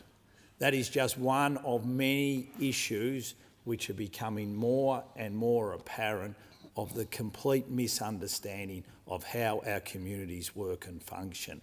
You need to know and understand it, and I'm going to make sure in this parliament that I'm here to remind you of that. Hear, hear. Well done. The question is that this address be agreed to, and I give the call to the Minister for Veterans Affairs and Defence Personnel. Thank you, Deputy Speaker, and congratulations on your election to that high office as well. Deputy Speaker, I want to start my remarks by thanking the community of Burt across the cities of Gosnells, the City of Armidale and now the Shire of Serpentine Jarrahdale for putting their faith and trust in me to continue as their elected representative in this place. And I'd also like to congratulate the newest members of the Labor caucus from Western Australia. The member for Bullwinkle, Trish Cook, the member for Moore, Tom French, and our newest WA Senator, Ellie Whittaker. I congratulate them on coming to represent their communities here in this federal parliament. Particularly, I'd like to call out the new member for Bullwinkle, who has, with the creation of that new seat, absorbed some of the suburbs that I represent, indeed the house that I grew up in. And many of my family have moved into the electorate of Bullwinkle due to the redistribution. I know she'll be a fantastic representative for that community, one that I hold very dear to my heart as well. And it was great to hear her first speech here earlier today. Hear. When we went to the election in May, the issue of cost of living was an incredibly important one, and especially for my community in Burt. And what our government promised to deliver were further rounds of tax cuts, a 20% reduction in student debt, importantly including apprenticeship debt, $150 of further energy bill relief, new Medicare urgent care clinics being delivered. We have one in Gosnells now, and even I have used the Medicare urgent care clinic in Gosnells. During the election campaign, I managed to dislocate my toe. It just goes to show that fitness is not all it's cracked up to be. But importantly also, we've delivered 2 Medicare mental health centres.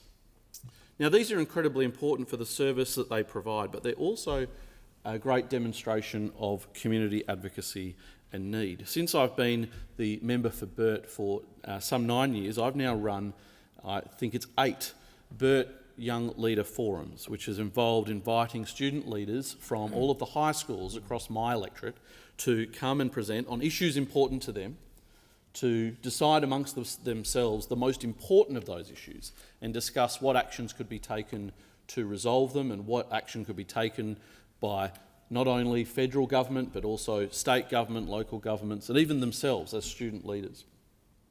And one issue that has been raised time and time again has been the issue of mental health and in particular supporting student mental health.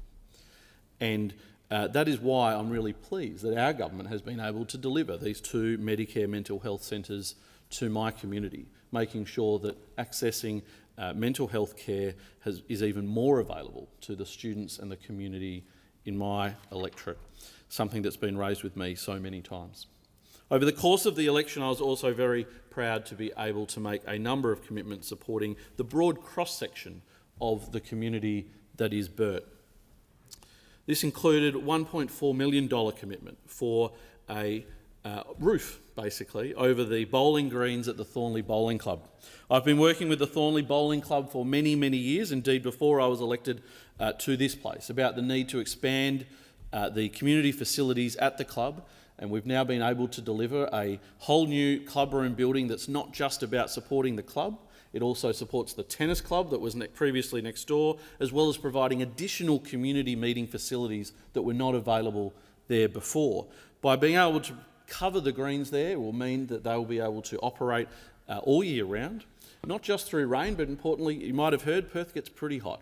And being able to put those greens under cover will mean that it is a much more accessible community facility. And the Thornley Bowling Club is one that hosts many competitions, metropolitan and statewide, and it'll allow them to continue to do that at an even larger scale. We also committed $1 million for the building of a multi-purpose community facility for the Tigray Orthodox community in my electorate. This is a rapidly growing community in my electorate, one that has been somewhat overlooked, and it's great to be able to provide them with a broad community facility that will provide sporting options and the capacity to host large community events, something that they need and that our broader community in that area of Kenwick also needs as well. It'll include an indoor basketball court. We've committed $50,000 to the Chinmaya mission in Perth. Again, a growing, vibrant community located in Forestdale, being able to make sure that they are able to not just continue with their community lessons and education programs and support, but also which they provide across the age ranges, I must say. Having the playground will enable them, their families, to be able to do that in a much greater way. Also committed $50,000 to support a new playground at the Armidale Community Family Centre, and that will be shared with and be accessed by the childcare centre that's also located next door.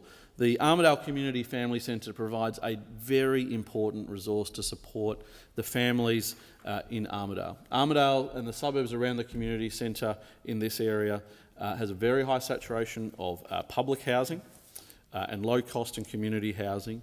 It's where a number of services are provided to support families in the community to connect to other services and to have the support of one another. And to provide them with a better playground is well needed and long overdue. We're also providing $1 million to the Hindu Association of Western Australia. This is an incredibly important association for the entirety of Western Australia and particularly for Perth. They used to be located in my electorate. They are now located in the electorate of Tagney, quite literally over the road from my electorate. But their community is expansive throughout the electorate of Burt and Tagney and across the entire metropolitan area. Being able to provide them with additional funding to support classrooms and a multi-purpose hall and additional parking, and I can tell you that the facilities they currently have are so well used that the road that they sit on is quite possibly one of the worst traffic snails in the entire community, and so having that additional parking is desperately well overdue, and I know well supported by the City of Gosnells as well for that reason. But these are very important additions and commitments that we've made to our community in Burt, and I've been happy to be able to make those commitments as the local member. But I'm very proud to be able to be doing that as a minister in the Albanese Labor government, being able to be part of our focus on addressing cost of living concerns and making sure that we're delivering for people where they need it. The reforms that we've made through changes to the Fair Work Act to make sure that people are protected in their workplace, to make sure they have greater security in their employment, where we have seen not just inflation come down but real wage growth as well, whilst maintaining high levels of employment is incredibly important. My community is often the first to see an increase in the unemployment rate and the last to see increases in the employment rate. So being able to maintain unemployment at a low level while seeing wages grow in real terms under our government is incredibly important, and I know everybody in my community is very happy to see that interest rates are starting to fall as well. But as part of the Albanese Labor government, I'm incredibly proud of what we have been able to deliver in my portfolios of Veterans Affairs and Defence personnel as well. Over the last 3 years, we've been able to achieve great change when it comes to how we support our veterans and their families. We've invested in the Department of Veterans Affairs frontline claim processing capability, which has included a huge investment in increasing the number of staff, but not just the number of staff, but making sure that they are public servants employed in ongoing employment jobs. That's meant that we've reduced the reliance on labour hire. It's meant that we've reduced the rate of churn in the department. It's meant that the efficiency and effectiveness of how we're able to process those claims has increased incredibly. The Department of Veterans Affairs is now the best resource that it has been in 3 decades. We also undertook one of the most significant reforms to veterans' entitlements legislation in 4 decades, with the Veterans Entitlements Treatment and Support Simplification and Harmonisation Act of 2025. This will see, from the middle of this year, a movement from having 3 separate complex schemes of veteran support converge into one scheme going forward. This will mean that it's easier for veterans to understand and navigate the system that is there to support them. It'll make it easier for the advocates that work with our veterans to be able to provide that advice and support. And it'll make it easier for the department to be able to process those claims by simplifying the system that underpins it, which means that veterans and families will be able to get access to the support that they need more quickly. This is all part of us delivering on our responses to the interim report and the final report of the Royal Commission into Defence and Veteran Suicide. This was a Royal Commission that we called for when we were in opposition. And in September of last year, we received the final report from the Royal Commission. By December, in almost record time, in fact probably is record time, we provided the government's response to all of those recommendations.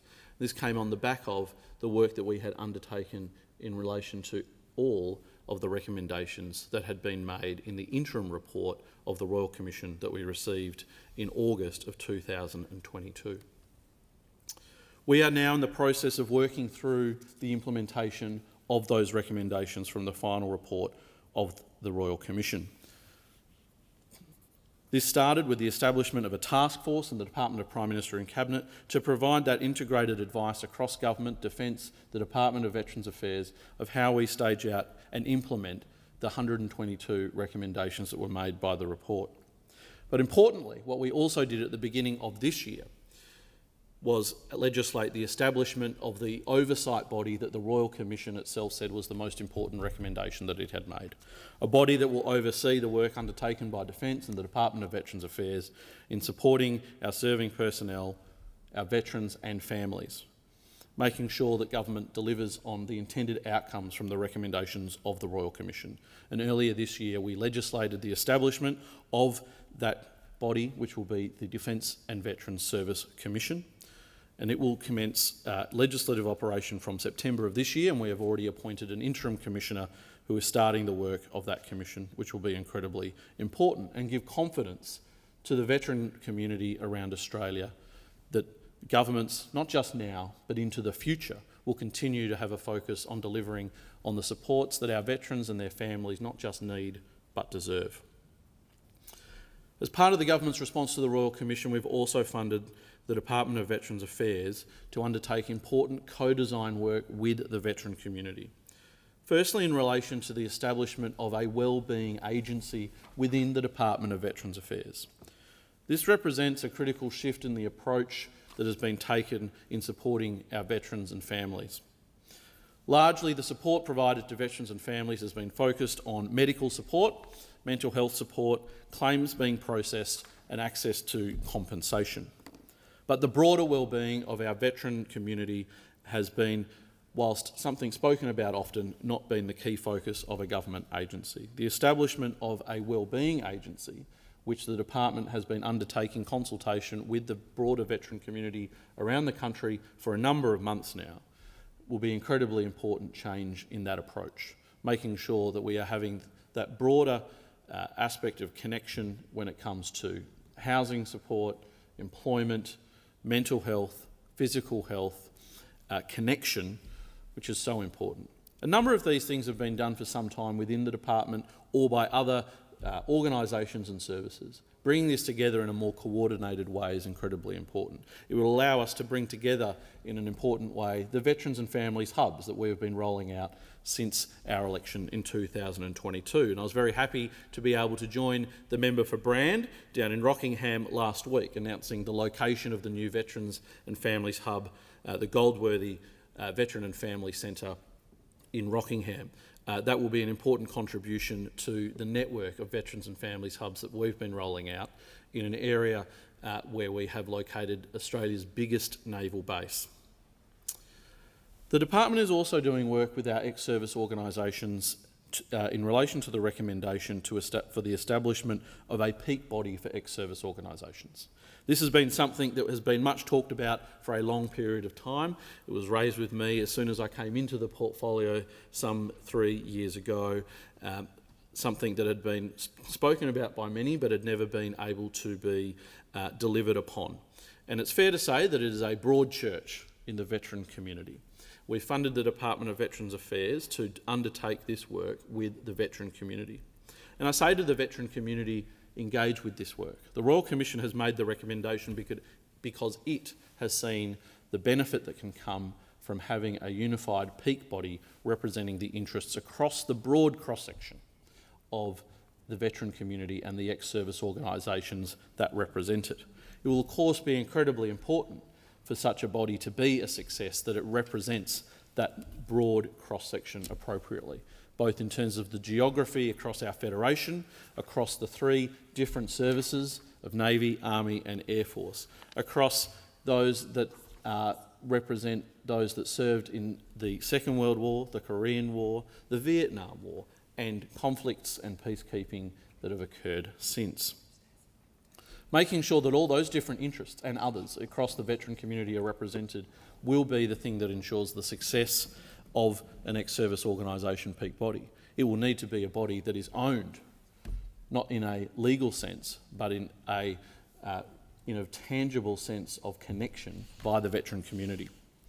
And that will be the thing that will ensure its success and ensure the delivery of that recommendation by the Royal Commission. And so the work of DVA in engaging with the veteran community to make sure that we find a model that is supported by the veteran community for this will be incredibly important. DVA is also supporting the ex-service community in the establishment of an independent institute of veteran advocacy. Through public consultation that occurred last year, this is a sector-led institute that will be responsible for training and accreditation for compensation and wellbeing advocates working with veterans and families as they engage with DVA. This is about lifting the standards in the sector. It will enhance governance standards across the advocacy sector and ensure that there is a focus of approved advocates that have undertaken the required training to support our veterans, making sure that veterans are not taken advantage of by some unscrupulous actors that exist in this ecosystem. And I say to all veterans and their families, if you need support and advocacy support in engaging with the DVA system, please make sure that you choose an accredited advocate on the register, and you can access the register at www.advocateregister.org.au. I'll be working to continue the momentum on what we have already achieved when it comes to improving our supports for our serving personnel, veterans and their families. We campaigned for the Royal Commission, and I'll work tirelessly to ensure that our government's response to its recommendations are implemented so that all of those that have selflessly served our nation in our uniform receive the services and supports not only that they need, but frankly, they deserve. Thank you. Hear, hear. And the question is that the address be agreed to, and I give the call to the member for Mallee. Thank you, Deputy Speaker, and may I join my colleagues in congratulating you on your well-deserved election as Deputy Speaker for this House. As we begin the 48th Parliament, I am deeply aware of the honour that every member who sits in this House on both sides has in representing the electorates that they come from. It's a very serious position to take, to be able to represent, in my case, 130,000 people living in the region of Mallee. I want to thank all of those who spent their time, their energy, their money backing me for this third time to take up this position to represent the people of Mallee. And I want to thank my family, of course, my staff, many of who've been here this week, and those back home in my 2 offices, given the size of Mallee, and especially my husband. I don't think we spend enough time thanking our wonderful partners. My husband of 48 years this year is my rock and remains my rock. I rise today, Deputy Speaker, this afternoon, in that very privileged position, sworn in as the representative of Mallee. And I'm humbled that they bring their stories to life and that I have the opportunity to bring their stories to life in this House. Mallee extends, for those who don't know, from Maryborough in the south to Cohuna in the east, Eden Hope to the west, and Mildura in the north of Victoria. The electorate covers 83,500 square kilometres, over a third of the state of Victoria. If you look at it, it is quite frightening, and boasts prime agricultural and horticultural land that grows stone fruit, grapes, vegetables, wheat, legumes, olives, almonds, dairy, sheep and beef, just to name a few. Cropping land makes up 43% of that northwest Victorian region. Mallee is an essential part of Australia's food bowl and a key to the country's food security. Why do I say that? Because the public policies developed in this Parliament and, of course, in the Senate are not just words on paper to be filed away. They have a huge impact on people's lives every day, and that impact can be positive or negative.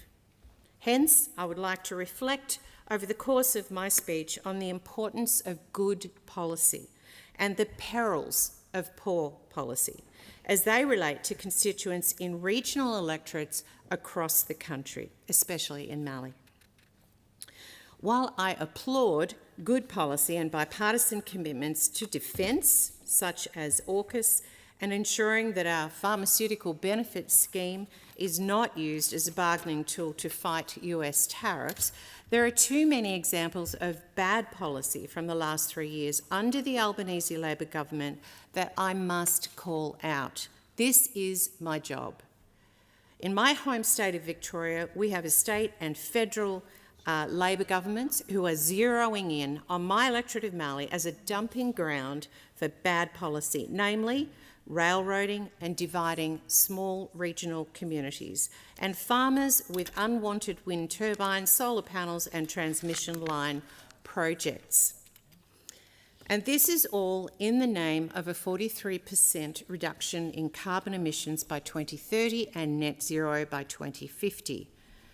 These communities, my communities, many of them made up of multi-generational farming families, are sick and tired of their private property rights being eroded, their land values and income-generating capacity being put at enormous risk, their children's future being played like pieces on a chessboard, and their communities being torn apart as neighbours are pitted against neighbour.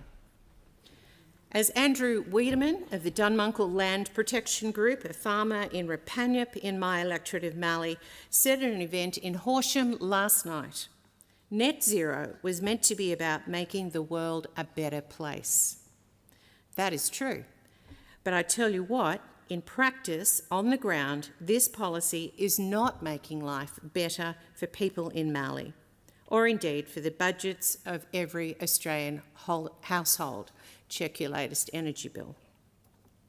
I encourage you to take a look at the wonderful way the Institute of Public Affairs has captured some of the stories of the people in communities across Mallee who are affected by this reckless renewable rollout in their video titled "The Faces of Net Zero," released today. I commend those courageous people who were part of that project and other leaders for their tireless work and their ongoing fight in their communities and to protect their way of life. I would like to mention Marcia McIntyre, who features in the IPA video and whose farm in Kenya is in the line of the proposed VNI West transmission line. Marcia is a tireless advocate for her community. I also want to mention Ben Duxon, who generously hosted my event at his farm, also in Kenya, late last year, where I took the Shadow Treasurer, Ted O'Brien, then the Shadow Minister for Energy, and the Victorian Opposition Shadow Energy Minister, David Davis, to hear from Wimmera locals about their opposition to renewable projects, but especially the imposition of the VNI West transmission line. These people represent the many in Mallee and beyond who feel as though they have no voice. Communities in the Wimmera are facing the imposition of large-scale projects with a total lack of information transparency, token consultation, and therefore a complete lack of social licence. While I have long advocated that renewable energy and mining projects in the regions must have social licence and tangible community benefits, the emerging themes of recent electorate-wide survey undertaken across Mallee suggest that the majority of respondents expect much more than just token community consultation as a mechanism for gaining social licence. They object to the imposition of energy or mining projects on farming land altogether, and indeed would like a right of veto to these projects as exists in Western Australia.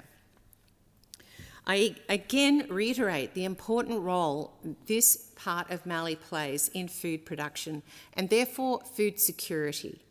The relative scarcity in this country of prime agricultural land and the blatant disregard to agricultural value of both the state and federal Labor governments in their drive towards net zero.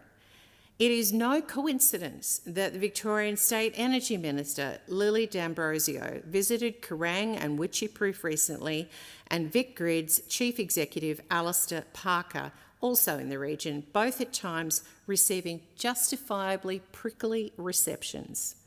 Farmers who object to the Victorian Government representatives entering their properties without the farmer's consent risk a $12,000 fine for refusing access. This is a dystopian nightmare coming to life on Victorian farms. The newly legislated government controls over private property are unprecedented. Mallee farmers, who are a down-to-earth bunch, know better than anyone that this drive toward net zero is an impossible task that will not only destroy pristine landscapes and prime agricultural land, but will destroy the nation's economy and our livelihoods more broadly as well. The constituent survey I mentioned earlier highlighted that almost 60% of respondents in Mallee oppose both the 2030 renewable targets and net zero by 2050. They prioritise affordability and reliability in our energy system and are not willing to pay $1, 68% of them at that, to fund the energy transition. Think about that. If 68% of my electorate is representative across the rest of regional Australia, that is millions of people who are not willing to put $1 towards this energy transition. Yet we know that Australians are already paying for net zero. Not only have Australians not seen the $275 reduction in energy bills repeatedly promised by the Prime Minister in the last term of government, but electricity bills have increased by 32% and gas bills by 34%, driving the persistent cost of living crisis that is crushing household budgets. Labor are not content just to railroad regional communities to tick the boxes on their unachievable political targets for city votes. Labor, both the Albanese and Allan governments, are raiding farmers for money too. Victoria's so-called Emergency Services Volunteer Fund levy is a tax on land values, and it took the protests of farmers like those I've mentioned in Spring Street to get Labor to realise that there's a drought on in Western Victoria. So in their benevolence, they've given them just 1 year reprieve. On top of that, the Albanese Labor government, with the Treasurer's customary smirk and a shrug of the shoulders, says, "Too bad, mate, we need your money." They're now coming for farmers' unrealised capital gains. It's a simple and offensive proposition. Your farm value or your small business value goes up, but that's only on paper. You haven't realised that gain. You haven't sold the business or the farm to earn that money, but Labor want to tax farmers and small business owners for those gains every year. Nowhere in the world has a government been as brazen as the Albanese Labor government to raid money from people who are in drought. In drought, Deputy Speaker.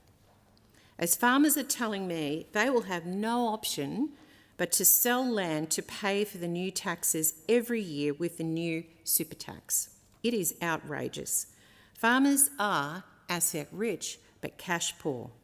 As Wimmera farmer Ross Johns has asked, why is the government destroying the farming future of his 30-year-old son? And let's remember, Labor's raid on self-managed super funds won't end there. They would not rule out in question time yesterday taxing the family home or family trusts. In their hubris, in their triumph at out-greening the Greens, they've turned the politics of envy up to maximum and are raiding small business owners and farmers for money that simply is not there. And let's not forget the Henry VIII clause, the power the Treasurer wants to give himself to tweak the dials harder, to bring in even more revenue for Labor's reckless spending priorities without any checks or balances in this House. Make no mistake, this radical Labor government is determined to bleed Australia dry and then some more. Small businesses, our farmers, are the engine of our economy, but Labor only wants their chosen winners, their union affiliates, to succeed, to increase in productivity in this country. Another example of horrible policy from this government are water buybacks in the Murray-Darling Basin. Our food security is in deep trouble. I was speaking with AUSVEG about this yesterday here in Canberra. We cannot assume traditional supply chains from overseas will continue to hold strong as they once did. Labor seem to have forgotten the food supply shocks we experienced during the pandemic or as a result of natural disasters. The common theme here is whether it's railroading regional communities with utterly unachievable energy rollout targets or buying back water from farmers to please radical environmentalists, Labor puts our food security at risk. And the risks don't end there, Deputy Speaker. We've had some level of bipartisanship with the government in acknowledging that local government is not sustainable. I have called and called again as Shadow Minister for Local Government for this government to resume the parliamentary inquiry into local government sustainability. My own councils in Mallee have dire sustainability issues, and this comes back to risk and, of course, local roads. Councils are struggling to maintain their local roads, getting no funding from federal or state governments.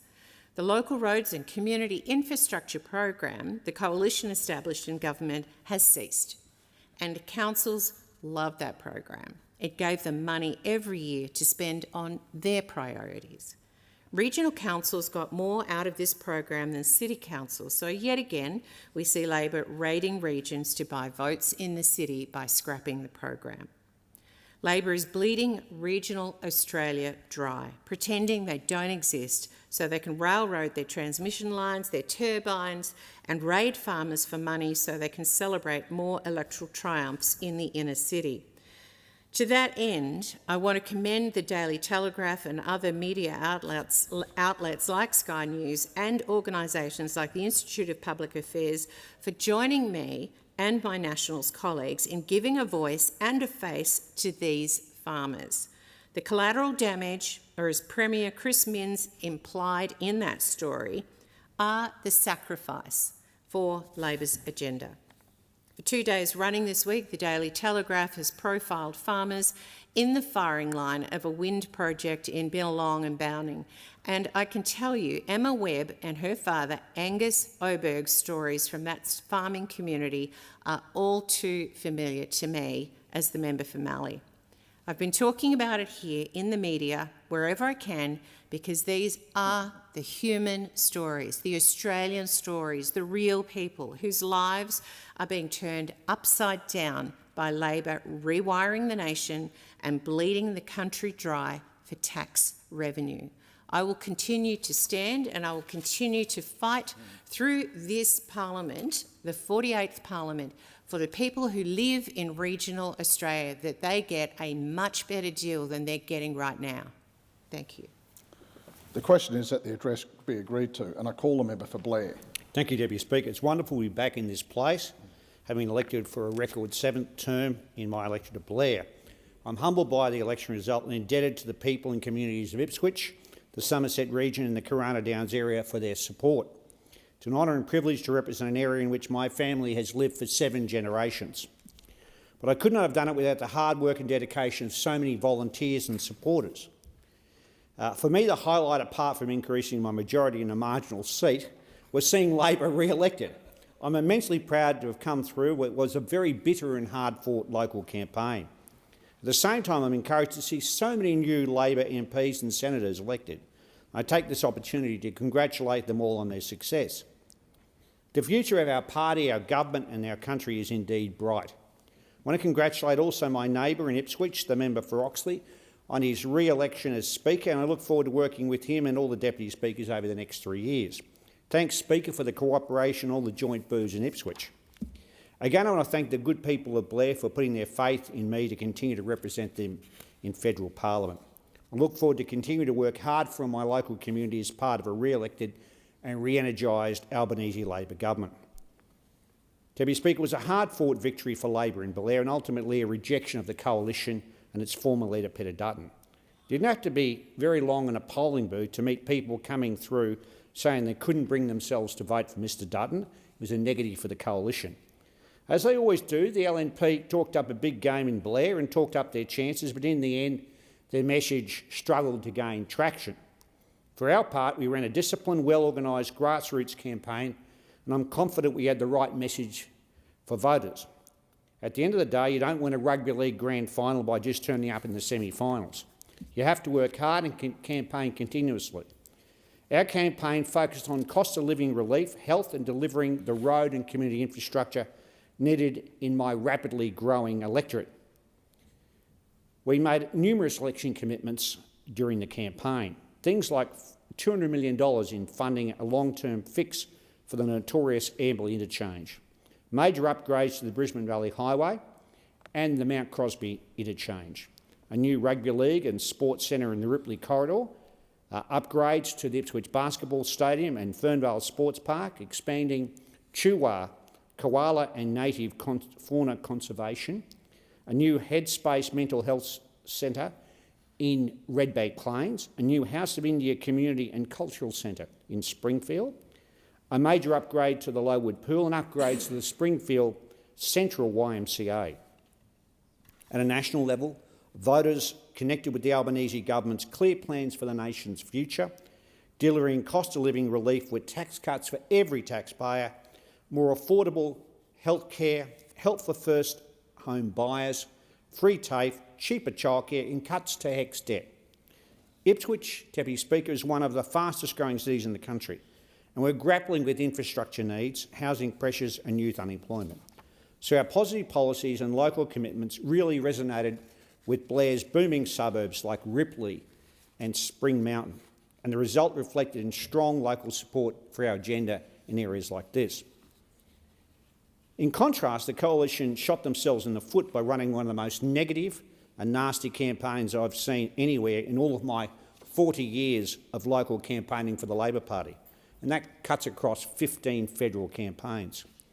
I make no apology for describing the LNP 2025 campaign in Blair as toxic and a new low in local politics. The LNP engaged in disgraceful personal attacks on me. There was no record of me anywhere verbally or personally attacking the LNP candidate. Yet they spent much of their campaign caricaturing me, alleging false things about me, even accusing me of being responsible for alleged rising crime in Blair. There's been extensive national media reporting on the role of the fringe Plymouth Brethren Christian Church, also known as the Exclusive Brethren, in this election. Perhaps what's well less known is their presence in the LNP campaign in Blair. There was a clear arrangement, a quid pro quo between the LNP and the Exclusive Brethren. What did they get out of it, the LNP? I'll tell you what they got out of it in Blair. They recruited the Exclusive Brethren in their hundreds, up to 20 people on a polling booth, to campaign an issue like road funding, and I doubt very few of them could even name, by the way, 5 streets in Ipswich or in Esk.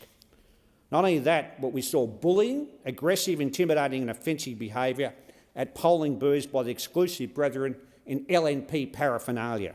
Exclusive brethren members stood in front of Labor volunteers and verbally abused them, men and women, physically blocking them from handing out how to vote cards, would film Labor and other volunteers on their phone and made petty and vexatious complaints to polling booth returning officers. Yet they themselves refused to obey lawful directions by the AEC at pre-poll, and I saw this myself. The exclusive brethren even harassed and stalked me and my campaign staff during the campaign, and on election day even followed me in my car, at one point from booth to booth, following my campaign workers at night, doing laps of polling booth, heckling and yahooing. And when I went to the Ipswich State High on the last day, when I walked in, they abused and abused and abused me as I walked in to hand out how to vote cards with the Labor Party. On top of this, they regularly defaced and destroyed my campaign signs and plastered the electorate with LNP signs, which really just succeeded in annoying voters. In the social media space, several times during the campaign, my posts appeared to be swarmed by Coalition Advance and other extreme right trolls from all over the country and bots. To be clear, there is no issue of faith for people of faith or no faith campaigning. After all, I'm a Christian by faith and a member of my local Baptist church. They flooded the pre-poll, and a number of female voters told me and my Labor volunteers they felt intimidated by the hordes of exclusive brethren men in LNP garb, haranguing and yelling at them as they attempted to make their way into the polling booths. And this is backed up by voters on social media posts in Ipswich. I believe the coordinated conduct of the LNP and the exclusive brethren in this campaign in Blair and elsewhere, all around the country, highlights why we should consider a truth and advertising and political advertising framework at a federal level, like they have in South Australia and the ACT. We also need stronger and better electoral rules and laws around groups like the exclusive brethren operating as an unofficial third party. I certainly hope the Parliamentary Joint Standing Committee on Electoral Matters, JSCIM, takes these issues up as part of its post-election inquiry. Yet despite everything we had to put up with in terms of the final result, these ugly tactics backfired and blew up in the LNP's face. Critically, the LNP wrecked their voter base by preferencing one nation and doing a deal for second preferences. As a result, they lost many moderates, middle-of-the-road voters who want a centrist, liberal, free enterprise party.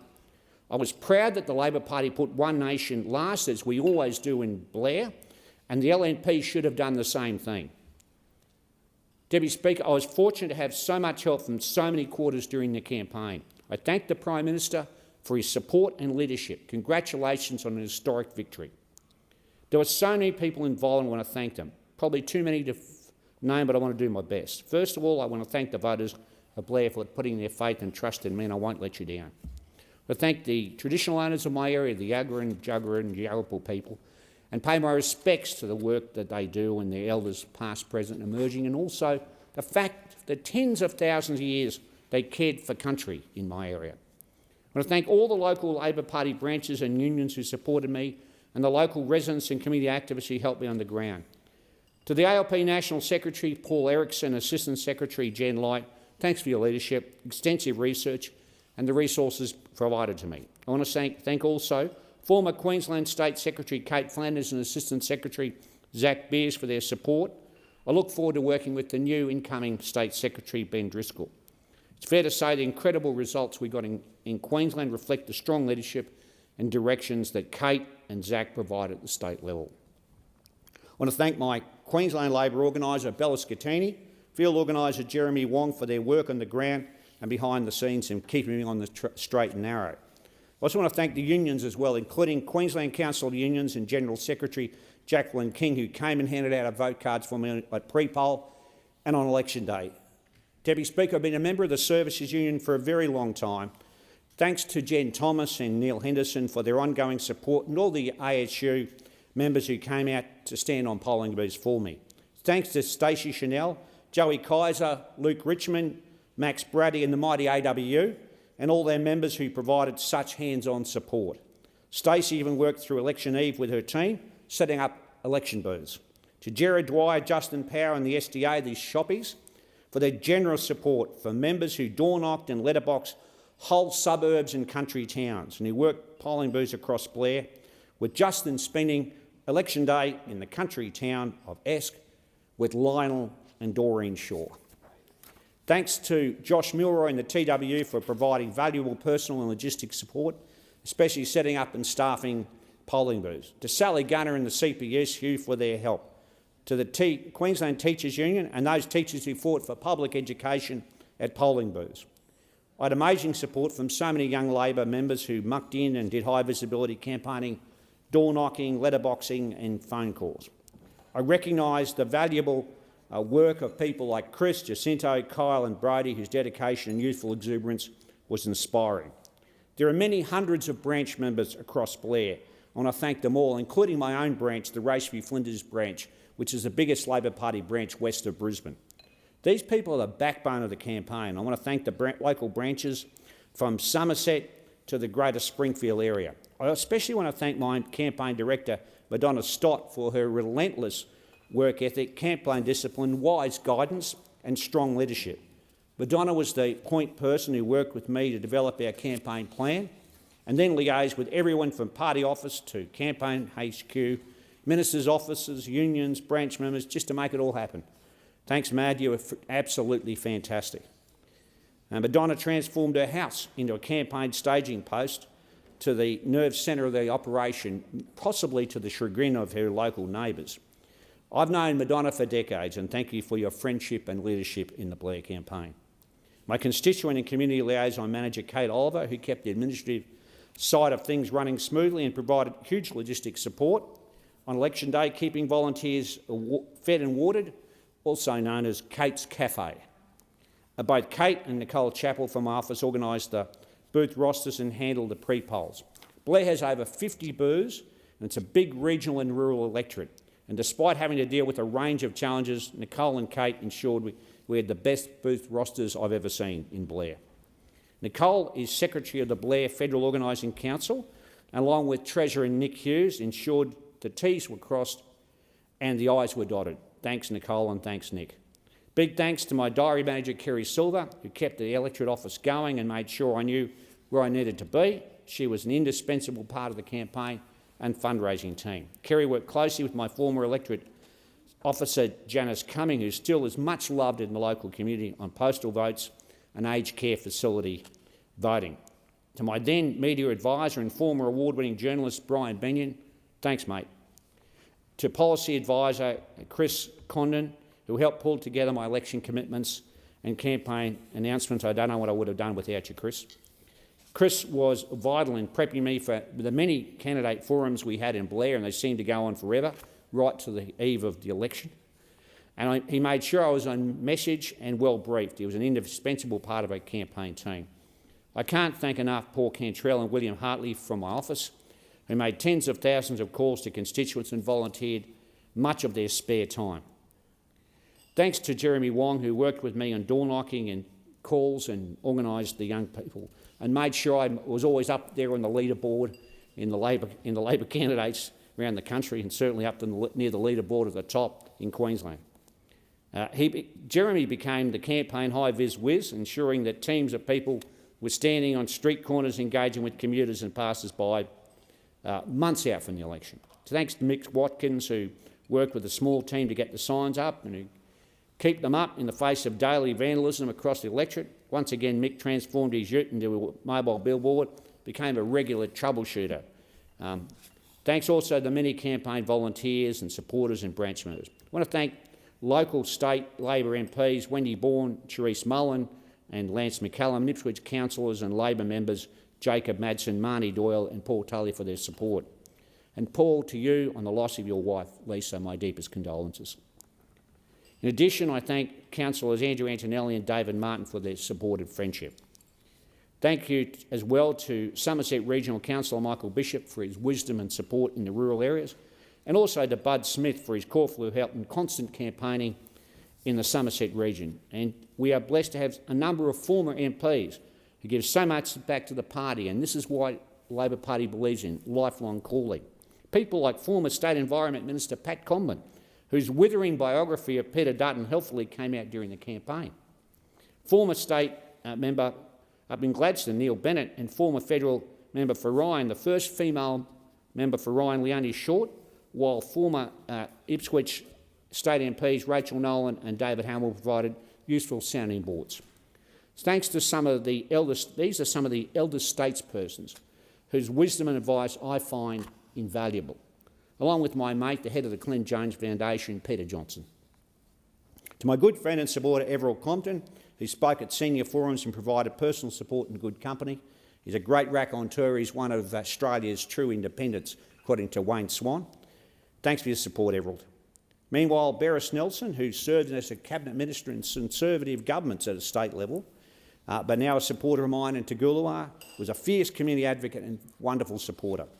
The Toogoolawah booth was staffed almost entirely by community members like Charlie and Jade Lewis, along with people like Carolyn Barker. Thanks to Paul Hewell in Raceview, Arthur Needham in Corona Downs, Jeff Beattie in Glamorgan Vale, Malcolm Scott in Kilcoy, the greatest Springfield cartel of the Labor Party in the branch members, the wider multicultural communities and refugee communities across Ipswich and Springfield, and to all the regular and first-time volunteers. Thank you to my Praetorian Guard from the Bundamba branch of the Labor Party, especially Alison Young, Lachlan Enshaw and Brad Snow, and so many others. Thanks to the Ipswich North Tigers Rugby League Club for hosting a jubilant election night. It certainly was, when Anthony Green announced the result so early. And to the Witch Hotel in West Ipswich, a place where all the journalists used to hang out from the Queensland Times, for hosting a volunteer thank you function as well. Thank you to all those who helped me fundraise and contribute financially in any way. Finally, a big thanks to my family for their love and moral support, to my wife Carolyn, who's been my biggest backer, and next year we celebrate 40 years together as a married couple. Despite her ongoing health battles, she's provided ongoing family support. Thanks, Carolyn. To my daughters Alex and Jackie and their families and their love and support, thank you. To my brothers and friends and confidants, Regan and Darren, together with Darren's wife Claire and their children, who provided great support up in Kilcoy and Mount Kilcoy, a big thank you, and they know the local LNP people and get on quite well with them up there. Thanks, but also a big shout out to my mum, Joy Butler, and her husband Rob for their ongoing support and home cooking. My mum's like the godmother of the Labor Party in Ipswich. Thank you to all those wonderful individuals. My victory is a victory for yours. I'm just the front person. I'm just the representative. This is a victory for the true believers in Blair, a victory to the Labor Party and the union movement. I go into every campaign holding 2 tickets in my pocket, 1 a Labor Party ticket and 2 my services union ticket, and I don't forget that the Labor Party is of and for the trade union movement. And I thank all the unions for their fantastic support. In closing, I want to thank my colleagues, particularly those ministers who visited my electorate, and my colleagues with whom I spend so much time in Canberra. You become good friends with so many. Especially when I thank the Treasurer, Jim Chalmers, for launching my campaign, and Senator Anthony Chisholm for making a number of announcements in Blair. He made so many he could have rented a flat at Ipswich. I also want to thank Senator Deb O'Neill for her constant support, encouragement and financial help. Thanks to the now Senator Corinne Mulholland for her pre-poll help and regular campaign assistance. More than just colleagues, they're friends and brothers and sisters in arms, comrades. And we share similar values and desire for a better future for our communities and for the nation, who believe in social justice, equality of opportunity and a fair go for all. And that's what I've believed in all my life. I remain energetic, enthusiastic and excited about representing my local community and the people of Blair for another 3 years. I look forward to delivering on my election commitments, and I've already hit the ground running. I look forward to this coming term and getting those much-needed projects I've talked about and going for the people of Blair, so we can build a better future for my local community. The question is that the address be agreed to, and I call the member for Cook. Thank you, Deputy Speaker. Firstly, in my address in reply, I want to congratulate an extraordinary group of individuals who've made exceptional achievements in my community, particularly in surf lifesaving, and have kept my community safe, patrolling our beautiful Bait Bay. We have 4 proud and active surf lifesaving clubs in my community: Cronulla, North Cronulla, Allura and Wanda. All recently held their annual presentation awards. There are a number of individuals honoured, at Allura Surf Lifesaving Club, they awarded the Surf Sports Awards, recognising members of this club for their athletic prowess. The Under-15s Athlete of the Year received the Constance and Colin Toll Award, Nate Robertson. The Under-17 Athlete of the Year received the Dale Banning Award, and that went to Jake Hughes. The Under-19s Athlete of the Year received the Terry Trevelyan Award, and that went to Nick Hughes. The Open Athlete of the Year received the Rick Pallister Award, and that went to Alex Duggan. And the Waterman of the Year received the Robert Chapman Award, and that went to Nathan Neal. The Waterwoman of the Year Award received the Sharon Muddle Award, and that went to Michaelia Mead. The Most Outstanding Male Beach Athlete received the Gilchrist Family Award, and that went to Peter Thorogood. The Most Outstanding Female Beach Athlete Award received the other Gilchrist Family Award, and that went to Natalie Hay. The Most Outstanding Masters Competitor was Robert Humphreys. They next recognised the Boat Awards, recognising members who display exceptional skills in manning the club boats. The Most Outstanding Boat Competitor went to Jesse Mahoney. The Most Outstanding Boat Crew went to Jesse O'Mahony, Edwina Wright, Gabby Ferris, Tarani Enoch, Grant Wilkinson. The Most Improved Boat Crew went to Talia Ingham, Casey Mood, Caitlin Smith, Isla Lawson, Mia McCarthy, and Grant Wilkinson. And the Rookie of the Year received the Tim Nesbitt Award, and that went to Lincoln Rommel. The club's training awards recognise work undertaken to upskill club members in ensuring beach safety and surf lifesaving. The winner of the Most Outstanding Trainer went to Rob Vander Sanden. The Most Improved Trainer went to Byron Watson. The Lifesaving Awards went to the Junior Lifesaver of the Year, received the David Chandler Award, and that went to Natalie Hay for the Most Outstanding Junior Patrol Person of the Year. The Patrol Person of the Year went to Caitlin Smith. The Rookie Lifesaver of the Year went to Nicola Dorling. The Most Outstanding IRB Member went to Neil Hunt. The Most Improved IRB Member went to Christina Verstraete. The Most Outstanding Under-15 Club Person went to Ruby Kelly. The Most Outstanding Under-17 Club Person went to Jake Hughes. And the Most Outstanding Under-19 Club Person went to Angus Jaralamek. The Most Outstanding Club Person received the President's Trophy, and that was Neil Hunt. The Encouragement Award, the Belinda Emerson Frank Award, went to Tim Grant. The Ted Brooker Memorial Award for Most Outstanding Contribution in Club Competition and Service also went to Ruby Kelly.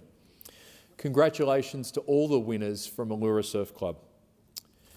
The Cronulla Surf Lifesaving Club is our oldest surf lifesaving club and one of Australia's oldest and most iconic surf lifesaving clubs. Established in 1907.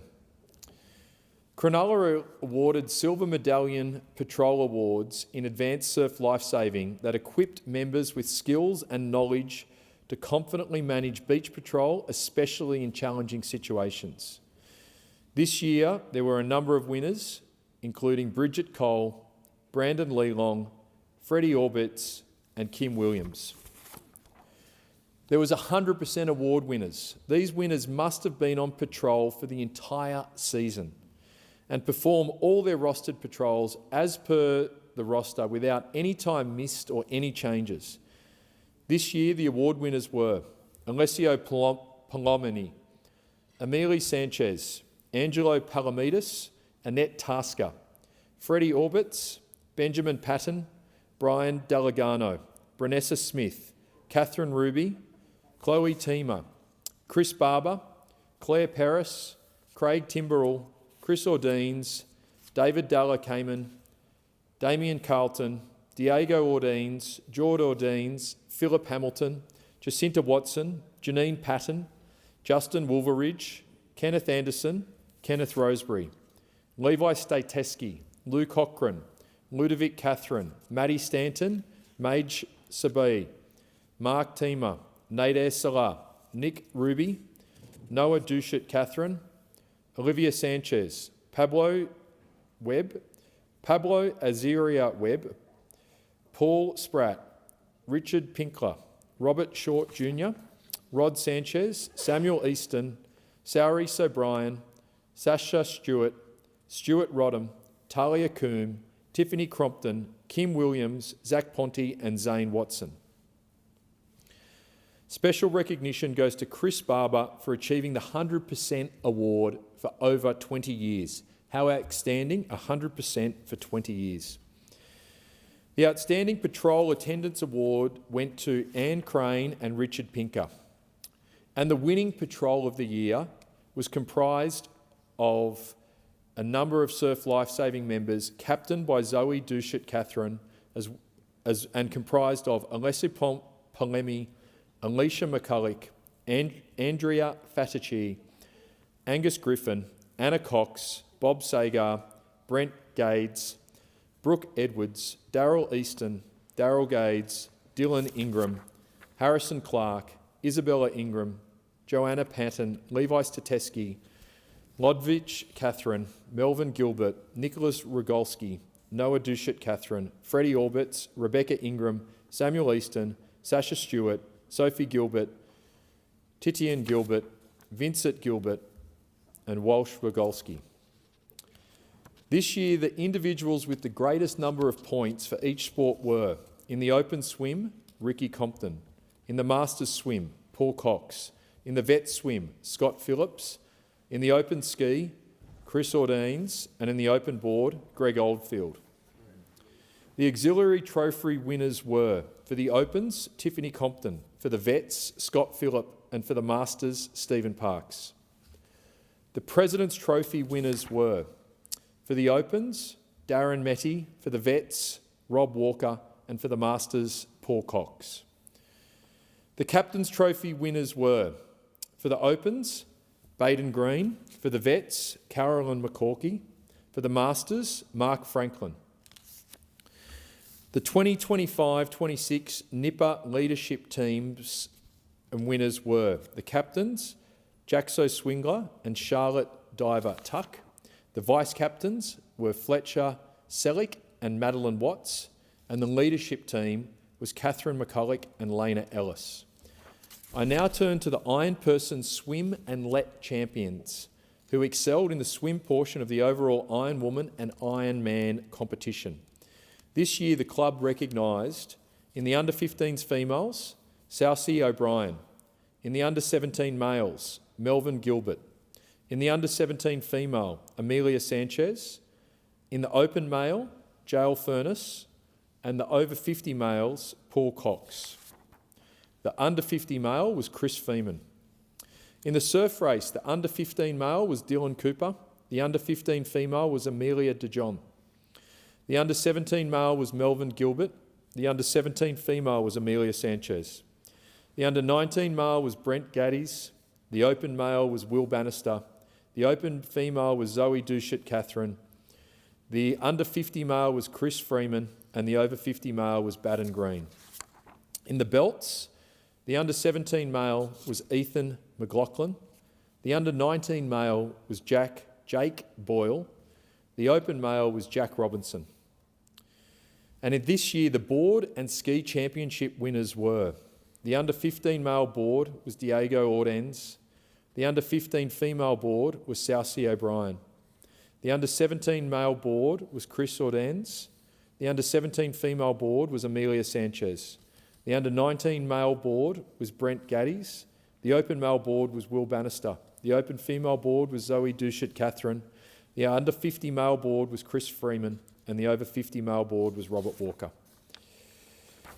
The under-17 male ski winner was Melvin Gilbert; the under-17 female ski winner was Sophie Woodrow; the under-19 male ski winner was Hobby Smith; the open male ski was also Hobby Smith; the open female ski was Zoe Dushett Catherine; The under 50 male ski was Chris Freeman. The over 50 male ski was Darren Metty, and the over 50 female ski was Kelly Mountainair. In the beach championships, the winner for the open male flags was Levi Stefetsky. The open female winner for flags was Telia Ellis. The under 17 male winner for flags was Melvin Gilbert. The under 17 female winner for flags was Sophie Woodrow. The under 19 male winner for flags was Hobby Smith. The under 15 female winner was Saucy O'Brien. The under 17 female for sprints was Sophie Woodrow, and the open male winner for sprint was Levi Stefetsky.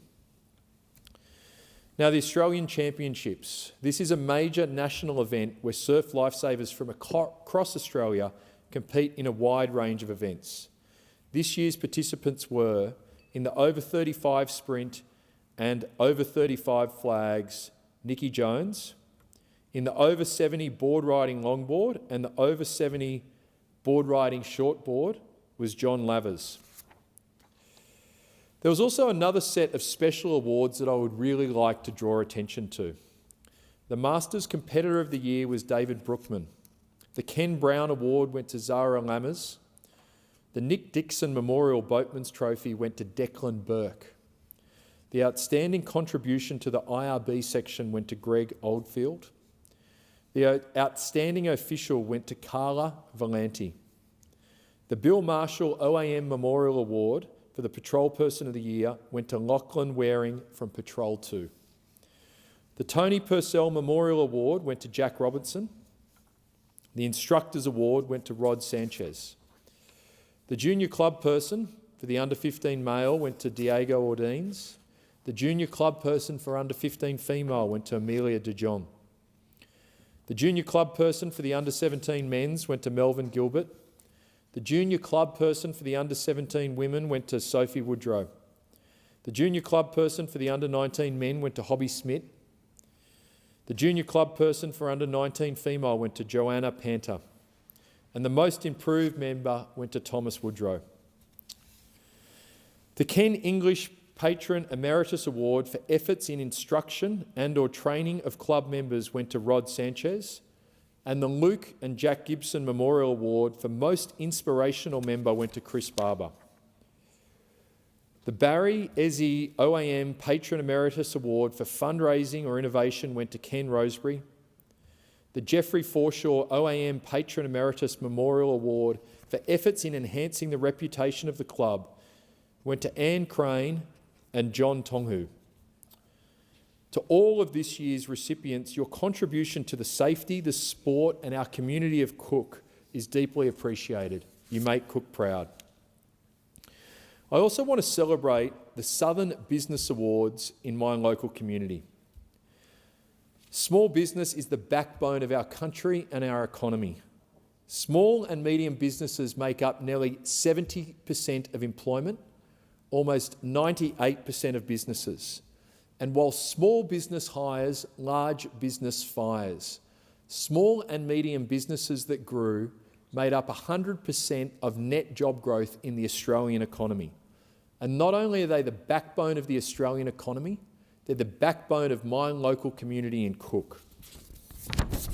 This year's winners in Cook were Excellence in Large Business went to Jeff Bannister from Betty's Burgers, Miranda. The Most Outstanding Community Organisation went to Karen Johnston for BFF for Change.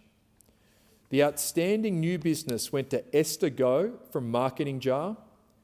And the Outstanding Visitor Experience Business went to Jim Winchester from Quest Woolaware. We also had the Local Business Awards that celebrated more outstanding achievements from these vital small businesses in my local community of Cook. Again, they make up the backbone of Australia, the backbone of Cook and the backbone of employment. This year's winners from Cook in the Automotive Services category went to Stephen Melton from Southern Sydney Mechanical. The Best Bakery and Cake Business went to Bastian Gab from Miranda. The Best Beauty Services went to Wafa Karim from Cronulla Skin Sanctuary. The Best Beauty Services went to Lauren Conway from Lauren, Elise and Co Sutherland Shire. The best cafe went to Z Checo from Dolce Aroma. The best community services went to Danny Christie from the Family Co. The best delicatessen and gourmet food went to Michael Haddad from Nina's Chocolates, a beautiful place that has an office just near where I live in Gymea Bay. The best early childhood centre went to Carissa Blizzard on Antaria or Whyalla Childcare Preschool. The best education service went to Lindsay Smith from Excite Safety. The best fashion went to Melissa Bennett's from Bay Road Clothes. The best fast food takeaway went to Abul Chowdhury from Chargirl Chicky. The best fitness services went to Sophia Chadawari Fak from SPC Muay Thai Gym. The best florist went to Stephanie Jordan from Nunu Designs. The best fresh food went to Christina Basil from Panetta Mercato Kirrawee in South Village. The best hairdresser went to Joanne Beards from Karazim Hair Creations in the Civic Arcade. The best health improvement services went to Rachel Dorman from Shire Hearing and Implant Centres. The best holiday and travel went to Susie Potter from the African Safari Co in Sutherland. The best jewellery store went to Julie Hetter from Prouds Jewellers in Salvania Southgate Shopping Centre. The most inclusive employer went to Mike Parker from Commercial Freight and Logistics. The best performing arts went to Zoe Karazvalis from Infinite Abilities Performing Arts. The best pet care went to Jacqueline Bell from Cronulla Veterinary Clinic. Best pharmacy went to Rami Hanana from Terry White Chemart Caringbah. The best plumbing services went to Jeremy Attu from Jeremy's Plumbing Services. The best poultry, fish and meat went to Mark Rogers, who runs the fantastic quality Stapleton Meats at Southgate, a great business and a great entrepreneur as well. The best professional medical services went to Sarah Annis from Spectrum Medical Imaging Miranda. The best professional services went to Jodie Jameson from Gibson Howland Lawyers. The best real estate agency went to Peter Green from Lang & Simmons Miranda. The best restaurant family went to John Hatzakis from the New Chambers Restaurant. The best services and trade went to Ivana Josic from Boy & Built. The best sole operator went to Andrew Woodward from the Investors Way. The best specialised business went to Ben Browning from 1-800 Projects. The best specialist retail business went to Tracy Morrison from Crocker's Paint and Wallpaper. The best business person of the year went to Talia Carlisle from Talia Carlisle Empowered Living Care. The youth award went to Kira Holloway from Antara and Whyalla Childcare and Preschool. The best business person of the year went to Jodie Jameson from Gibson Holland Lawyers. And the Sutherland Shire Access and Inclusion winner was Jasmine Moffat from Dust Devils. I'd also like to acknowledge a tragic accident. My condolences and prayers go out to the boys and families involved in the tragic jet ski accident on Tuesday evening on the Georges River in Sylvania. Tragically, this accident claimed the life of 15-year-old Mitchell Irvine and left his friend, 14-year-old Noah Watkins, seriously injured. Mitchell's loss and Noah's injuries have devastated my local community, a heartbreaking reminder of how fragile life is. To Mitchell's family, we mourn with you, me and the rest of our beautiful community in Cook. To Noah and your family, our thoughts and prayers are with you for a speedy recovery. And I also would like to pay special tribute to police officer Jesse Hockey and paramedic Scott McNamara, who showed extraordinary courage diving into the cold, deep, dark, murky water to help and save Noah's life. Their bravery reflects the best of our emergency services and reflects the community spirit and bravery that all of our community exhibits in the seat of Cook. The question is that the address be agreed to, and I call the member for Boothby. Thank you, Deputy Speaker. Ninamani, Nainari Louise Miller-Frost, Nai Katinya Nari, Ninamani Nadlu Gana Yerta, Nadlu Nanawala Nambri Yerta, Nadlu Tampiti, Paku Yerta, Nadlu Nanawala Nambri Yatanga Tampinti. What I just said was, hello, my name is Louise Miller-Frost. I'm the firstborn female in my family. I come from Kaurna land, and I acknowledge that I'm on the land of the Ngunnawal and Ngambri people, and I respect their land and acknowledge that they are the traditional owners of the land. This is the language of the Kaurna people, the First Nations people of the Adelaide Plains, the place where I am privileged to live, work and represent here in Canberra. And as I speak these words into Hansard, I reflect on the history of the Kaurna language. The lands of the Kaurna people is the Adelaide Plains, and it extends to the north of Adelaide around Crystal Brook and to the south at Cape Jarvis. When European settlers came to South Australia and founded Adelaide, the Kaurna people were pushed off the fertile plains. They were sent to missions on the lands of the Nurrungeri people near the Coorong and the Narungga people of York Peninsula, and their culture was suppressed. The language was lost, completely died out, and it was only through the work of school principal Auntie Alicia Willara Rigney and linguist Dr. Rob Amory in the 1980s, who researched through written records, letters written home by German missionaries, that the language was rediscovered and rebuilt. And so I reflect on practices that eliminated something as important as culture and language, and the impact colonisation had and still has on First Nations people. But I also reflect on the importance of written records, without which we would not know the Kaurna language today. And I reassure Hansard that I will be providing them with the text of the words. Speaker, it's my very great honour to represent the people of Boothby in South Australia.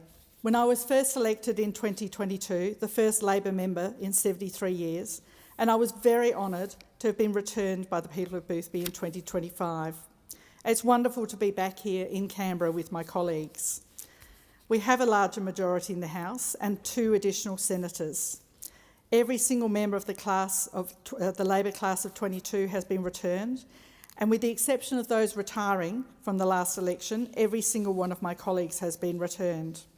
Some, like the former member for Higgins, Michelle Anandaraja, whose seat was eliminated in a redistribution, is back as a senator for Victoria. And moving in the other direction, former Senator Anne Urquhart stepped down as a senator for Tasmania and has successfully won a seat in the House of Representatives, and we welcome her as the member for Braddon. South Australia was a very exciting place on election night. We had birthday cake at the Boothby election party for Charlotte Walker, who turned 21 on election night, and shortly thereafter discovered, as third on the Labor ticket, that she had been elected as the youngest ever senator. Senator Walker is a great addition to the Labor caucus, building on an important aspect that the Prime Minister often comments on.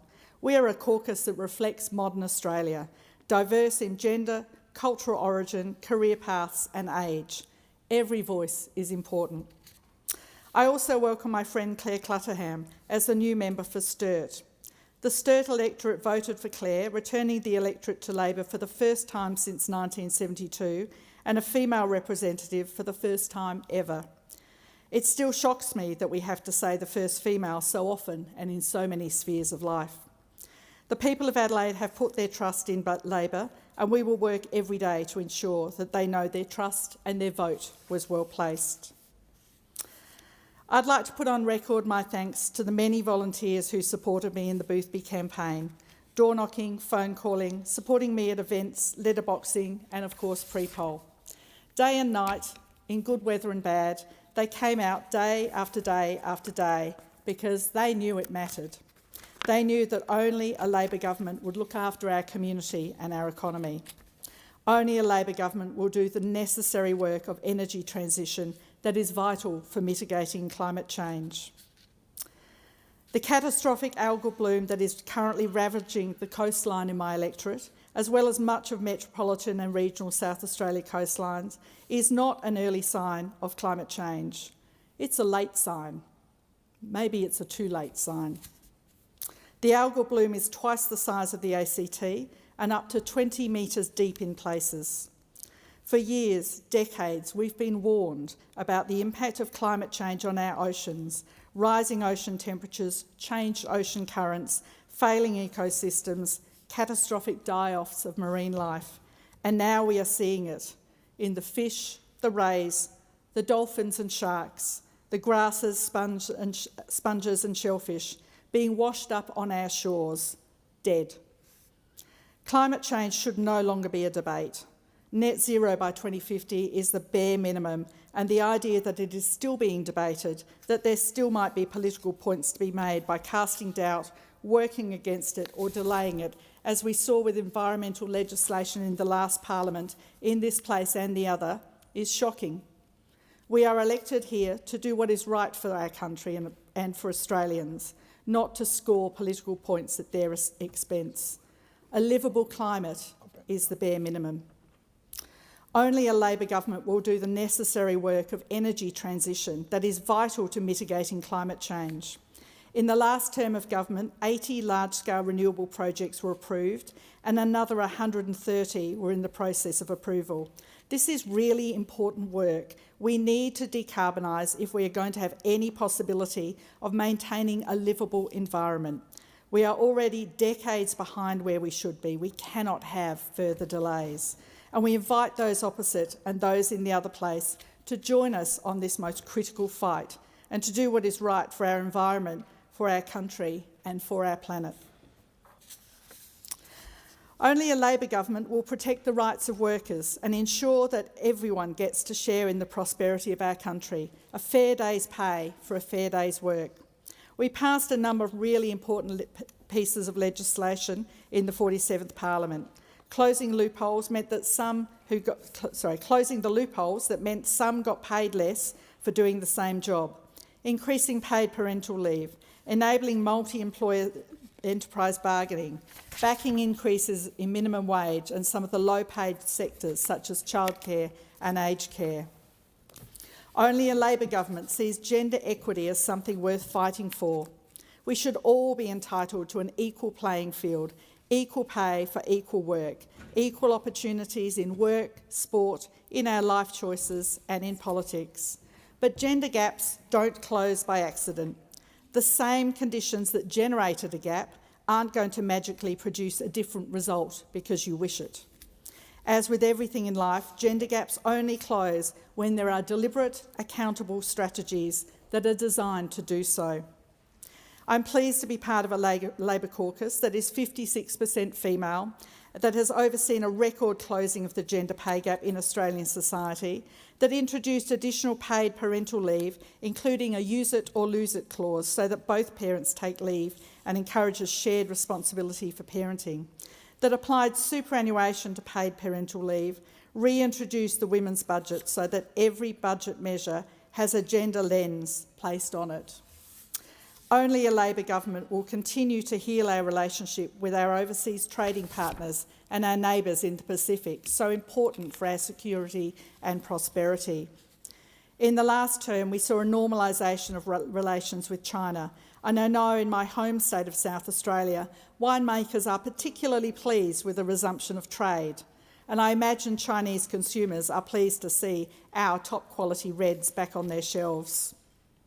Only a Labor government will protect Medicare and the NDIS. Only a Labor government... Apologies, the debate is interrupted in accordance with Standing Order 43 and the debate may be resumed at a later hour and the member will be granted leave to continue speaking when the debate is resumed. Are there any statements by honourable members? And I give the call to the member for Canning. Thank you, Deputy Speaker. Many young Australians have lost hope of owning a home. And if they can't build a home, it's very hard to start a family. Now, that might in part explain the collapse of our fertility rate to 1.5 births per woman, the lowest in our history. Yet Australia is growing rapidly, but it's not because we're having more children. So what's driving our growth? Well, the answer, Deputy Speaker, is net overseas migration, or the NOM. Now, historically, the 20-year average for the NOM from the years 2000 to 2019 was about 190,000 people per year. Yet post-COVID, net overseas migration has exploded. In 2023-24, the NOM was 446,000 people, the largest group, temporary students, with 207,000 arrivals. In the last 2 years, we've added nearly 1 million extra people to our population. And Deputy Speaker, the Australian people are feeling the impact of Labor's immigration policy. Our infrastructure is under pressure. Essential services from schools and hospitals are stretched thin, and Australians are locked out of the housing market. Many are house poor, spending most of their income on rent or mortgages.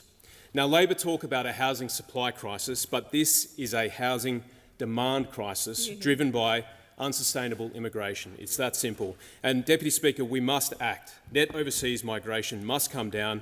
Our first allegiance is to all Australian citizens and making sure they have a roof over their heads. Member for Blair.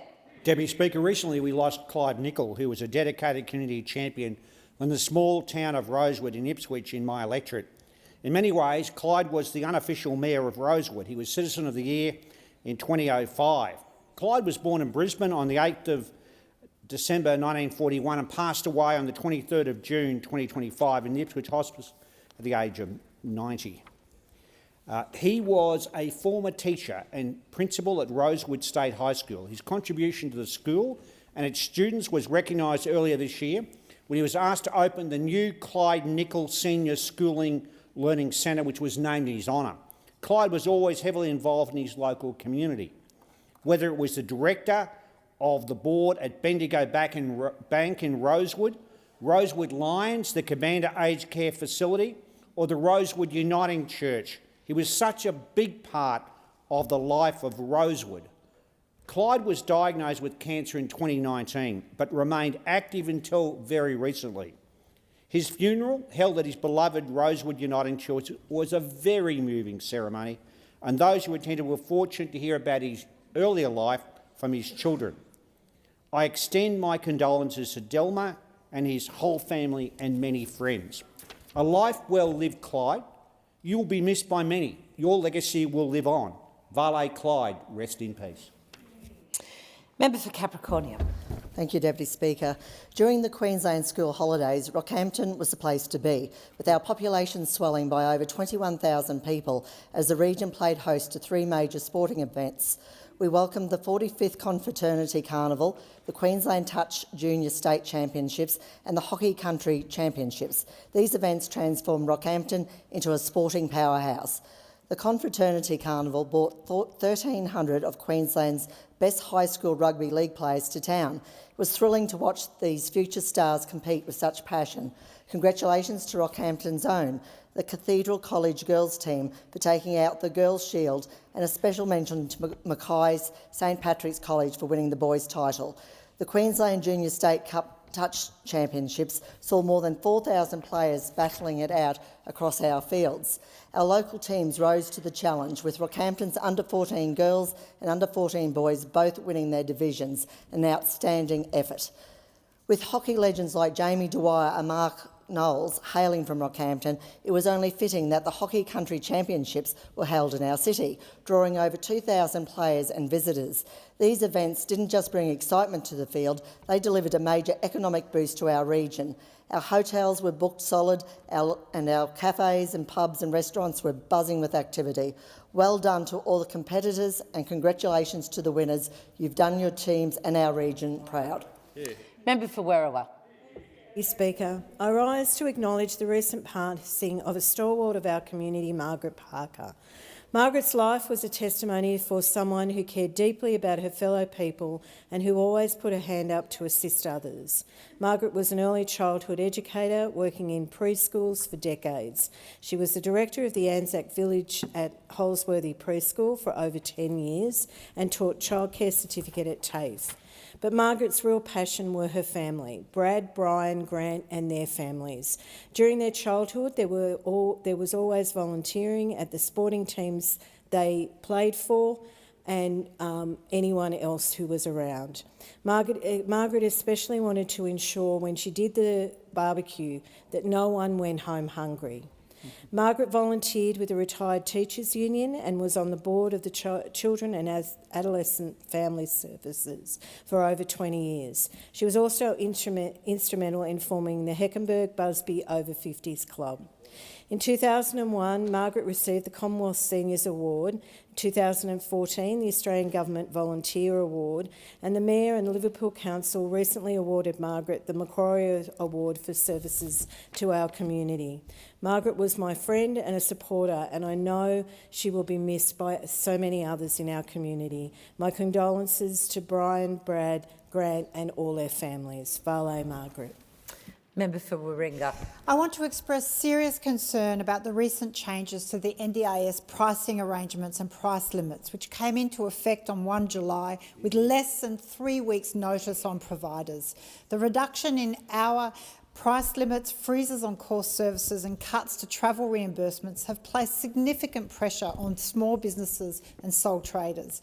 These providers are not large corporations. They are local, community-based businesses, speech pathologists, physiotherapists, psychologists, many of them women-led, mobile and deeply embedded in the care economy.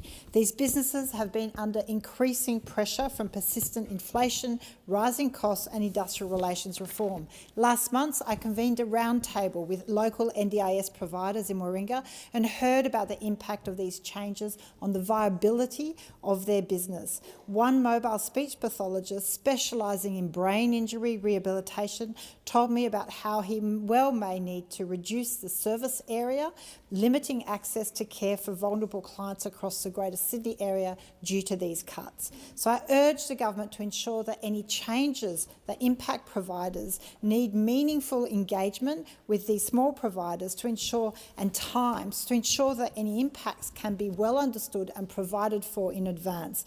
If we want a productive, sustainable NDIS, we must ensure our policies support, not squeeze, the small business that make it work. And member for Aston. Thank you, Deputy Speaker. I would like to address the blatantly racist and hateful attacks that were perpetrated upon 2 Asian restaurants, a healing centre on Mountain Highway and a Hindu temple in the suburbs of Boronia and Bayswater earlier this week. In my first speech in this Parliament in May 2023, I spoke about meeting Atul from Sri Swaminarayan Hindu Temple in Boronia and how I was welcomed upon my first of many visits there. The temple is a tranquil place of worship to the Hindu community of Aston and beyond. To learn that it had been plastered with such hateful images and offensive language was sickening. I have spoken to Atul today and will visit with him and others at the temple on Saturday to reassure them that I stand with them in solidarity against such hateful attacks. I also hope to visit Graham and Ali, owners of Kingsland Chinese restaurant in Boronia, who found similar hateful graffiti upon their premises earlier this week. No one should have to deal with this kind of hate. The cowards who chose to paint such hateful images and offensive words on these premises are absolute lowlife, with fear in their hearts, not love for others, and I strongly condemn their actions. I stand in solidarity with those affected and I want to assure them that as their federal member, I believe that our multicultural diversity in Aston is something to be celebrated, not feared. It makes us a stronger community, and racism and hateful attacks such as these will not be tolerated. Thank you. Member for Clark. Deputy Speaker, last Saturday, Tasmanians returned to the polls for the second time in 16 months. It was an election nobody wanted and an outcome nobody thinks was worth the disruption and cost. Hanging over the fiasco was, of course, the state's dire financial situation, because there are less than 600,000 people in Tasmania and we're facing a debt of roughly $13 billion by 2028.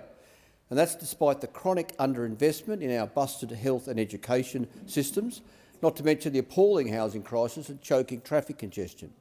But, Deputy Speaker, at least one thing's clear after the poll, where the independents enjoyed a surge in their vote and no major party secured even close to a majority.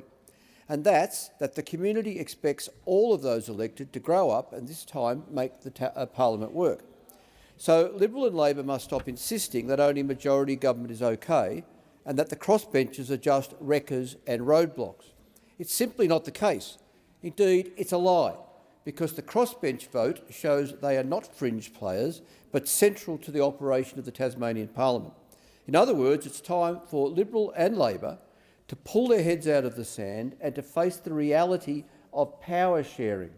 Anything less will show contempt for the long-suffering Tasmanian community. Thank you, Deputy Speaker. Member for Robertson. Thank you, Deputy Speaker. And there are many amazing leaders in my community on the Central Coast, and I want to take this opportunity to acknowledge one in particular. Dr Tom Tseng of Bensville is a truly local legend. Not only is he a dedicated surf lifesaver at Copacabana SLSC, but he's also serving as the club's president. Dr Tseng became involved in Copacabana Surf Lifesaving Club when his 3 children were enrolled in the club's Nippers program. Now in their 20s and 30s, Dr Zeng continues to provide his support as president, participating in regular branch meetings, charity monthly board meetings and assisting with patrols at the beach. In his professional career, Dr Tseng is a dental surgeon practising dentistry at Kincumber Dental Care, which he has done so since 1994. Dr Tseng has seen many changes over the years, including a growing community which has required the clinic to welcome an additional 3 dentists. On top of his volunteering work and his career as a dentist, Dr Tseng is also the president of the Australia, New Zealand and South Pacific section of the International College of Dentists. The International College of Dentists has been honouring the world's leading dentists since 1920, with more than 12,000 members in more than 140 countries. And fellowship into this college is by invitation only for the great work that Dr Tseng has done in our community. So on behalf of the Central Coast, I'd like to commend Dr Tseng on his incredible community work and to his contributions to dentistry worldwide. Member for Gippsland. Thank you, Deputy Speaker. And I rise to table a petition which has been certified by the Petitions Committee. This petition of concerned Australians calls for an independent environmental audit of the Gippsland Lakes. Deputy Speaker, this is long overdue. The last audit was undertaken by the CSIRO in 1998, and this is a dynamic system which is subject to a range of external impacts and influences. I've previously described the Gippsland Lakes as the Great Barrier Reef of the South.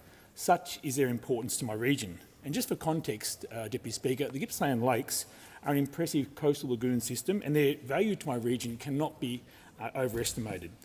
Socially, economically, environmentally, culturally, we have an obligation to care for these Ramsar-listed wetlands, and I'm concerned that we are failing our future generations.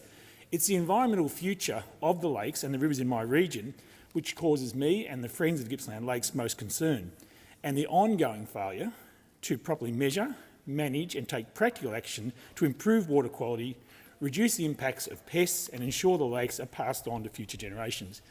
Deputy Speaker, managing the lakes is, like most natural resource issues, primarily a state government responsibility. But what do we do when a state like Victoria continually fails to meet its responsibilities?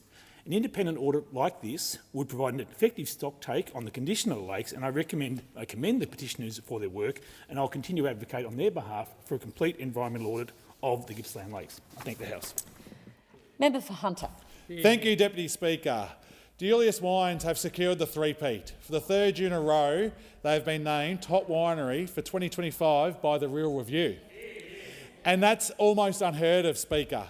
The Real Review's Top Wineries of Australia list is highly regarded for its rigorous and independent assessment. Wineries are judged on the quality and consistency of their wines reviewed over the past 2 years, making this accolade a true indicator of sustained excellence. If you're a wine lover, to put it simply, it means when you have a taste of Julius wines, you're treating your taste buds to some of the best wine you can find. Julius wines are best known for their premium Hunter Valley Semillon, Shiraz and Chardonnay. Their Hunter Valley Semillon is the benchmark for the region, and the Hunter Valley Shiraz is a powerful yet elegant wine. For more than 3 years, I've been standing in this place and saying that the Hunter has the best wines in the country and the world. And what more proof do you all need in this place, Deputy Speaker? Make the trip to our beautiful part of the world, our slice of heaven, and when you're there, make sure you have a glass or a bottle of some high-quality, critically acclaimed wine from Julius Wines. I'm actually looking forward to going there, Deputy Speaker, on the 27th of September to their Cork and Fork event. I'm going to eat plenty of meat and drink plenty of their wine as well, so really looking forward to going there and supporting them on their journey to be one of the best winemakers in the country. Thank you, Julius Wines. And Member for New England. Well, thank you very much, Mr Deputy Speaker. When I was young, my father had an adage, and he used it if you were going down in a ridiculous cause. And he said, you know, there was a person and he was trying to train their horse, breaking their horse, to eat rocks, and it had just about done it and the damn thing died. And that's what happens when you pursue a cause for which there is no real result. And net zero is part of that. If we continue on this path, you'll just about get there and the economy will be dead. But long before that, it's going to be incredibly sick. And now we're hearing people talking about the metals industry is going, the plastics industry is gone, the glass industry is gone, we're propping up the aluminium industry, the fertiliser industry is gone.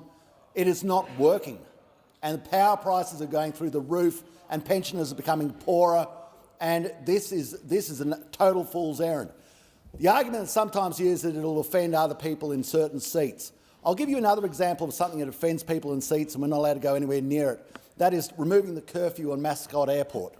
Apparently that would be absolute dynamite if you ever did it, and so we never even consider it. And I would suggest that the people who may like the idea of net zero are also the same people who don't like the curfew on Sydney Airport, and how much political pressure that has because of Grainliff, because of Cook, because of Ringra, because of Wentworth. I'll finalise this by saying this thing is national, but for me it's terribly personal. Time has expired, and I give the call to member for Reid. Founded in 1965 by a passionate group of football-loving locals, the Abbotsford Juniors Football Club transformed a former waste disposal site, what is now Campbell Park, into a place where generations of children have enjoyed football. Since then, the club has stayed true to its roots, putting local kids and community at its heart. They're now the largest football club in the city of Canada Bay and a powerhouse of grassroots sports. I'll be attending their celebrations to mark their 60th anniversary this weekend, where the club will recognise Stan Blake, the sole surviving founding member, and his son Gary, an original member of the club. Among those celebrating this milestone will be players from the club's first premiership-winning female team. The club has a proud history. It also has a bold future. This year, it reached 46% of female participation in their youth teams, a huge leap towards their gender equity goals and well above the national average. To the Abbotsford Junior Football Club, the volunteers, players, coaches, parents, thank you for 60 years of community inclusion and passion for the game.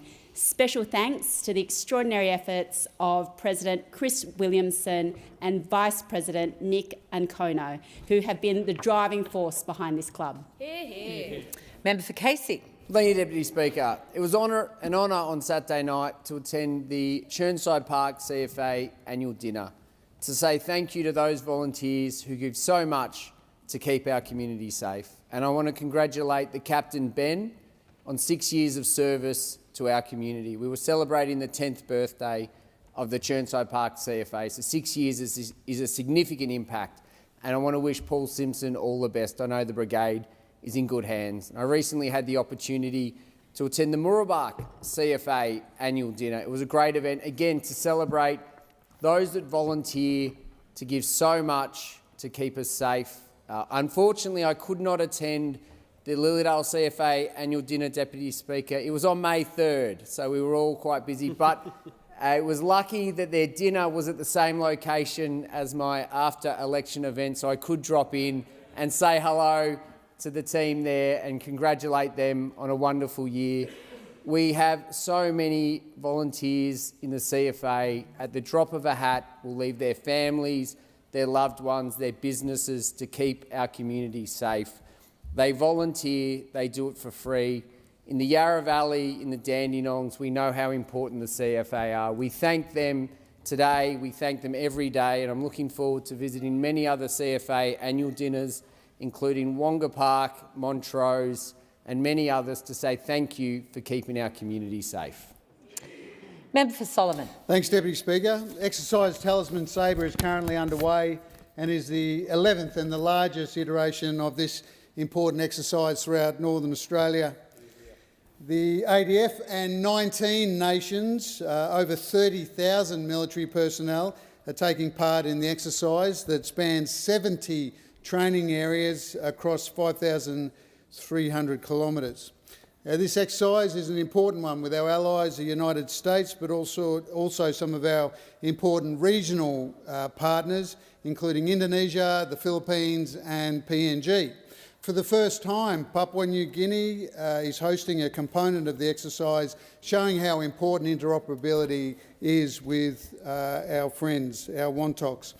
Earlier this month, I attended a live fire exercise at the Shoalwater Bay Military Training Area near Rockhampton in northern Queensland, where we witnessed a demonstration of the HIMARS, the High Mobility Artillery Rocket Systems. This rocket system is a crucial component of our integrated defence, but also important in bolstering our collective defence capability with our allies and partners. This was all part of the ADF parliamentary program, and I want to give a shout out to Lieutenant Colonel Andy Martin, but also the commander of 3 Brigade, Brigadier Ben McClellan, and the CEO of 3 RAR, my old unit. Well done on hosting those politicians. And the member for Cook. Thank you, Deputy Speaker.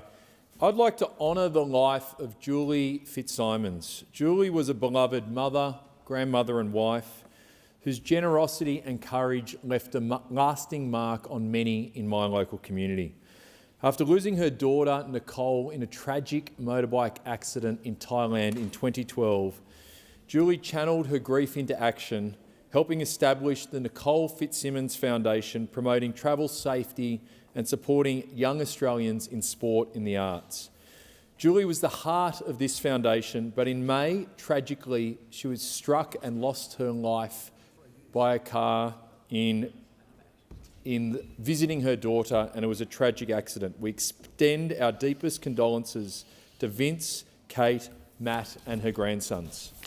I'd also like to celebrate a massive win for my local community in the Gunnamatta Pavilion upgrade.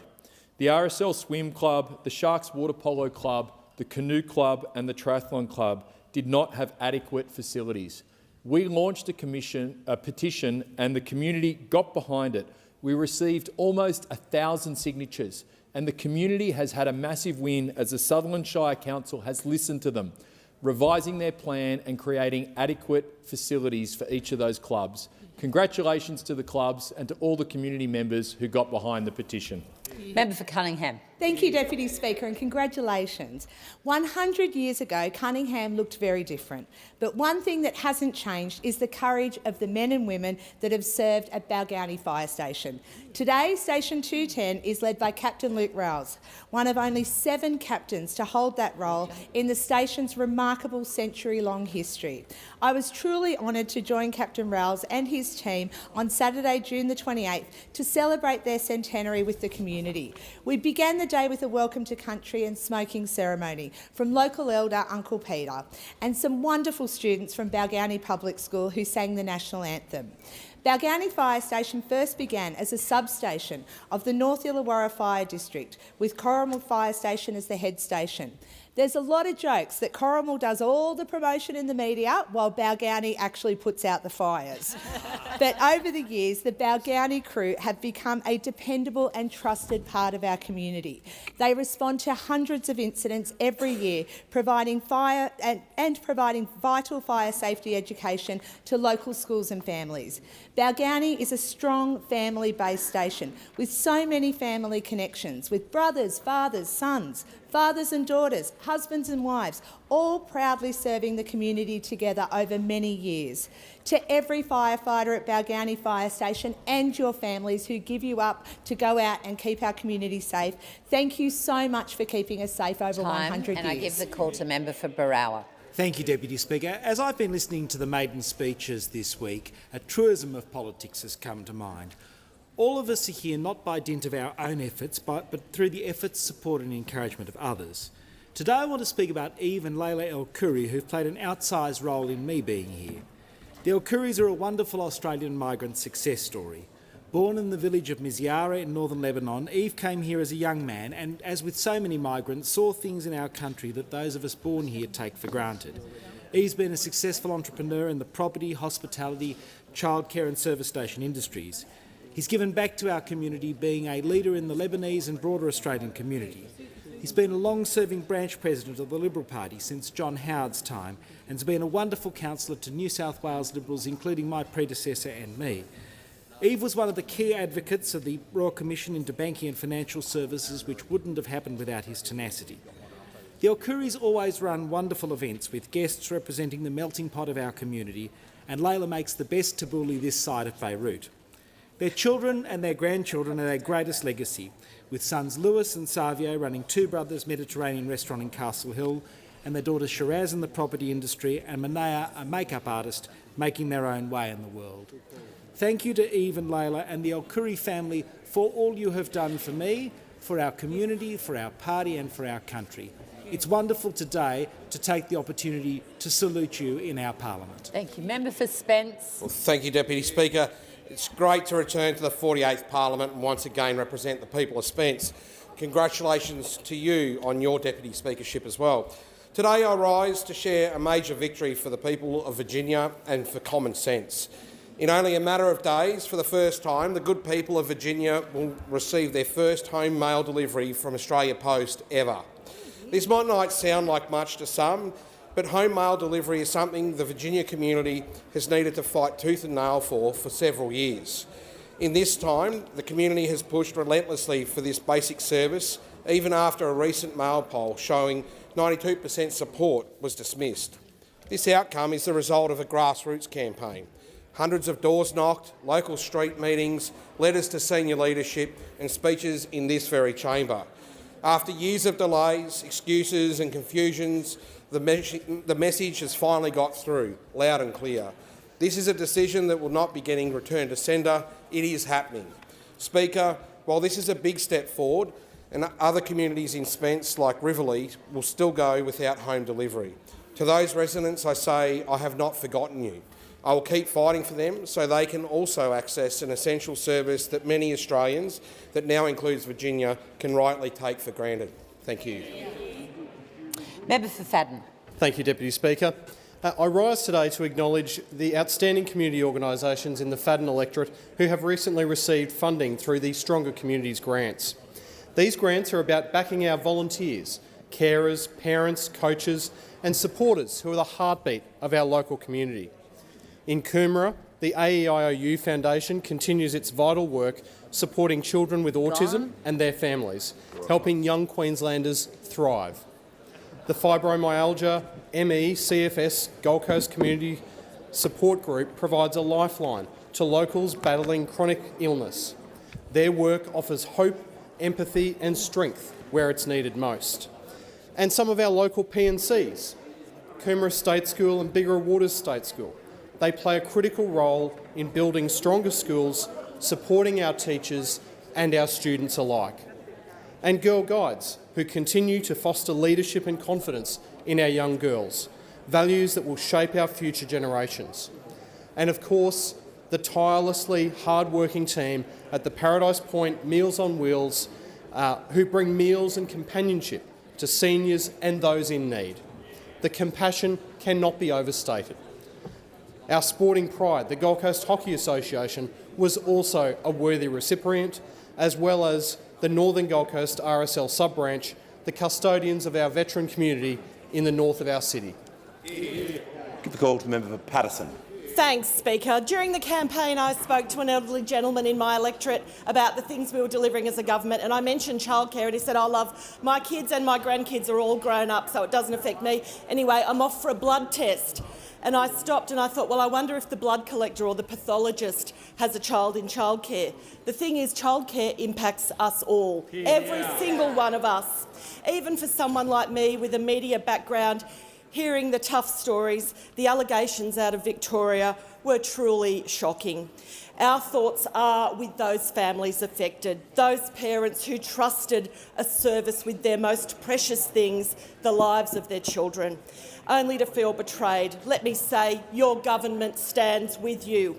We also stand with our incredibly professional childcare educators who are facing some pretty torrid times at the moment. We are not just offering words, we are taking action. Just last night we saw the Minister, Jason Clare, on 7:30 deliver a calm, serious and heartfelt response. It is worthwhile. So thank you so much for that, Minister. Children care, we care about children, childcare matters, it impacts us all, and this government is passing laws to ensure that. Concluded. In accordance with Standing Order 43, the time for member statements has concluded. I call the Prime Minister. Thanks, Mr Speaker. I move that the House record its deep regret at the death on 1 May 2025 of the Honourable Peter James Nixon AO, a former minister and member of this House for the division of Gippsland from 1961 to 1983, place on record its appreciation of his meritorious public service and tender its sympathy to his family in their bereavement. Call the Honourable the Prime Minister. Peter Nixon's life spanned nearly a century, but he never forgot the values instilled in him as he grew up on a Gippsland farm. As part of his family's fourth generation on the land, Peter knew all about unrelenting hard work and facing challenges head-on, not least at the age of 10, when he and his family sheltered in the Snowy River from the calamity of the Black Friday bushfires. Modestly describing himself as a simple farmer, Peter entered politics at the age of 33, winning the seat of Gippsland for the then Country Party at the 1961 election. He quickly gained a reputation as tough, genuine and hard-working, a man who kept his feet on the ground and his sense of humour, often cheerfully at his own expense. That he was re-elected 8 times stands as ample testimony to his qualities that he carried into multiple ministries, first as Minister for the Interior and later in the portfolios of Shipping and Transport, Postmaster General and Primary Industry. He helped shape national policy in areas including the first national road rules, agriculture, Indigenous affairs and the new Parliament House. Peter tried to see the best in others, something perhaps helped by his evenings spent playing pool with Doug Anthony and Billy Snedden against Labor stalwarts, Clyde Cameron, Jim Cope and his verbal sparring partner, the former member for Grayndler, Fred Daly. And he knew disagreement should never be a barrier to affection. As he put it in his moving eulogy for Malcolm Fraser, such was the man and his achievements that none of our differences could compromise the respect and friendship which I feel for him. This, however, didn't mean Peter shied away from a stoush. As he put it when announcing his retirement in 1983, "I've loved every minute of it, and the harder the fight, the greater I've loved it."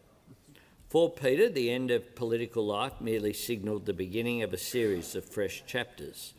A die-hard Richmond Tigers fan, he became one of the first commissioners of the Australian Football League. Former Richmond President Ian Wilson deemed him the wisest man I know. He was a trustee of the Melbourne Cricket Ground. He chaired Southern Cross Broadcasting and an inquiry into the Tasmanian economy. In 1993, he was made an Officer of the Order of Australia, and he embraced his role as an elder statesman of his beloved National Party. I know many in this place valued his generous counsel. Peter's long life was one of variety and integrity, and underpinning it all was family. He and his beloved wife Sally were married for 58 years, a union that only came to an end with Sally's passing in 2013. They had 3 children, Joanne, Mark and Christopher, followed in turn by grandchildren and great-grandchildren. Our hearts go out to all Peter's family and to all who knew him and loved him, including, of course, his broader family in the National Party. May Peter Nixon rest in peace. I give the call to the Honourable the Leader of the Opposition. Thank you, Mr Speaker, and I thank the Prime Minister for his generous contribution. Today we reflect on the remarkable life of a remarkable man, the Honourable Peter Nixon AO, who passed away on the 1st of May this year at the age of 97. And I note the attendance of Peter's family members here today: Chris, Toby, Peter, Joanne, Amanda and Katrina. It is perhaps fitting that we have this condolence today, and I am sure Peter would have much to say about Australian agriculture today. Peter Nixon was a great Australian. He was a man who lived a big life, a life matched by the wide expanse of his Gippsland electorate. Peter's life was touched, as so many are in the bush, by the unforgiving Australian climate, by fire and flood and drought. He was a man of grit and drive. He would bring that grit into our federal parliament, and Peter is one of the many towering figures in our national story who have done work to advance Australia's story. The work he did in government helped build the world-class agricultural sector that remains a pillar of our national prosperity.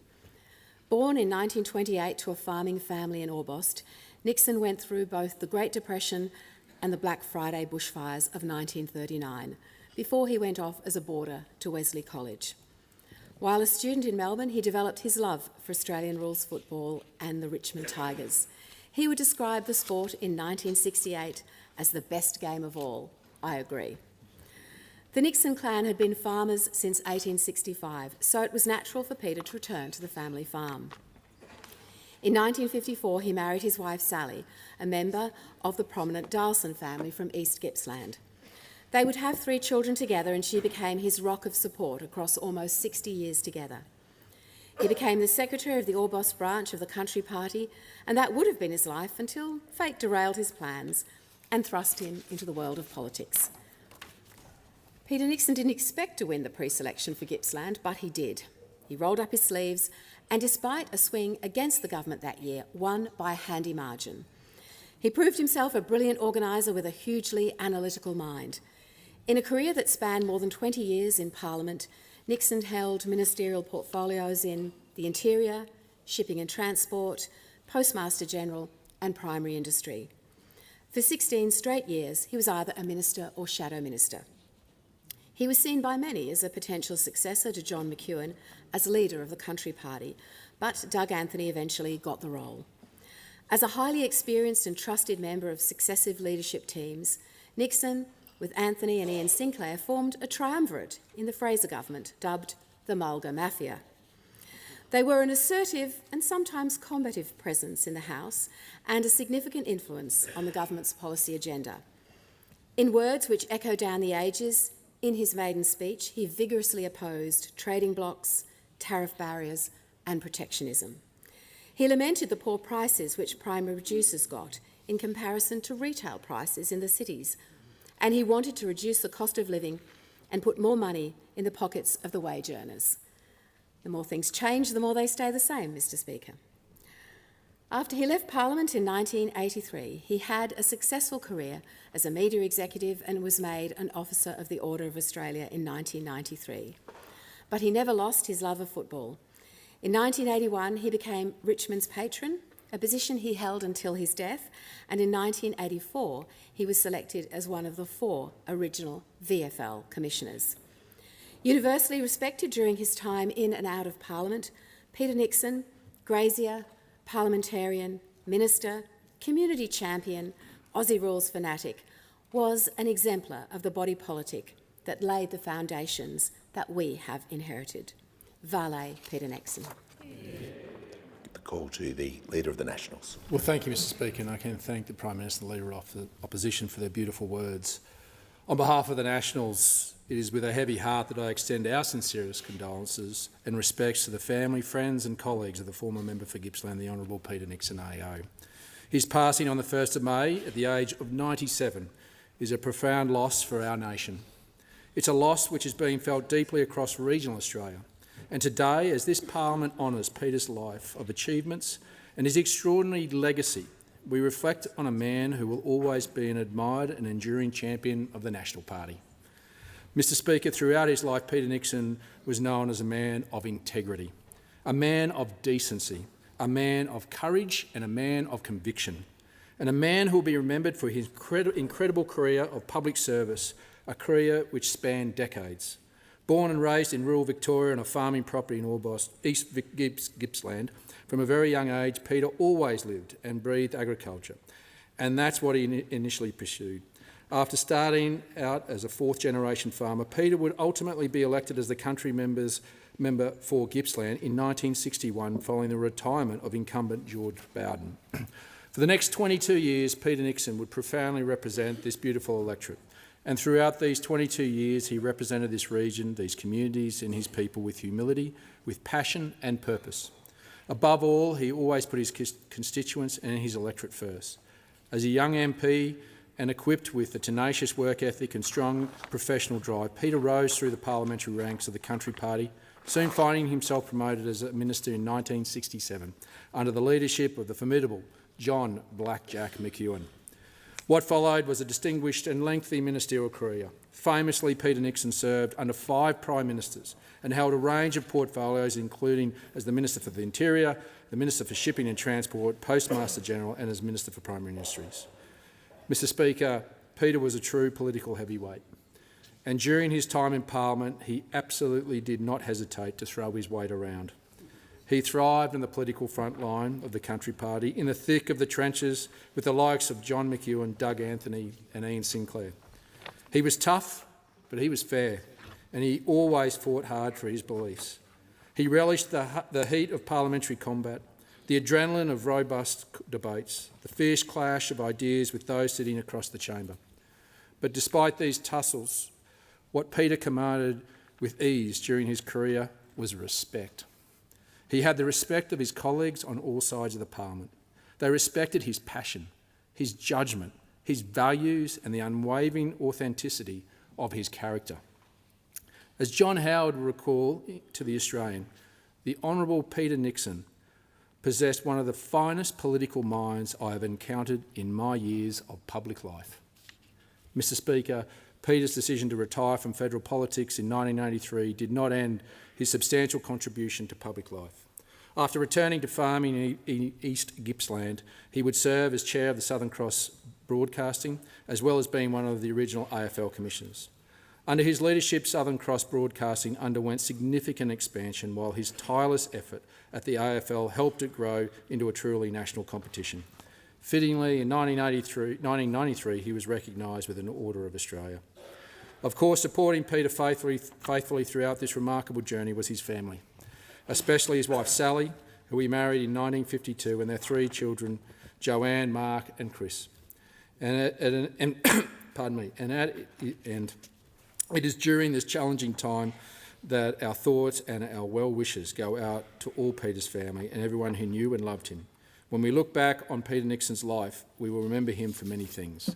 We will remember him a loyal, towering statesman of the National Party. We will remember a political leader of determination and intellect.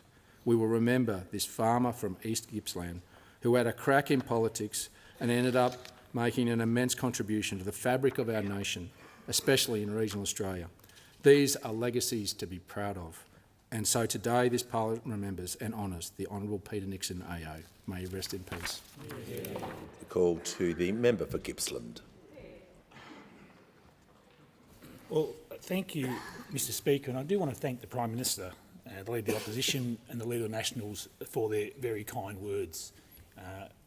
Much kinder, in fact, than the words Member Page uttered to me as I was coming up here, saying that was the last time Gippsland had a decent Member of Parliament. Don't worry, Member Page, Peter Nixon would have appreciated your quick wit more than I did. So I do rise to offer my condolences to the Nixon family who join us in the chamber today, and to the broader National Party family on the passing of a giant of our side of politics in the Honourable Peter James Nixon AO. Mr Speaker, when we celebrated Peter's life at a memorial service, we were overlooking the Punt Road Oval in Richmond, and the guest list, I think, gave an insight into the remarkable diversity of the people he had touched during his 97 years. Of course, there are his proud children and grandchildren, and great-grandchildren as well. But they were joined by former Prime Minister John Howard, Tammy Fraser, the wife of the former Prime Minister Malcolm Fraser, Lindsay Fox, Bill Kelty, Professor Geoffrey Blaney, and the Master of Ceremonies, ABC Backroad host Heather Hewitt, who was a personal friend of Peter Nixon. It was a celebration of a rich and varied life. As we've heard, Peter was born in Orbost, and for those who are not familiar with God's country, as in Gippsland, it's about 5 hours' drive east of Melbourne on the banks of the Snowy River. These were the Depression years, and times were tough, but a young Peter Nixon filled his days hunting, fishing and working on the farm. While Peter's political and business interests took him to Canberra, to Melbourne and around the world, it was the Snowy River that ran through his veins, and he always maintained his connections with the land and the people of the Orbost region. It's the Snowy River which brings life and prosperity to the families farming on those flats. And as the Prime Minister has noted, Peter and his family famously took refuge in the Snowy River during the Black Saturday bushfires of 1939. Now, the Snowy River country is synonymous with flooding rains and the occasional bushfire, experiences which no doubt toughened Peter for his more than 20 years in federal parliament. Mr Speaker, Peter grew up as the fourth generation on the family farm, but he also attended secondary schooling at Wesley College in Melbourne towards his final years. He said he found the move daunting, but he actually later credited it with broadening his worldview, and he completed his leaving certificate from his hospital bed after a serious football injury left him incapacitated for 6 months. His presence in Melbourne during those formative teenage years also, no doubt, contributed to one of Peter's enduring passions, probably rivalling the family, I have to say, Chris, the Richmond Football Club. He recalled playing footy for his school in the mornings and then catching the bus to Punt Road for the Tigers games, and one day he was taken to the change rooms with two of his mates by the legendary Captain Blood, Jack Dyer. The three of us remained Richmond for the rest of our lives, Peter said of that experience. But in this case, he was also a club patron and also served on the Victorian Football League Commission, because Peter Nixon never did anything by halves. But I am getting ahead of the story, Mr Speaker. I'll move along. Peter returned to the family farm after finishing his schooling and became active in community groups as well as golf tournaments, and was there where he met and later married the love of his life, Sally Darlson. They had 3 children, and Peter's involvement in politics started with driving his father to country party meetings and state conferences. Now, the seat of Gippsland had only elected 5 MPs prior to 1961, when Peter became the country party candidate for the election. Apparently, he'd been reluctant to nominate for pre-selection, but was encouraged by his father, who I think accused him of being a squib if he didn't nominate, and also urged by his wife, who said, "You're not going to win the pre-selection anyway." In any case, the presumed nominee suffered a fatal heart attack just days before nominations, and the rest is history. As others have outlined, what followed was an extraordinary political career as a senior minister, where he served under 5 prime ministers. As the leader of the opposition said, he became part of the Mulga Mafia, a colourful nickname bestowed on the trio of Doug Anthony, Ian Sinclair and Peter himself to reflect their very influential positions in the chamber in those years. Mr Speaker, Peter remained faithful to his rural constituents from the day he took office. In his first speech, after extolling the virtues of Gippsland's beautiful rivers and lakes and beaches, and even inviting the entire House to come to a holiday in the seat of Gippsland, which I repeat again today, Peter made the following point, and I'd like to quote: "It is in the main a primary producing electorate, and it is as a farmer that I, a newcomer to this House, would like to direct attention to the fears that are in the minds of a farmer, not only in my electorate but generally throughout the nation. They want to know where they're heading and what their long-term prospects are." In that speech, he also railed against the continuing fight against the rising cost of production. That was February 1962, and it's as true today as it was then 63 years ago. Throughout his political career, Peter was renowned for his astute political judgment, his willingness to engage in vigorous debate with those opposite. He was known as a tough negotiator and enjoyed the ministerial power of making decisions to improve the lives of regional Australians. And, Mr Speaker, I do say, with complete bias, that the people of Gippsland are great judges of character. I couldn't help myself. The seat of Gippsland is one of only 2 divisions in Victoria that has had the good sense to never elect a Labor Member of Parliament.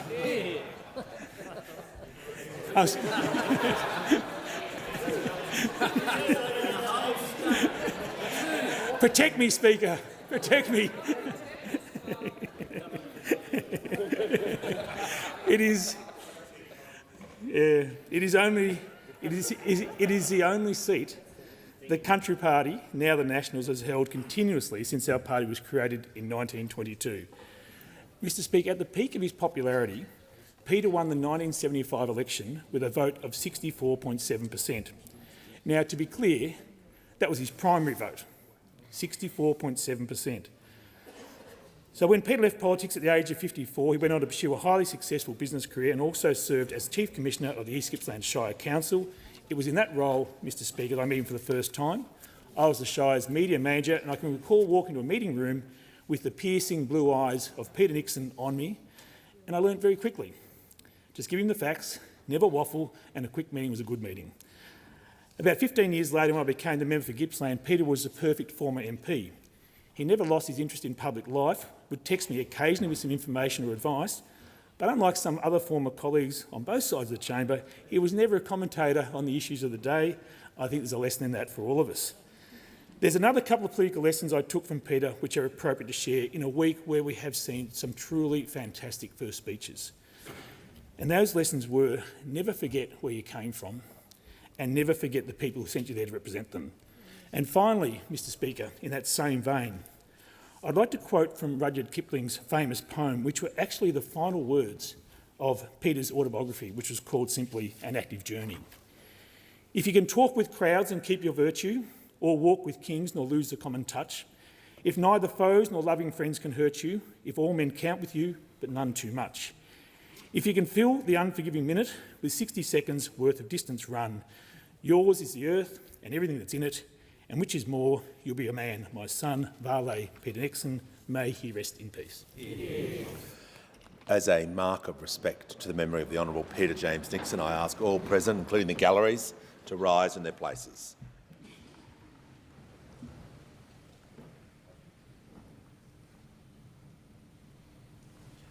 I thank the House.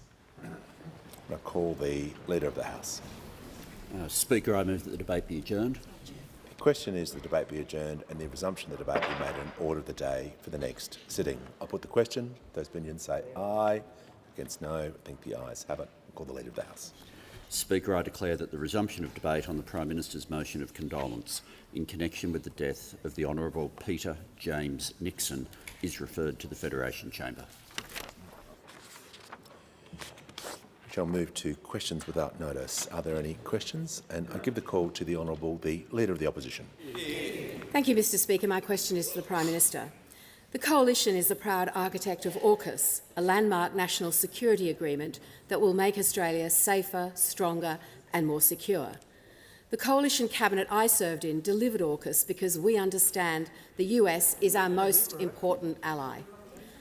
261 days ago, the American people elected a new president. In that time, more than 30 world leaders have met with the US president. Why has the Australian Prime Minister failed to meet with the US president? Call to the Prime Minister. I thank the member for the question. Last time I looked, just to have a bit of fact check, AUKUS wasn't actually delivered during the former government.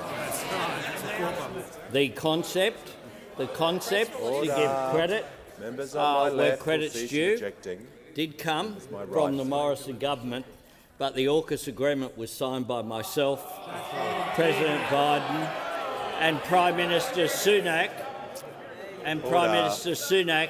in San Diego. That is just a fact, Mr Speaker. Now, the US President was elected and took office in January. Since then, we have had 3 conversations.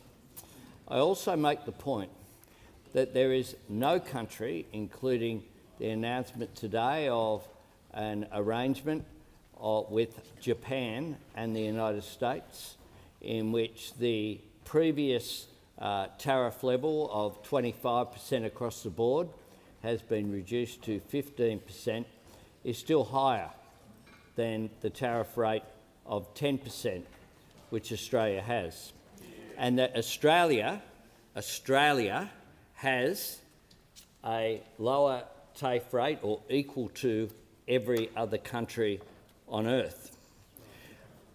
Australia used to, on a bipartisan basis, support free and fair trade. That's right. Both sides. That's right. I find it extraordinary that the coalition seemed to have made a decision by the US administration to, contrary to our free trade agreement with the United States, apply an across-the-board tariff on Australian exports into the United States, has brought with it not a criticism of the issue of the imposition of tariffs, but a criticism rather than choosing to support Australia, has chosen the opposite. Order. Order. When the House comes to order. The member for Fisher, I just asked the House to come to order. And I'm about to call the next questioner. Trust me, this is not the time to interject. I'd like to hear from the honourable member for Leichhardt. Hear, hear. Thank you, Speaker. My question is to the Minister for Employment and Workplace Relations. How is the Albanese Labor government delivering on its commitment to help Australian workers, and what has been the response to our commitment to help Australian workers earn more and keep more of what they earn? Give the call to the Minister for Employment and Workplace Relations. Well, thank you, Speaker, and I'd like to thank the member for Leichhardt for that question. And it was wonderful to visit with him, workers in Cairns, just last week, talking about how important fair wages and conditions are. Of course, in our first term, our government has delivered landmark legislation when it comes to industrial relations, with a clear goal of getting wages moving again. Now, building on this today, I've introduced legislation to protect penalty rates and overtime rates of 2.6 million workers in this country. We know that right now the modern award safety net can be undermined.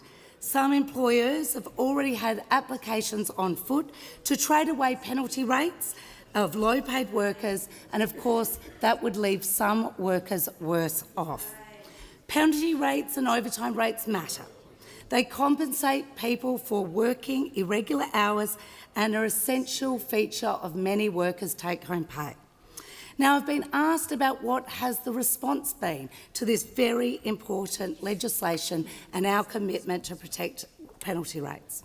Well, I met with Leanne, a retail worker, on Saturday. Penalty rates for her make up about $7,500 per year in her pay packet.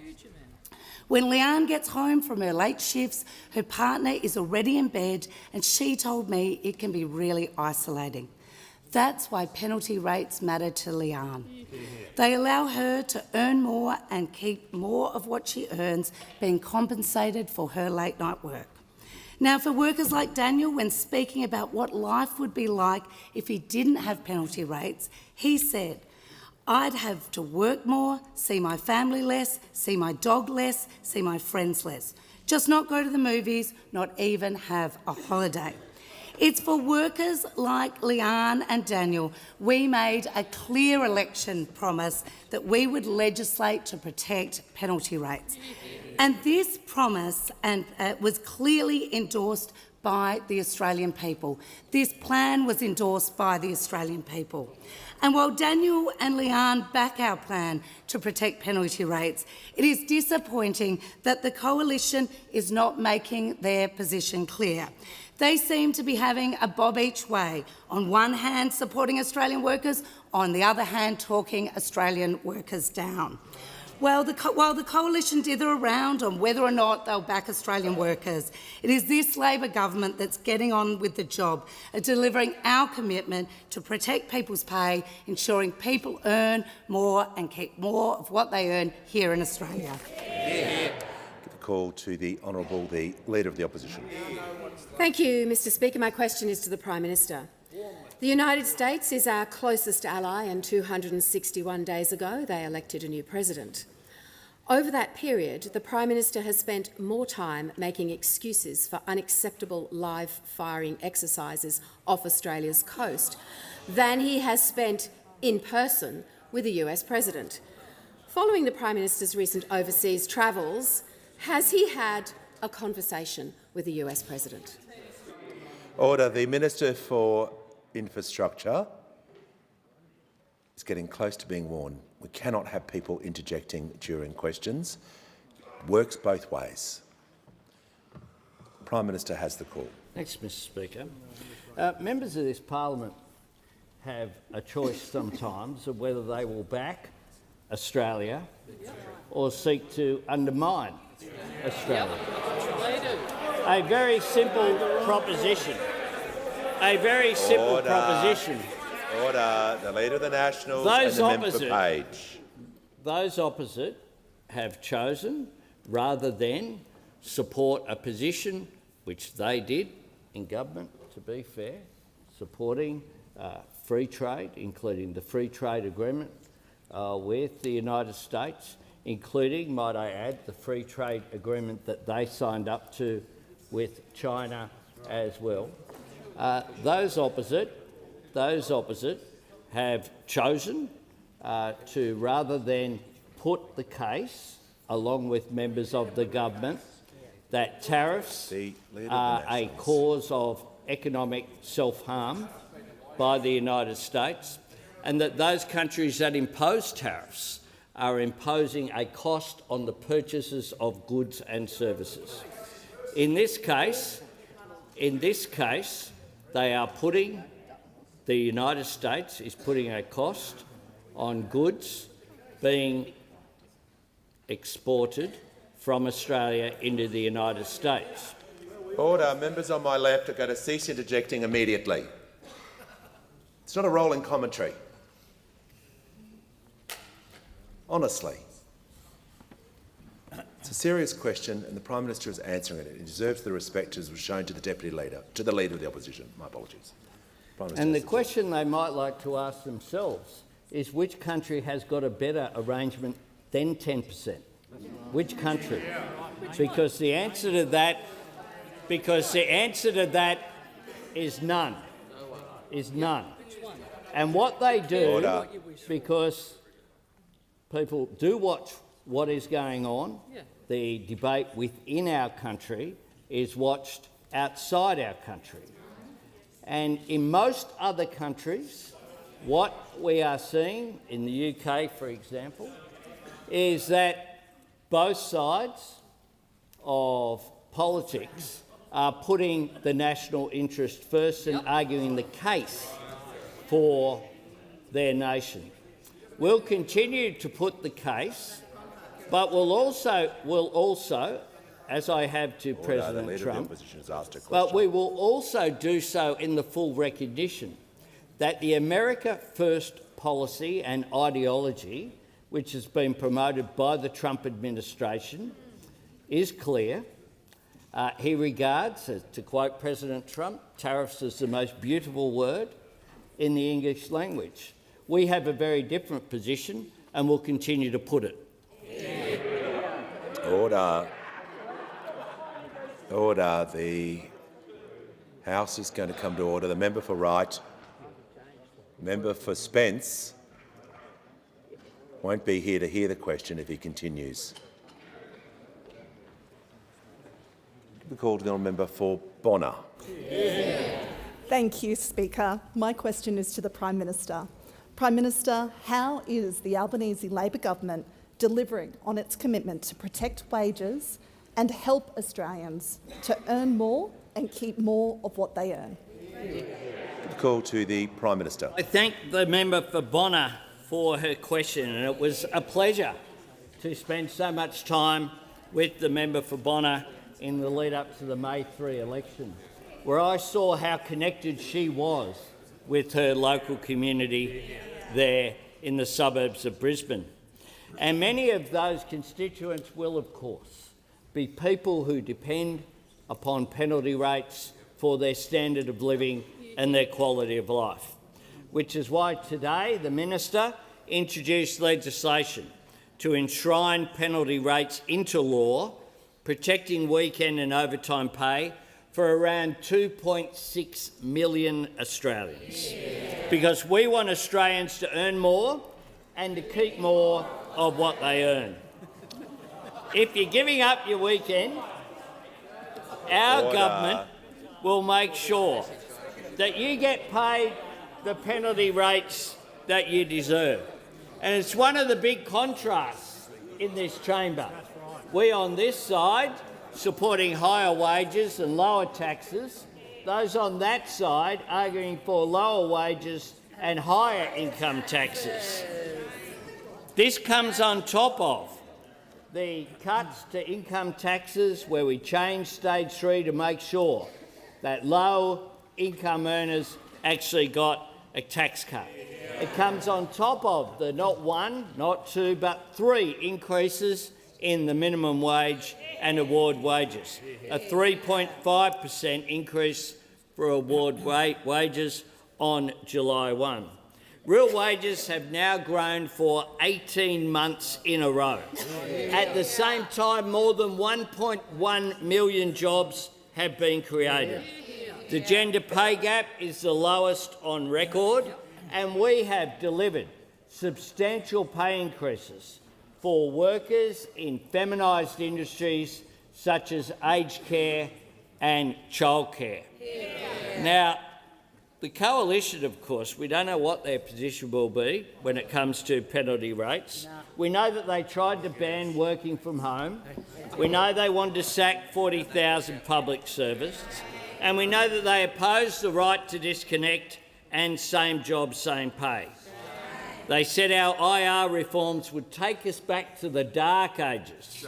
Well, what they've done is lead to an increase in wages, which has made a real benefit for working people, including the fine workers who elected the member for Bonner to take her place here in this chamber. Give a call to the honourable member for Indi. Thank you, Speaker. My question is to the Defence Minister. Analysis released by the Centre for Public Integrity shows there's been an alarming deterioration in transparency under the Labor government. There is a lack of transparency around Australian manufacture of weapons, weapons parts and trade with Israel. This makes it difficult to understand whether Australia is complicit in breaches of international humanitarian law in Palestine. Minister, can you guarantee Australia is not complicit in war crimes in Gaza? Order. Call to the Defence Minister and the Deputy Prime Minister.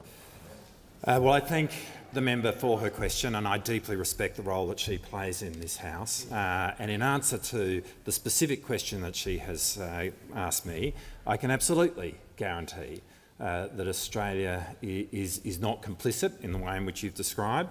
But I can also say that Australia is not making weapons in this country and supplying them to Israel. Now, we have made that clear on multiple occasions. I also reject the proposition that we are not transparent in the way in which all of this is reported. I think we have been incredibly transparent in terms of the way in which we engage in all of our controlled exports around the world and the role that our defence industry plays around the world. We are not making weapons for Israel. It is as clear as that.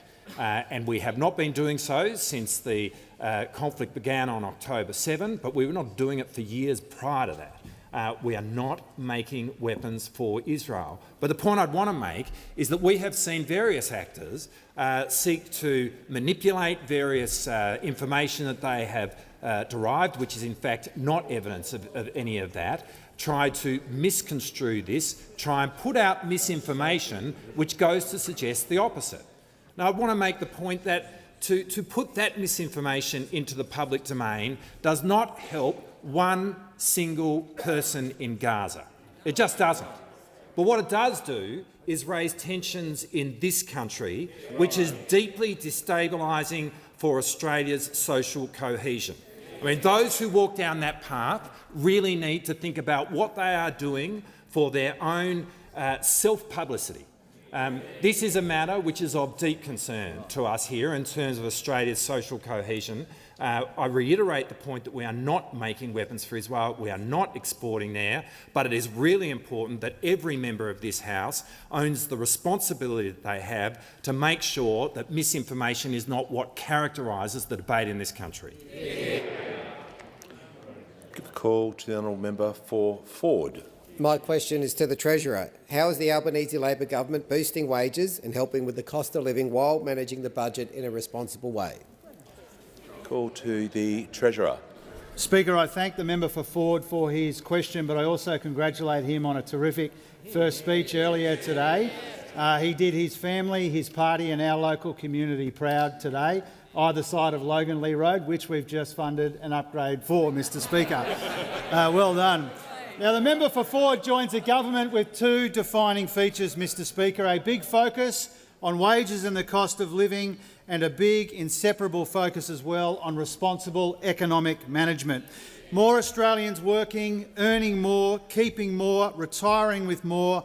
This is our Labor government's reason for being. That's what today's legislation to protect penalty rates and overtime was all about. It's why we're cutting income taxes 3 times. It's why we're increasing minimum and award wages. It's why we're increasing the super guarantee and paying it on paid parental leave. And it's why we're rolling out more cost of living help this month. We have made room in tight budgets for the help that Australians need and deserve. And that's because we've managed the budget in a responsible way. This has meant the biggest nominal improvement in a budget in a single parliamentary term ever, Mr Speaker. We've found $100 billion in savings. We've banked most of the upside revisions to revenue. We've got the Liberal debt down by $170 billion lower than what we inherited. We're saving on interest costs. We've turned 2 big Liberal deficits into 2 substantial Labor surpluses, Mr Speaker. And the latest advice, Mr Speaker, is that when the final budget outcome comes out in September, it will show that the deficit for the year just finished is much smaller as well. I inform the House that the 24-25 deficit is now expected to be in the low double digits, Mr Speaker. That is less than half what we expected at budget time, and it's around a quarter of what we inherited from those opposite. This is another demonstration of our responsible economic management. Inflation is down, real wages are up, unemployment is low, interest rates are coming down. We've delivered a couple of surpluses and debt has come down as well, Mr Speaker. Now, we've made a lot of progress together as Australians.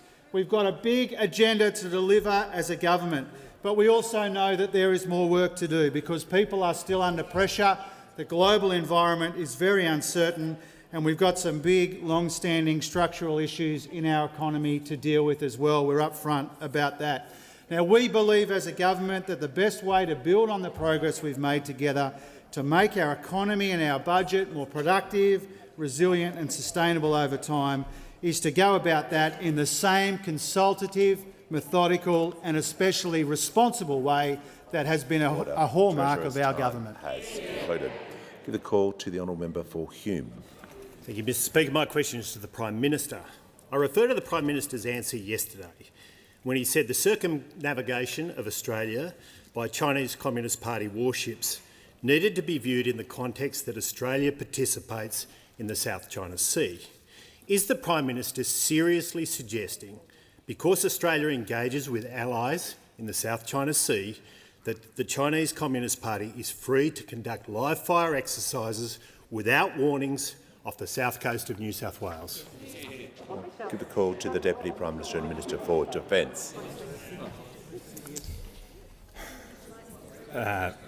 Order. Before the Deputy Prime... Order. The member for Forrest will cease interjecting. The Deputy Prime Minister hasn't begun speaking. You're new to this place. Trust me, you do not want to interject before a minister speaks. It goes for both sides, during questions and before answers. The Deputy Prime Minister has the call. Well, it has been an interesting start for the Shadow Minister to his new portfolio. It is a place where words matter, where much is read from little, and we have seen the Shadow Minister all over the place in terms of the way in which he is describing events internationally, and more to the point, the way in which he's asking, I should say, questions in this place. But the shadow portfolio that he holds, the portfolio that I hold, comes with an enormous amount of responsibility for the national interest, and pursuing whatever interest he might have within the Liberal Party in terms of that chair should not be done at the expense of the national interest. Order. The Deputy Prime Minister is going to pause. I want to hear from the Manager of Opposition Business. Yeah, thank you, Speaker. On direct relevance, I think the Minister was surprised to get this question from the Prime Minister, but the question pertains to the remarks in the House yesterday made by the Prime Minister, directly quoted, and asked about his conversation. So we asked the Minister. Order. The member for Boothby is warned. Any member is entitled to raise a point of order. That has now occurred. The manager in particular has the right to do that as the leader of the opposition business, manager of opposition business. The Prime Minister has had, Deputy Prime Minister has had a preamble, and we need to get to the question he was asked. He wasn't asked about the Shadow Minister. He was asked about statements by the Prime Minister, so it was a narrow question, and the Deputy Prime Minister will need to be directly relevant to what he was asked. Thank you, Mr Speaker. I've always understood that the maintenance and support of the global rules-based order has been a matter of bipartisanship between the parties of government in this country. I mean, it underpins our national interest as a global trading nation which relies on things such as the UN Convention on the Law of the Sea, freedom of navigation on the high seas in international waters, as being the basis upon which this country does its exports and imports, the basis upon so much of the prosperity of our nation, so much of our national income. Now, it's by virtue of that that the Royal Australian Navy does so much of its work in the South China Sea and the East China Sea to assert freedom of navigation, the UN Convention on the Law of the Sea, on the high seas, so that those trade routes, which are fundamental to... I'm answering the question. Member for Hume has asked his question. So that those trade routes, which are fundamental to Australia's national interests, are being maintained. Now, there is no one, and I'd be amazed if the opposition is actually suggesting this, who are asserting that the task group that came around Australia and in the vicinity of Australia earlier in the year were anywhere else other than in international waters. That is where they were. Now, if the Shadow Minister is suggesting that that must not occur again, I want to understand what standard is being promoted by those over there which would apply to Royal Australian Navy vessels when they are in the South China Sea and the East China Sea. I mean, this is exact... Member for Goldstein. The House is going to come to order so the Deputy Prime Minister can be heard. The implication of the Shadow Minister's question yesterday and the implication of the Shadow Minister's question today is that those opposite do not support what is understood everywhere as the rights of all nations in respect of the UN Convention on the Law of the Sea and freedom of navigation. And so what are you saying about what the Royal Australian Navy should be able to do in the South China Sea and the East China Sea? Order. The House comes to order. We'll hear from the honourable member for Barton. Thank you, Mr Speaker.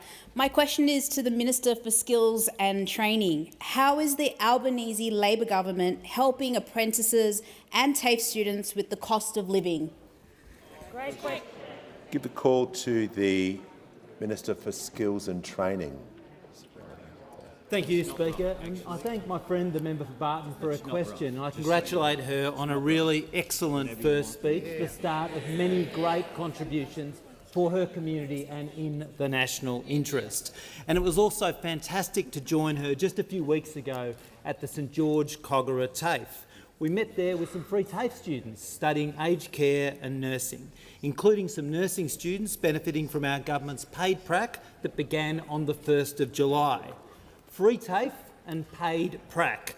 Just two examples of how the Albanese Labor government is delivering for Australians and for young Australians in particular, supporting them to get skills they want for the jobs that we need done, and supporting them to get ahead with real cost of living relief as well. Because we know that for vet students and apprentices, just like students at university, cutting student debt will make a real difference, including for those students that the Prime Minister, the Minister for Education and I met with yesterday from CIT here in Canberra.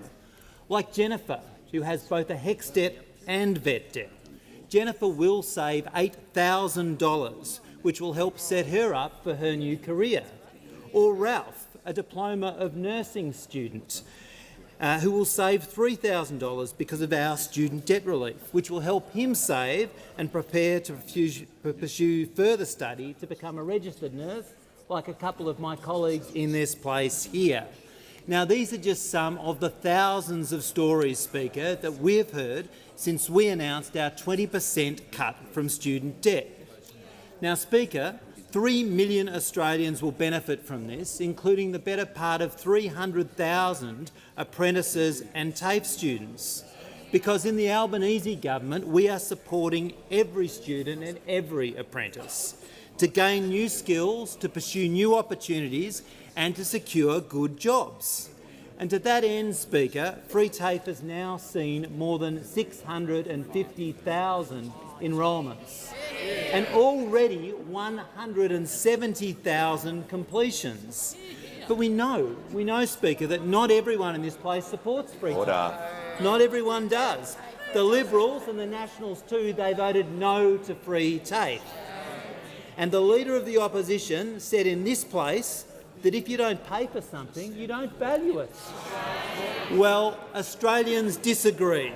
And the Albanese Labor government has been listening to students like Jennifer and like Ralph, who told us that cutting student debt would make a difference in their lives. They put that on the ballot paper, and on the 3rd of May, young people voted for this.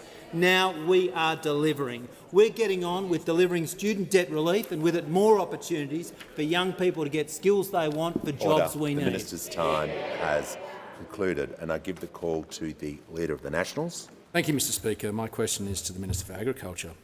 Can the Minister confirm whether Australia's biosecurity requirements from today's announcement to import US beef will be, at least to the equivalent, to the biosecurity requirements that Australian beef must meet to be imported into the US? Call to the Minister for Agriculture.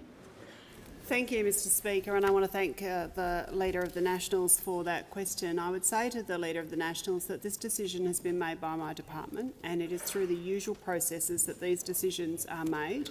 As he would be well aware, of course, this has been an ongoing process now for over a decade in terms to US beef coming into Australia, and indeed US beef has been able to come into Australia since 2019, and in 2020 they asked for expanded access to allow some of the other beef from the supply chain that is slaughtered in the US to come from Canada and Mexico. And I would say to the member opposite that this has been done in the usual way. The department has published the review on the website today in the usual way. The import details that are required for importers will be published on the website and provided on Monday in the usual way.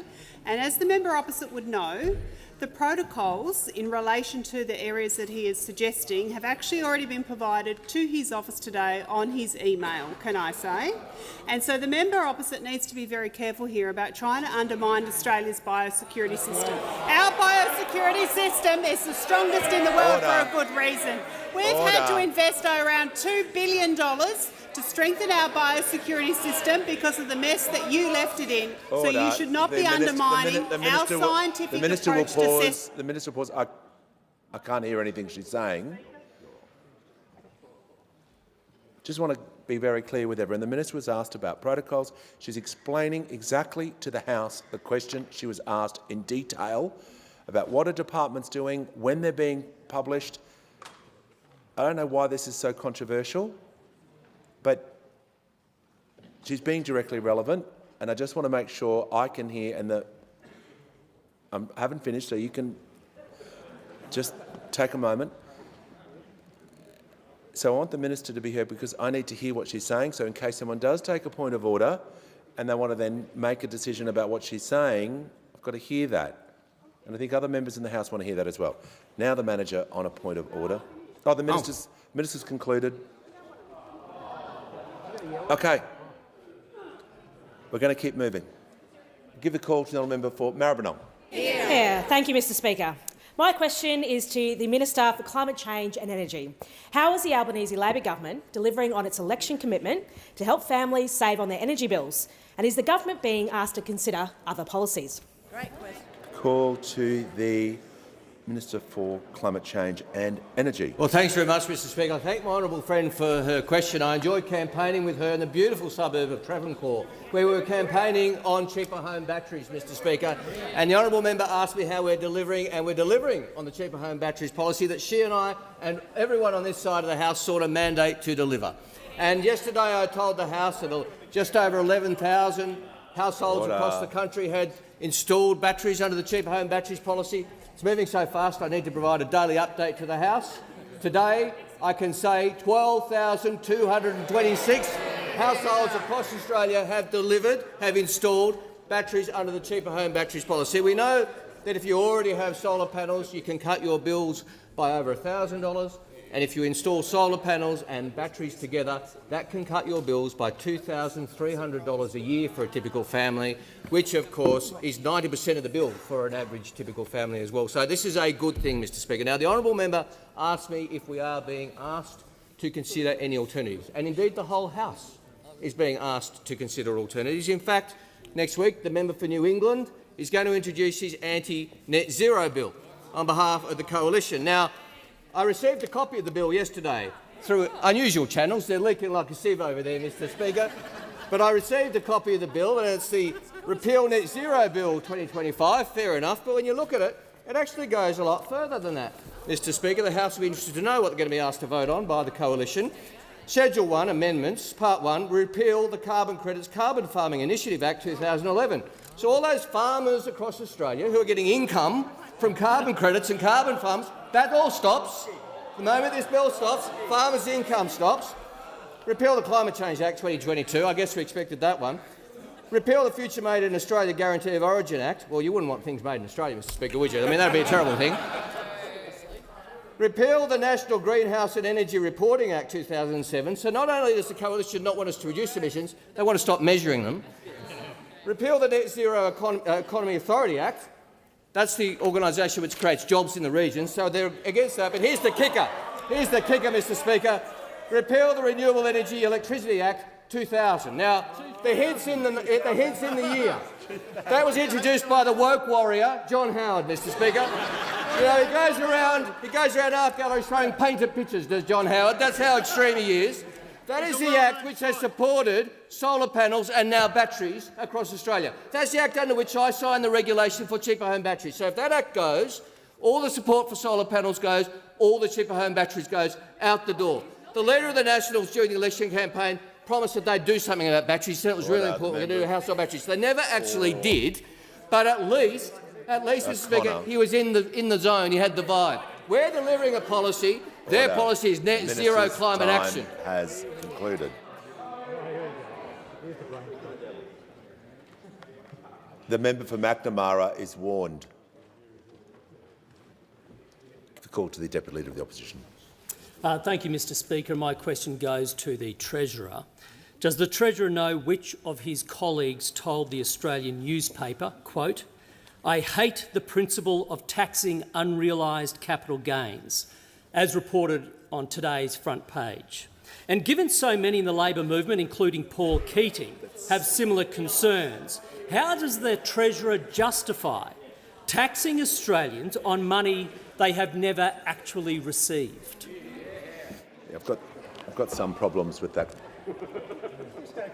No, the way the question was framed. I don't have problems with the question. I've got the way it was framed, but I'll hear from the Leader of the House. Speaker, given that the standing orders and practice are clear about not responding to unnamed individuals, I'm not sure what you do with a question that actually says I'm referring to an unnamed individual. Order. I think we can get through this pretty easily, and I'll hear from the manager. Look, the Leader of the House is correct. We don't know which one of your colleagues has made that statement. That's why resume your seat. Just to assist. Order. Members on my right will cease interjecting. The Leader of the House is correct. I'm going to rely on the fact that it was a media report, and you're referring to the media report, that the Treasurer and certainly the end part of the question was in order. But just to remind members, if they can refer to a media report or someone's comments directly rather than the way that was phrased. The Treasurer has the call. The member for Wright will leave the chamber under 94A.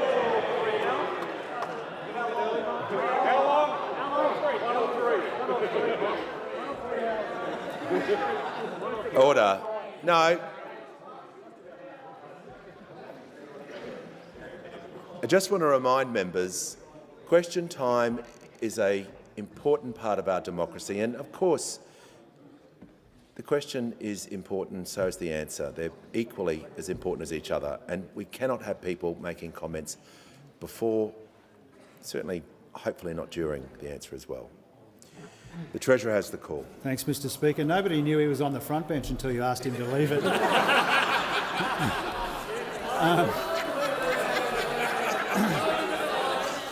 What's he got? Mr Speaker. Order. Just the Treasurer is now going to get to the answer.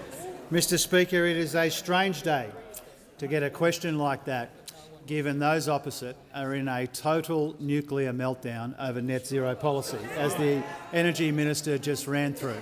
It's a strange person to choose to ask the question, given his role in that nuclear meltdown. And the timing is strange too, Mr Speaker, given they've just been towed up by the Energy Minister on disunity on their side of the House, Mr Speaker. So let me tell you, Mr Speaker, what every single person on this side of the House believes, and that is in the fundamental importance of superannuation. And that's why this side of the House has played an enthusiastic role in taking superannuation from 11.5% to 12% when it comes to the superannuation guarantee. We won't be taking lectures on superannuation from those who always try to diminish and undermine and vandalise super at every turn. From John Howard on, Mr Speaker, they've always opposed superannuation. They've always tried to undermine it. They've always tried to take the compulsory out of compulsory superannuation. Every member on this side of the House takes a different view to the view taken on that side of the House, Mr Speaker. Now, we believe in compulsory superannuation because it's all about making sure when people earn more and keep more, they can retire with more as well. That's our motivation when it comes to superannuation. Now, part of our responsibility when it comes to superannuation is to make sure that there are generous concessional treatments for people putting money in super, and they will continue. Even after the proposal that we made, the change that we proposed almost, I think, around 2.5 years ago now, the treatment of super will still be concessional. The concessions will still be generous.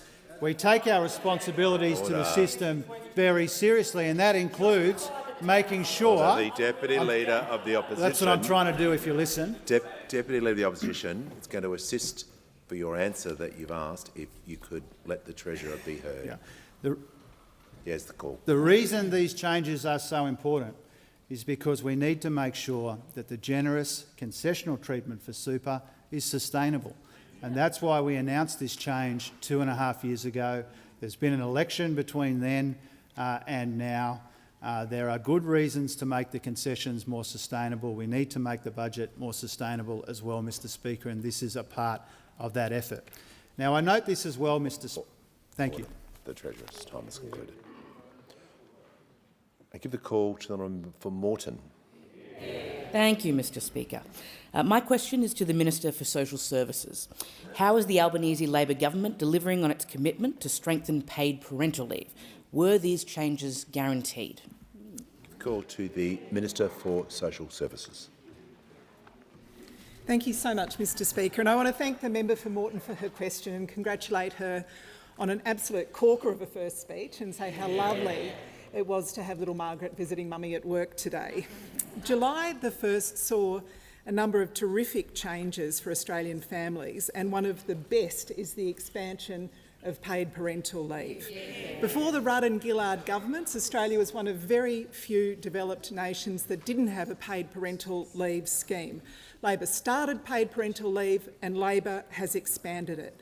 Under this Prime Minister and with the work of Minister Rishworth, Australians are now receiving about $12,000 more in paid parental leave since 2022.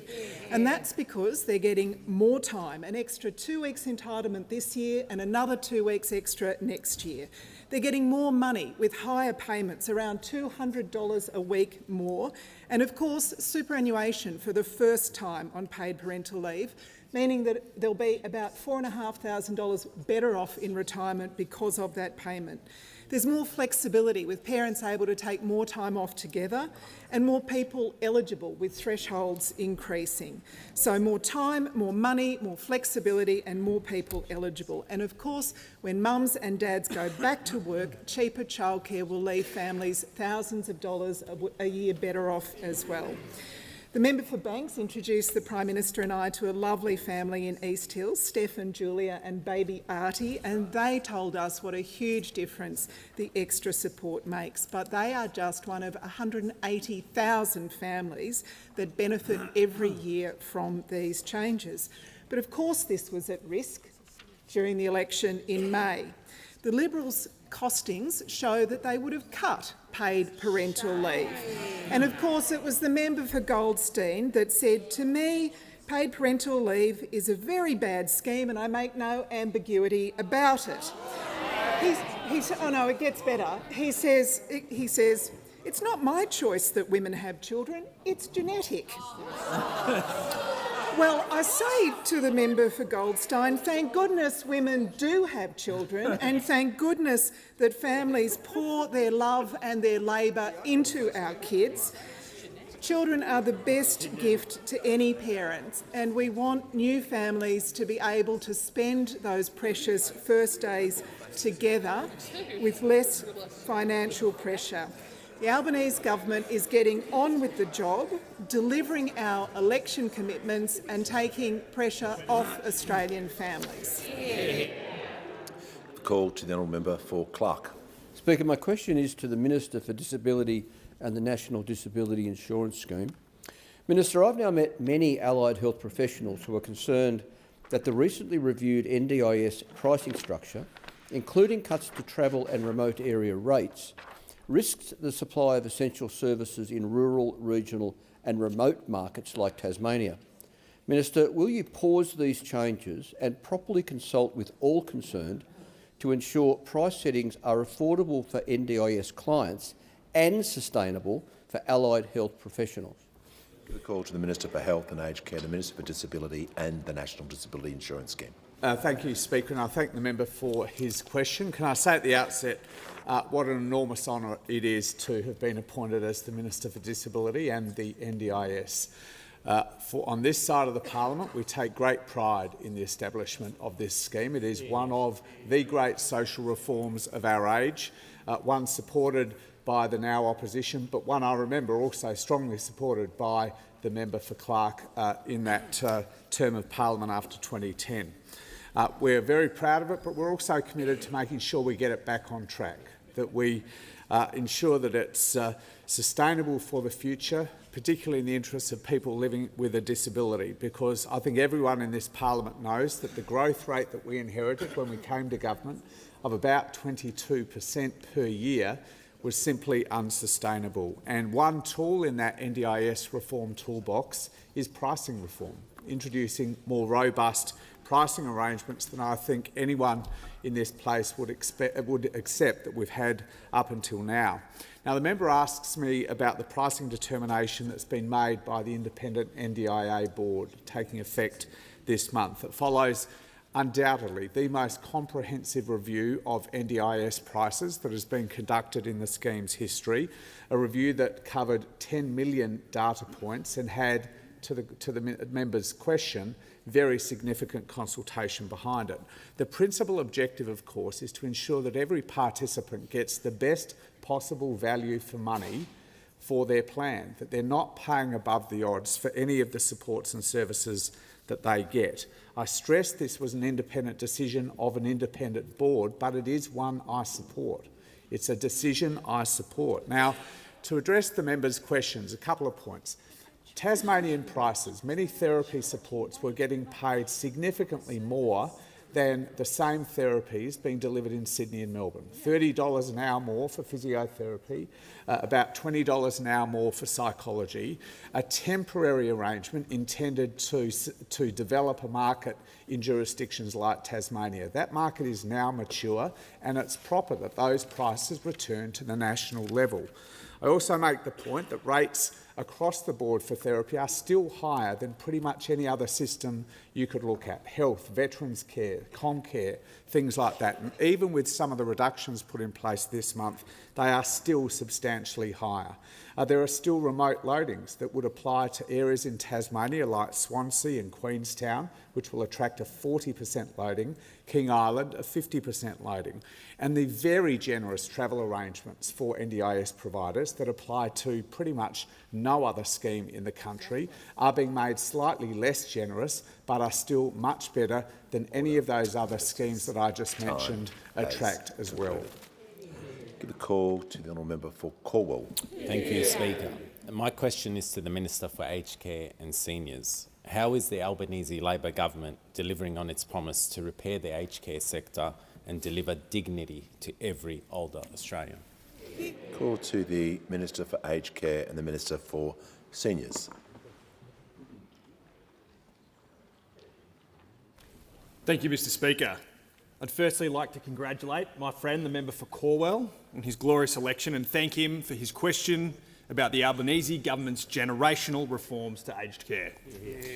I recently had the great pleasure of visiting the Ottoman Village Aged Care Facility in the member for Cornwall's electorate. Aged care homes, like Ottoman Village, play such an important role in helping older Australians from diverse backgrounds stay connected to their culture, their language and their community. And it was a pleasure to witness firsthand the warmth of care that residents receive there on a daily basis. Speaker, we're putting older Australians at the very centre of their care, building a high-quality, dignified and sustainable system.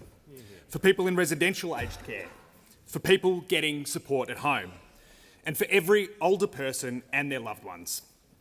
We've shown in our first term that we are determined to fix the aged care crisis, and we will see it through. I acknowledge the extraordinary work of my predecessor, the Minister for Communications, for passing the new Aged Care Act through the Parliament and for kick-starting our ambitious program of reform work across the aged care system.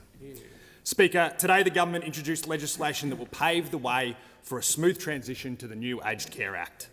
The latest step will help prepare older Australians and their loved ones, aged care providers and workers for the Act's historic changes. This legislation continues our work and delivers 58 of the recommendations of the Royal Commission to create a safer and fairer system that puts older Australians at the centre of their care. But, Mr Speaker, the work to rebuild our aged care system is already well underway. In our first term, we mandated 24/7 nursing, delivering more care minutes for older Australians.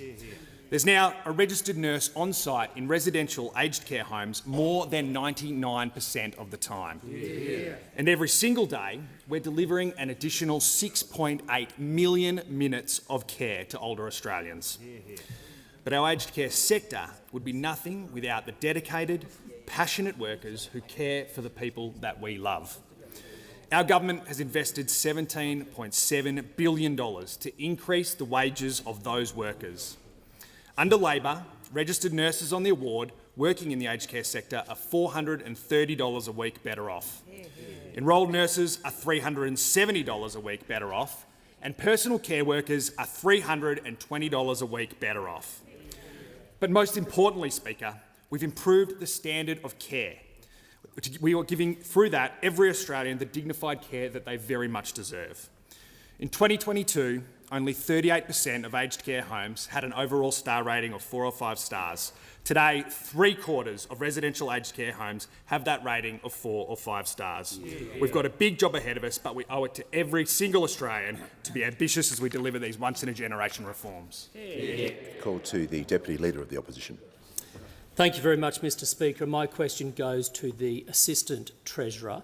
On the 19th of May this year, the Assistant Treasurer said, and I quote, around 10% of taxpayers will be hit by Labor's unfair super tax.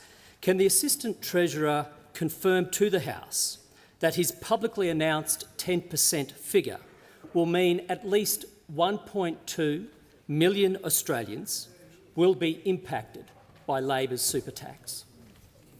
Give the call to the Assistant Treasurer and Minister for Financial Services. Thank you for the question.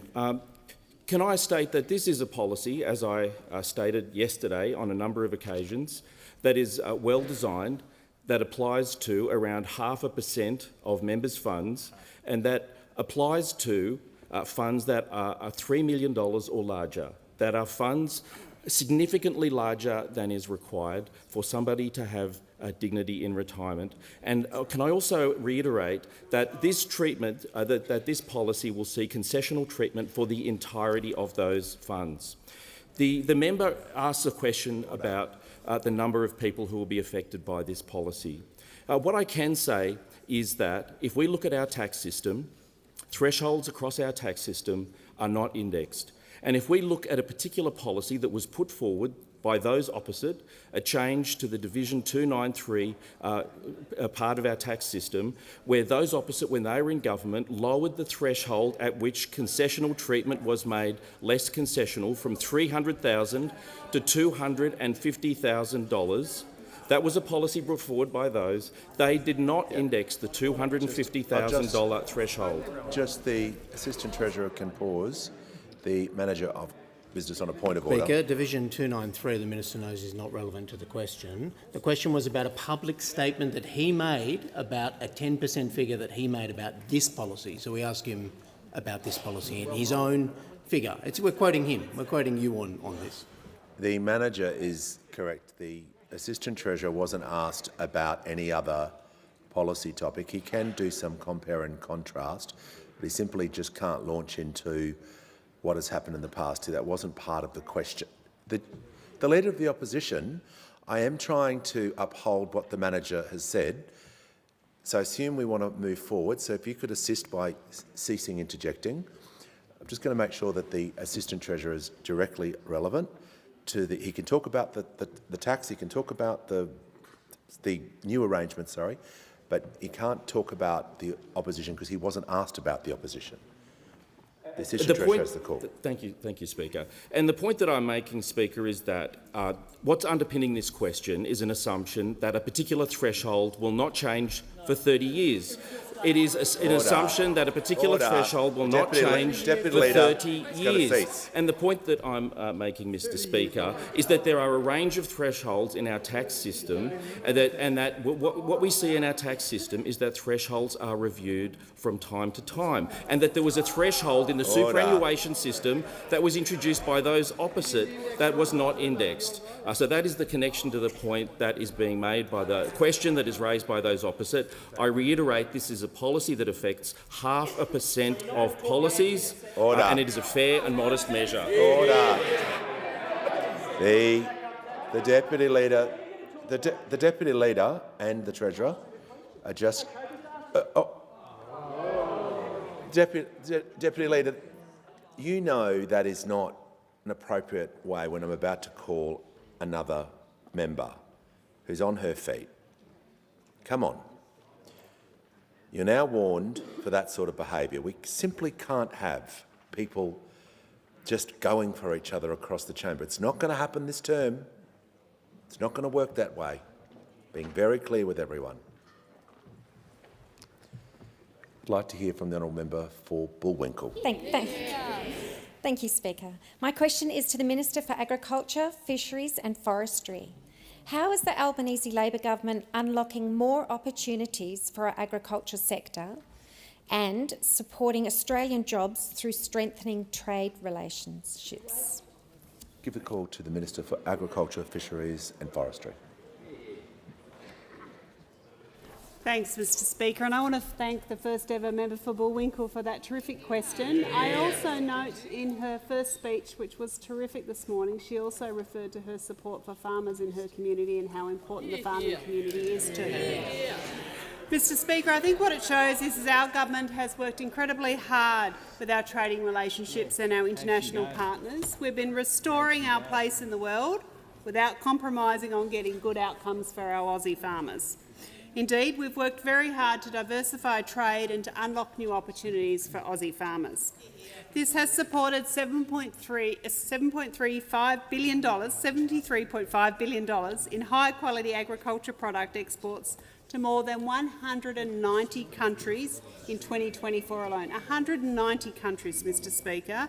And this is what can be achieved when you don't walk away from the table, when you put the need for positive outcomes of our agriculture sector at the forefront of trade negotiations. Indeed, Mr Speaker, we've worked very hard, particularly to restore trade with China, resuming over $20 billion worth of trade for our lobster, our wine, our barley, our coal, our cotton, our timber logs, oat and hay, copper ores, concentrates and our red meat exports, Mr Speaker. And in just the last week, of course, during the Prime Minister's visit to China, Australia finalised new agricultural market access between the two countries, the first since 2017, and we're now providing apple growers from across mainland Australia with access to the Chinese market, building on the apple exports already taking place from my home state of Tasmania, Mr Speaker. This builds on the over 230 agricultural market access achievements by our government since we came to office, including 29 new markets that we have opened. These agreements are supporting our agricultural industry to grow towards a $100 billion sector by 2030, Mr Speaker. And is part of our work to support our farmers and our primary producers to seize these opportunities and new markets. Indeed, with 1 in 4 Australian jobs supported by our trade, the Albanese Labor government is ensuring growth in trade, unlocks more regional jobs, Mr Speaker, and delivers more economic benefits, particularly in our regional communities where a lot of this is produced. We're continuing to repair the damage of the last decade without compromising on getting good outcomes for Aussie farmers. We want good Australian jobs from these, and we want to support our agriculture sector.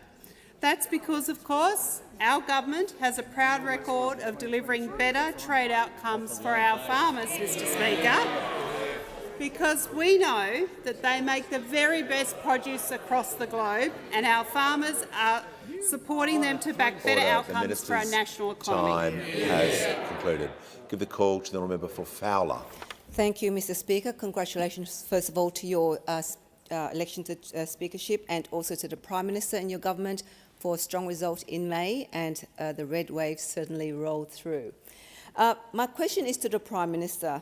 Your government says all public schools are on the path to full and fair funding and that no one will be left behind. In Fowler, Bonerick High has over 40 demountables and almost double the students it was built for. With 2,000 new homes under construction nearby in Newleaf, the local PNC have asked me about why their Commonwealth infrastructure funding was rejected. What federal funding will the Labor government commit to fixing critical infrastructure in disadvantaged schools like Bonerick? Great question.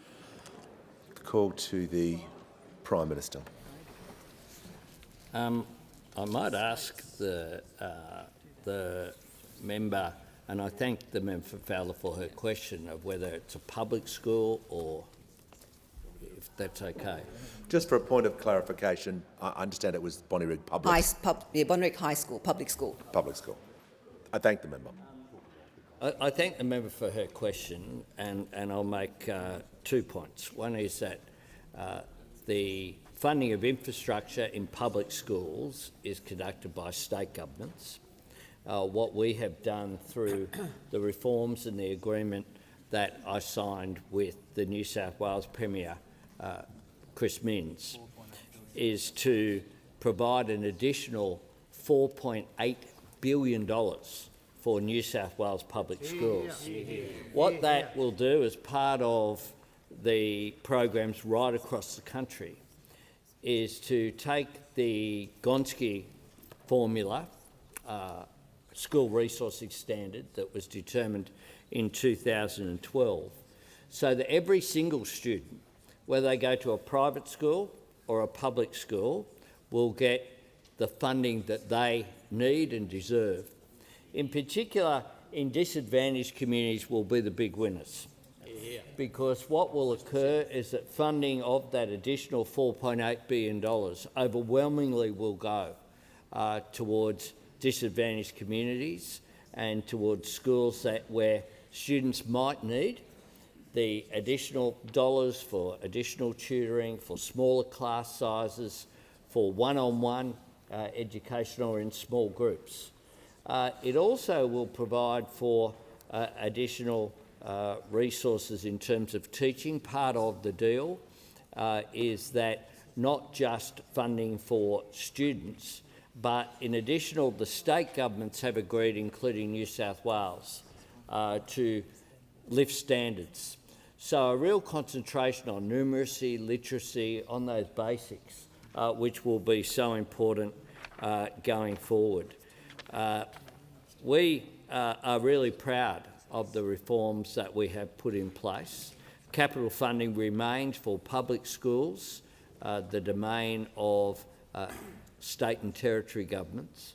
We do provide, it's the Commonwealth, we provide funding for private schools, but what this is really doing is making sure that every parent can have the confidence that their child will get the support that they need, including in the electorate of Fowler. The call to the honourable member for Bean.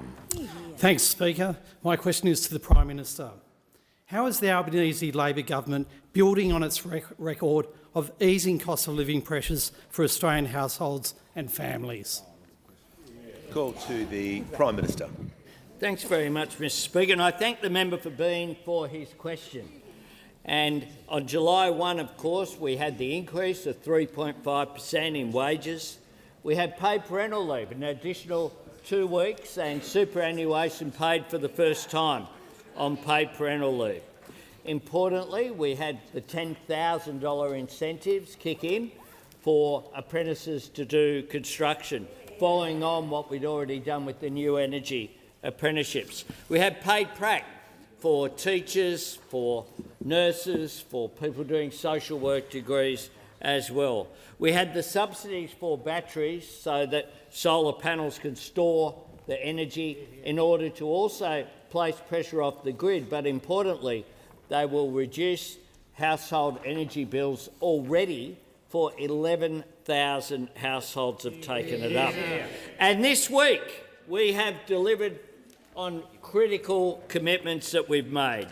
Cutting student debt by 20%, benefiting 3 million Australians by an average of $5,500 each. We have introduced today the legislation to protect penalty rates for 2.6 million workers, making an enormous difference.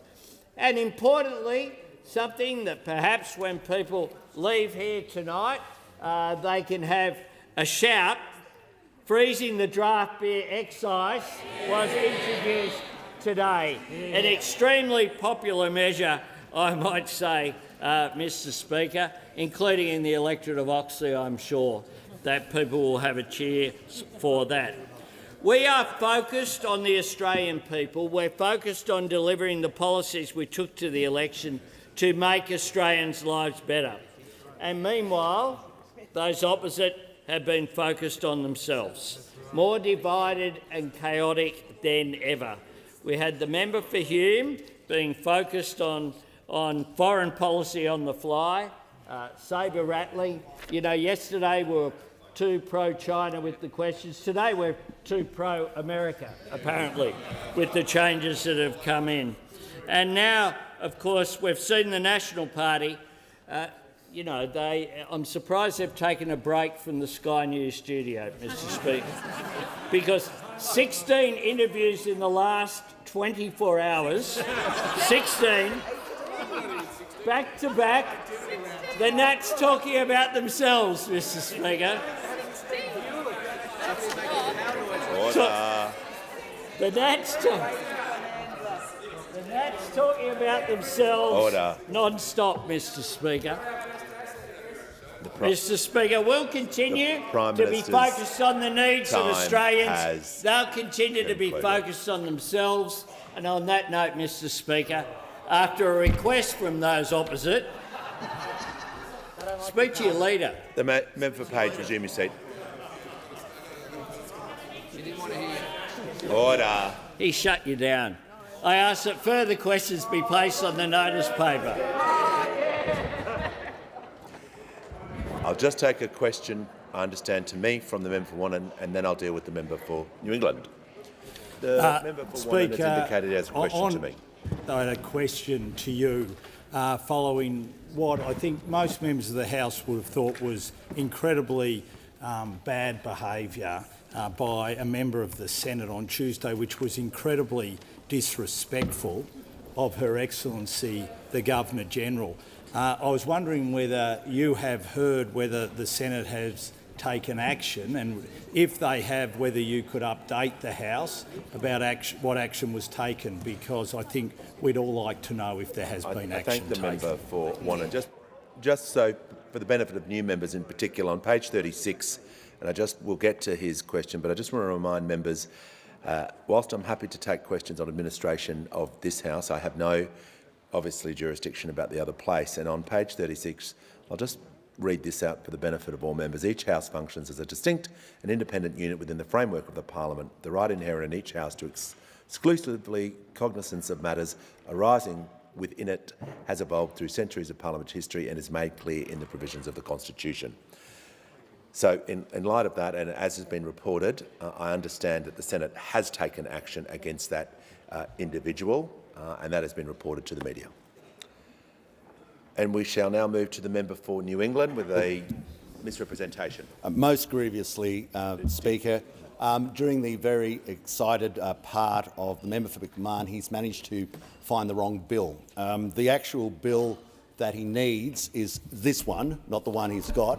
You've actually got a draft in your sort of MI5 investigation, and what you've actually got is there is no Carbon Credits Act 2011 repeal. There is no Renewable Act 2000 repeal. So, no, you just got the wrong one, clown. And I move to table the actual bill, or alternatively, I can take you by the hand out of the tabling office and you can ask for the one which is actually sitting down there for you to... The member can resume his seat. And you do not need to use descriptors on any member of Parliament in that way. And I made that clear. Personal insults like that, you're given the courtesy to explain where you were misrepresented. We're not having people saying those insults to one another. So I'm going to ask you to withdraw that statement. Withdraw. I thank the member. Move to the Leader of the House with papers. Speaker, these documents are tabled in accordance with the list circulated to the honourable members earlier today. Full details of the documents will be recorded in the votes and proceedings. Members can take their seats or leave the chamber quickly and quietly. I've received a letter from the honourable member for Moncrieff proposing that a definite matter of public importance be submitted to the House for discussion, namely the government's environmental failures harming the environment and the economy. I call upon those honourable members who approve of the proposed discussion to rise in their places, and I give the call to the honourable member for Moncrieff. Thank you, Mr Speaker. Many members in this House may not know this. I'll just start with a small little snapshot of my life, and that is that I grew up in South Australia and spent my childhood playing on the beaches of the Yorke Peninsula, crab fishing in Ardrossan, and eating King George whiting for breakfast, flattening out calamari with beer bottles. Mum used to fry them in the pan for breakfast, freshly caught in the Gulf of St Vincent. And what I want to talk about today is the disappointment of the South Australian people who have been let down miserably by this government. Because today, that beach in the great electorate, magnificent electorate of Grey, is a very, very different place. And as a matter of great national importance, I want to talk about the government's failure on the algal bloom that has been blooming for months and has significantly affected coastal South Australia with the Gulf of St Vincent, but also the Port River region and on Adelaide beaches. Now, scientists in South Australia have been asking this government for 18 months. 18 months to fund $10 million over $4 million over 10 years, to fund monitoring the Great Southern Reef and the algal bloom that has been reported as killing 13,800 marine creatures, which have died since March of this year alone, and over 400 species that have been affected. Now, notable marine species have been squid, I talked about, octopus, cuttlefish, benthic sharks, rays, sea dragons, lobsters, reef fish and seagrass fauna. And beach monitoring has logged nearly 5,000 wash-up events as of June 2025, with thousands more seen offshore. The Albanese government has failed to respond to the scientists from 18 months ago, under 2 ministers. The Albanese government has failed to respond when the marine life started washing up dead on the beach, starting in March. This calamity has harmed the environment and it's harmed the local community and the local economy.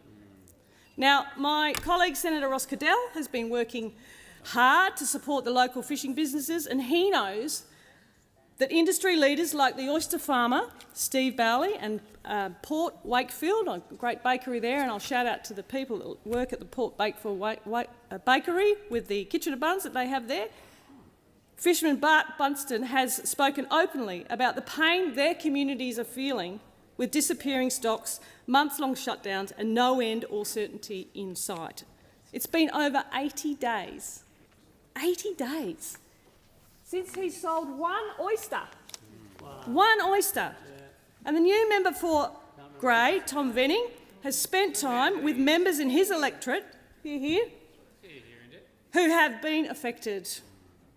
The member for Grey knows that it's been over 80 days since fisher Paul Germain has caught one single fish. Wow. Wow. One fish. And the member for Grey knows that Bart Bartson, the local fisher at Port Wakefield who fishes in the Gulf of St Vincent, saw hundreds of dead cuttlefish floating on the sea, and from that time he started to see southern calamari disappear, and now there are none to catch whatsoever. The significance of that is that they make up at least 30%, and sometimes they make up the whole catch for these fishers. Now, trade has ceased, completely ceased, for commercial fishers at Port Vincent and at Stansbury on the York Peninsula. And it's a crying shame. It's a crying shame. The member for Grey also knows that the wider impact on the local businesses is devastating. Tourists are cancelling their holidays in caravan parks. They're deserting local operators and hospitality venues. And the Stansbury publican, Rob Rankin, 18% down on last year for the corresponding 11 weeks. So over $1,000 a day of turnover he's lost. That is his livelihood. That is what he lives on. And it's stopped. Now, shopkeepers' revenues are down 15%. 15%. Businesses can't cope with that. And the Albanese government has failed the local fishing and tourism industries. There's no certainty, none whatsoever, of when this situation, unfortunately, will be overcome. And South Australians and all Australians should be disappointed in this Labor government, because all of this could have been prevented. It could have and should have been addressed much, much sooner. I mean, if our marine life started washing up on Bondi Beach, it'll be different. Yeah. It started washing up in Coogee, Cottesloe Beach. Goodness me. The member for Fremantle, if it was there, I'm sure the minister would have been there much quicker. If this had been the Great Barrier Reef, it wouldn't have taken so long for the minister. Instead, it took 18 months for the Albanese government to do, well, something. So, under pressure from his colleagues, the minister did a mercy dash down to South Australia just before we reconvened in the Parliament. Quick dash down there. Cynical. Stand up, do a presser. Look at the dead fish. Look at the dead fish quickly. I'm sure he didn't walk the Ardrossan jetty. He tried desperately not to show up. Where's the minister representing the minister now? He's not going to speak to this. Again, Labor is missing in action when it comes to the environment. You failed in the last term. Labor has failed on their environmental policies last term. They did not reform the EPBC Act. Stalled. Absolutely stalled. Now, while Labor's drop in the ocean funding announcement is certainly welcome, it is welcome, the people of South Australia welcome that funding. Tiny, tiny, tiny little bit of funding, $10,000 per business. I mean, at the press conference, the minister didn't even know what the money was for.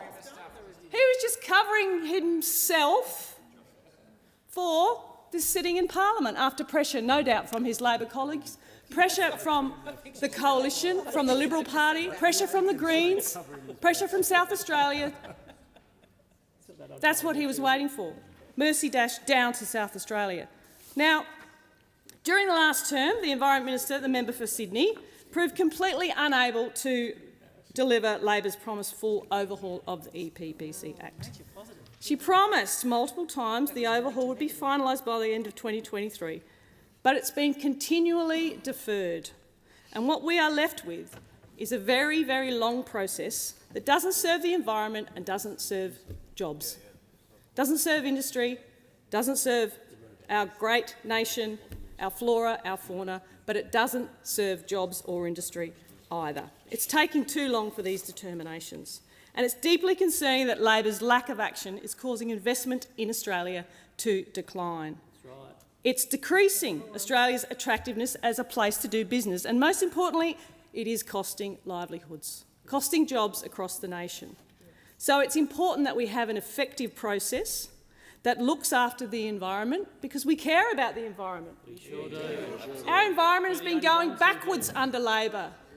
Come on, the endangered species list has increased. You do not have a record on the environment that you can talk about. We care about the environment, and it's important to have an effective process that looks after the environment and looks after the economy with a sensible balance. Labor has failed on the environment. You've failed Australians. You've come into government and you've failed us again today. The minister is representing the minister is missing in the chamber, and Australians deserve better than this Labor government that is clearly and ultimately missing in action, failed to turn up on the South Australian algal bloom, failed to deliver any outcomes, and failing Australians miserably.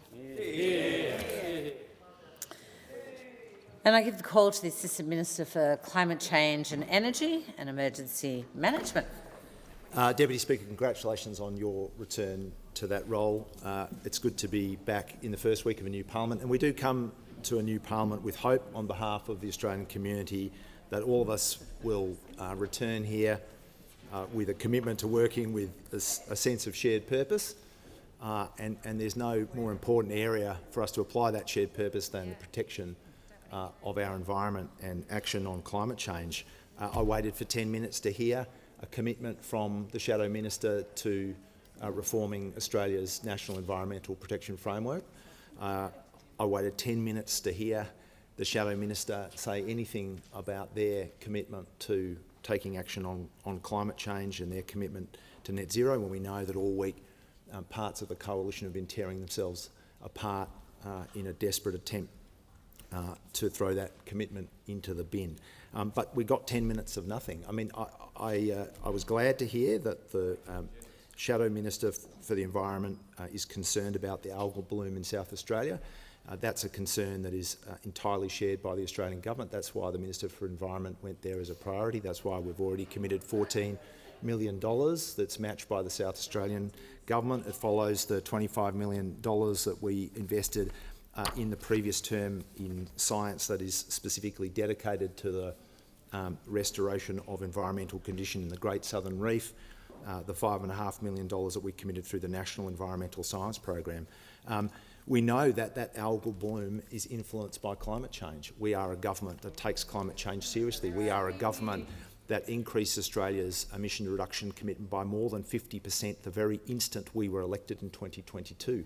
We legislated net zero by 2050 as one of the first things we did in the new parliament in 2022. The coalition are on the verge of abandoning their grudging commitment to net zero as we speak. They are going up into the Sky Studios and tearing each other apart as they try to find ways to abandon climate change action and return to their natural condition, which is climate denialism. Nothing would be more dangerous for Australia than for that to occur.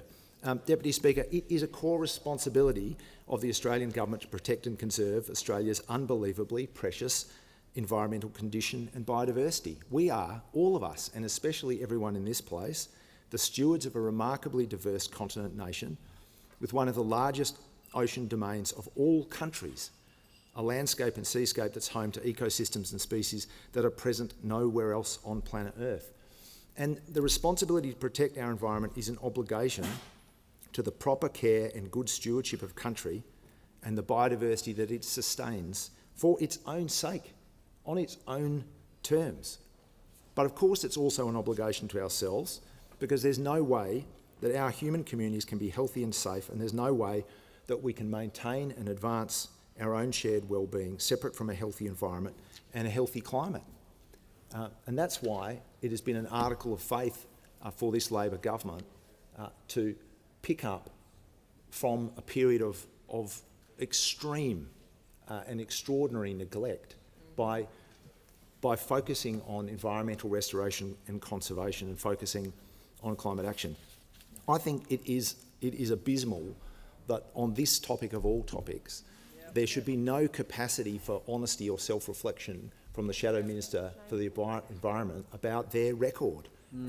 But because I know that the Australian community is sick of us going along with that kind of pointless aggression, and they're sick of that kind of self-imposed amnesia just for the sake of trying to score political points. I'm going to talk about the positive. I'm going to actually talk about our program, our record. I could spend another 10 minutes, about another 10 minutes, detailing the abysmal failure of those over 9 long years, but I'm going to talk about our record. We began, after our election in 2022, by reforming the EPBC Act. We strengthened and expanded the water trigger. We brought legislation in here to introduce an independent EPA. It was a reform that was blocked by those opposite. It was a reform that was blocked by the Greens.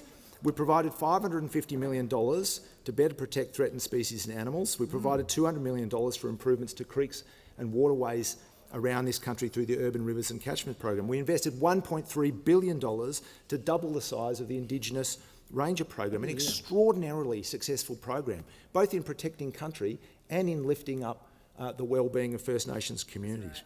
We've provided $230 million for 12 new Indigenous protected areas. That covers country the size of Tasmania. We stopped uranium mining in Jabiluka. Instead, we added Jabiluka to Kakadu National Park, and we doubled funding to look after our national parks, including Uluru and Kakadu.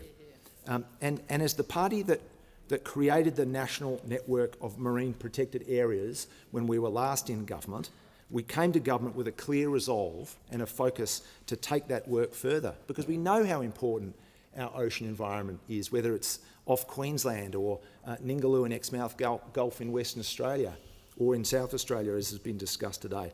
And that's why in 2023, we tripled the size of the Macquarie Island Marine Park. We tripled the size of the Macquarie Island Marine Park. It was the largest act of ocean conservation in the world in calendar year 2023. And then last year, 2024, We quadrupled the size of the Heard and McDonald Island Marine Park. That was the largest act of marine conservation anywhere in the world in calendar 2024. Australia now protects 52% of our ocean domain. We have one of the largest EEZs in the world. We are responsible stewards of one of the largest areas of ocean territory in the world. And we now protect 52% of our ocean domain.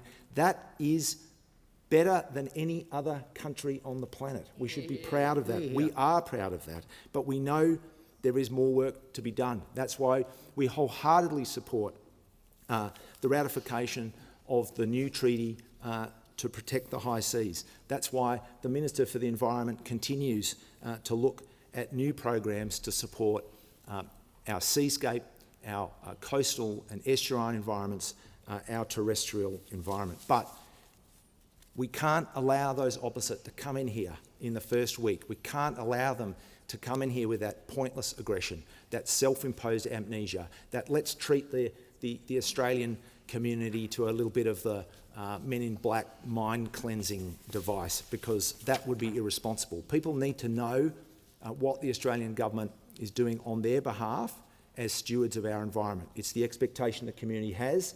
It's the expectation that we will deliver upon. But they cannot be allowed to forget what happened under 9 years from those opposite.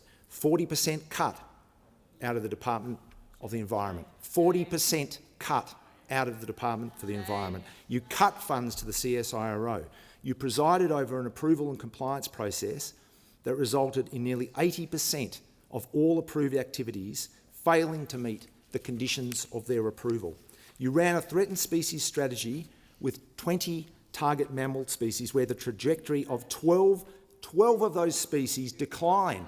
12 of those species declined. For the 8 species where there was an improvement in the trajectory, 4 of them had an improvement in the trajectory only to the extent that they declined less quickly. 16 of your targeted species actually declined in population under the strategy that you didn't properly apply and you didn't properly resource. You utterly ignored the Graham Samuel review, which you commissioned.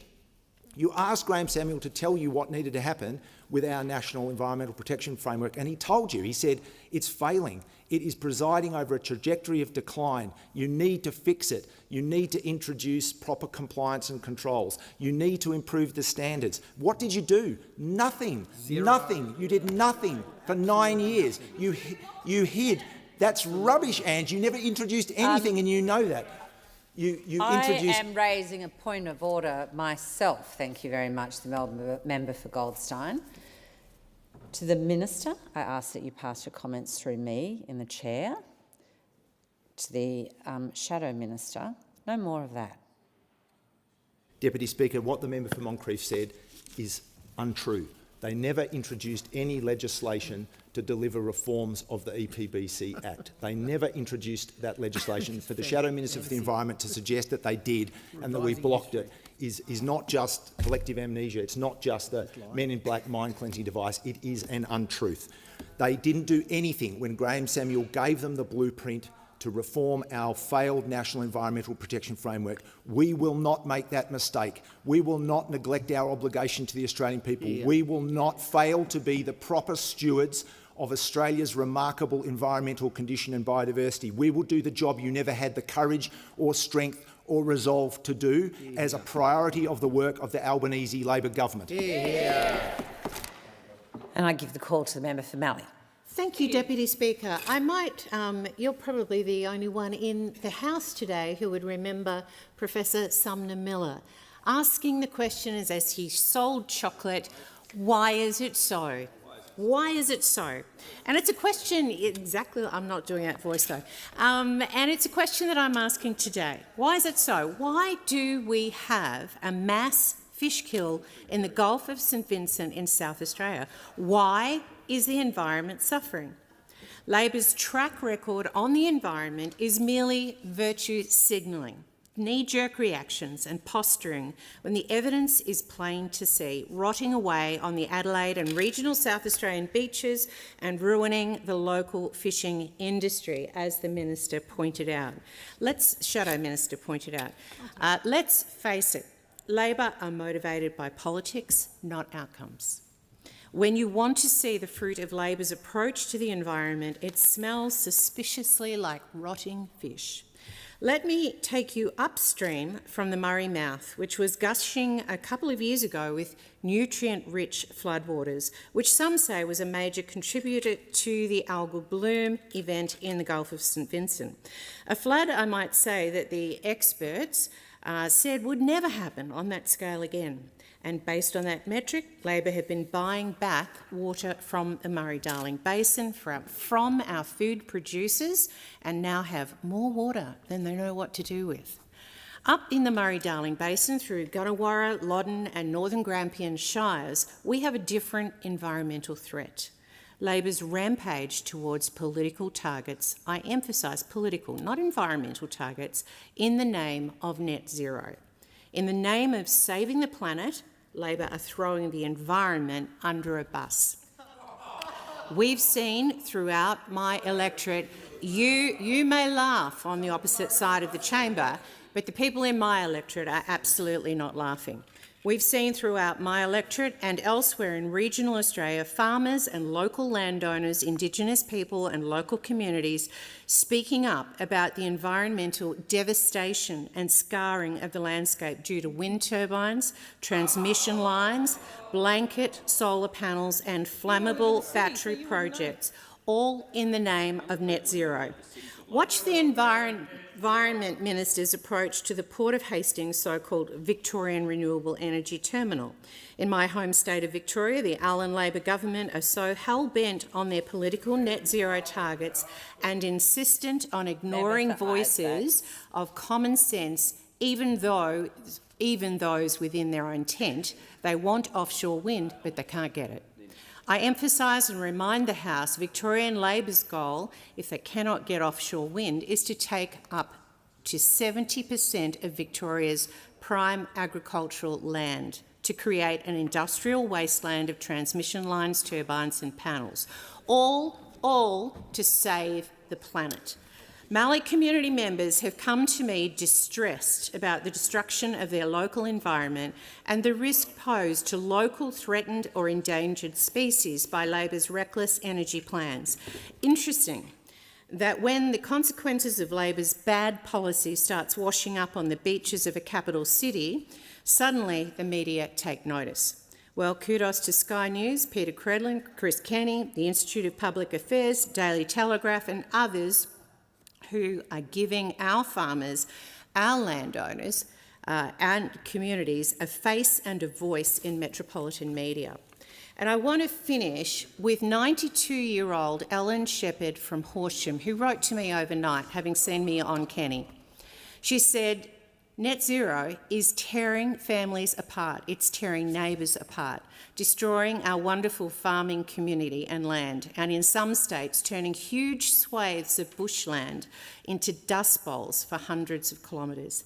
The city slickers, especially those of the Teal brand, don't know and don't care about the severity of these issues throughout this vast land. They live in a cloud cuckoo land and get a few more thousand if they require it from their money man, Simon Holmes à Court, as he did for one particular independent at the Tasmanian election, I noticed. She goes on. I listened to Ken Henry at the National Press Club. The hypocrisy in some of these speeches takes my breath away. He adores koalas but doesn't see how they are affected in their habitat by the screaming bulldozers tearing their very living away from their lives in many parts. Give the call to the member for Richmond. Thank you, Deputy Speaker, and can I start by congratulating you on your re-election as the Deputy Speaker. And I'm really excited today that my first contribution to the 48th Parliament is to talk about our environmental reform and how it drives our economy as well. No surprises, of course, that we've heard from the other side is the usual rhetoric we've been hearing forever for them, all climate deniers. And you can look at that when you look at the legislation that we've brought into the House. Of course, our first bill was to cut HEC step by 20%. And the first piece of legislation, what was that from the coalition? What was that? A bill to scrap action on climate change. Just like we've seen that decade of inaction when they were in government. They still don't accept the science of climate change, and they just want to take the country backwards. As I said, we had a decade of inaction with them. I think there were more than 20-odd plans they had. They were always changing their mind when they're in government. And of course, last election, they went to the last election with their $600 billion nuclear plan. Well, how did that go? The Australian people clearly rejected that. They are sick of this ongoing climate denial from the Liberals and Nationals. Now, of course, in contrast to all of that, we are absolutely committed to making Australia a renewable energy superpower, and the Australian people support that as well. And they endorsed our policies at the election because it involved protecting jobs and protecting the environment. We can do both.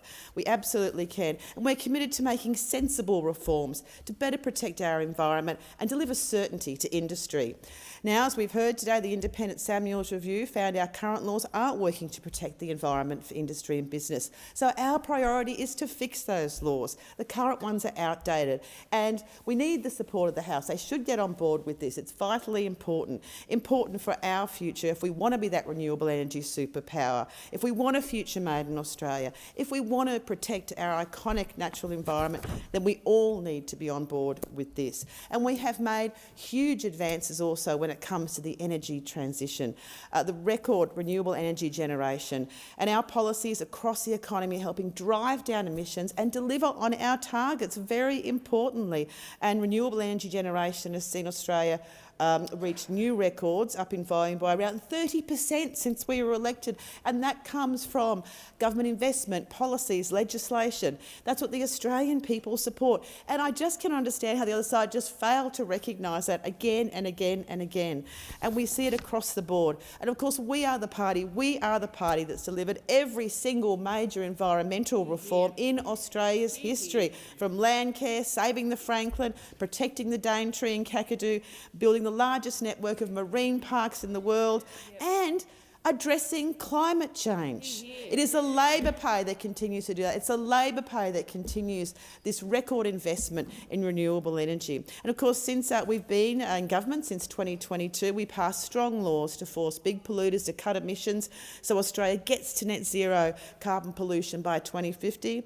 This and other actions have reduced our emissions. Vitally important that that's happened only by the absolute commitment of this government. Now, as I've said, we saw the decade of inaction from the Liberals and Nationals. Time and time again, they've come in here saying the same things over and over again. Well, looking forward, we all have an opportunity to get all these important reforms done, so they should actually look at it and think about the impacts of their decisions on our economy. It's destructive, the decisions they make, because the Australian people have said to you they do not support your climate denialism, and they have said it many, many times. They should reflect and listen to the people of Australia and what they have said to them, and work constructively with the government to reform our environmental laws to sustain our economic growth into the future. It's vitally important.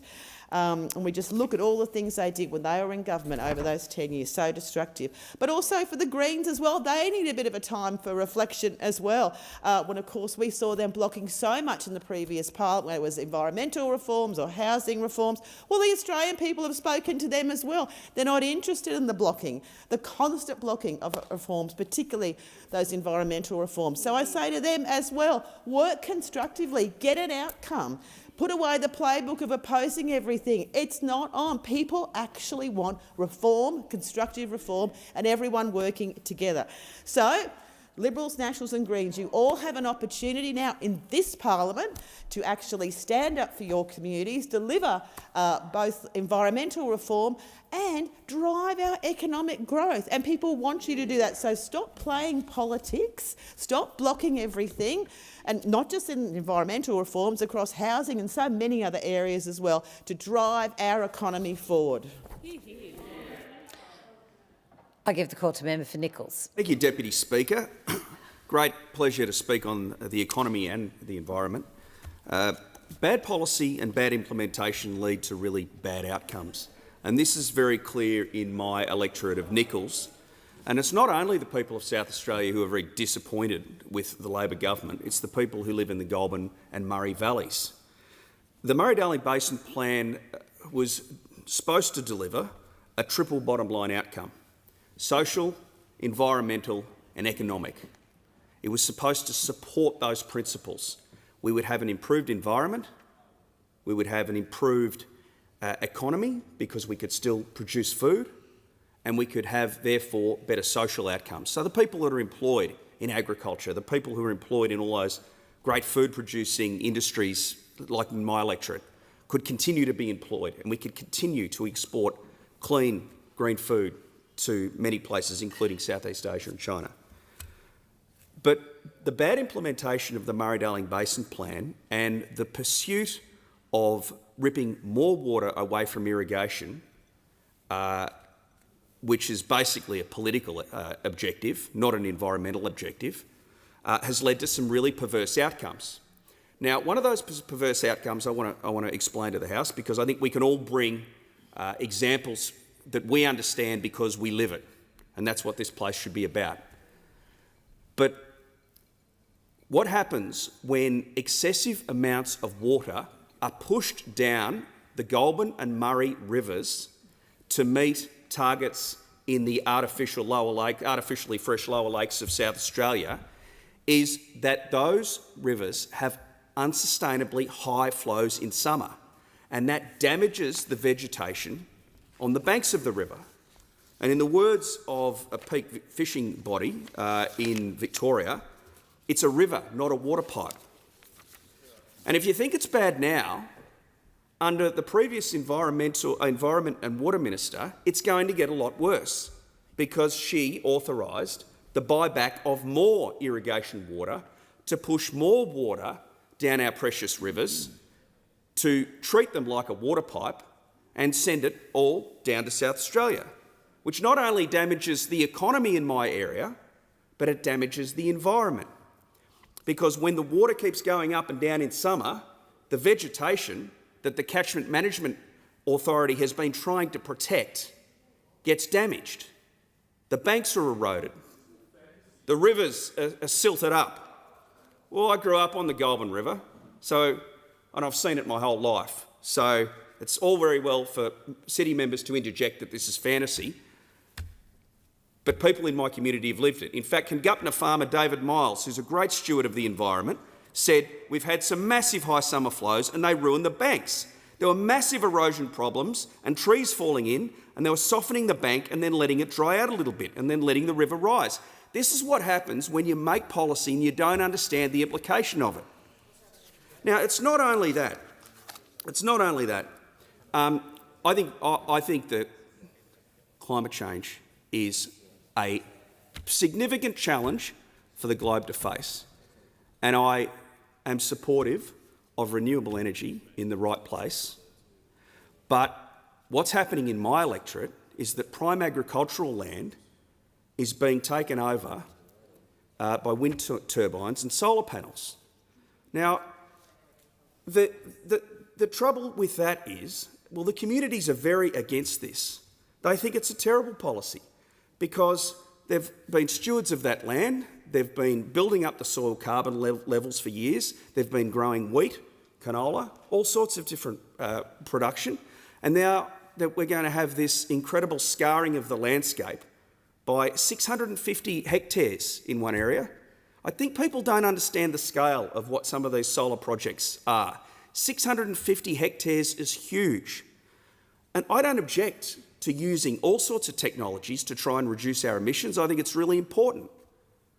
But when you start to take over prime agricultural land with all of these solar projects and then wind turbines, people don't understand just how much concrete has to be poured to house a wind turbine, and when that wind turbine runs out of its life cycle, that concrete can't be used to put another turbine. So, look, let's have a proper debate about the environment and the environmental degradation caused by the Murray-Darling Basin Plan and the reckless rollout of renewables. Thank you, Deputy Speaker. To the member for Canberra.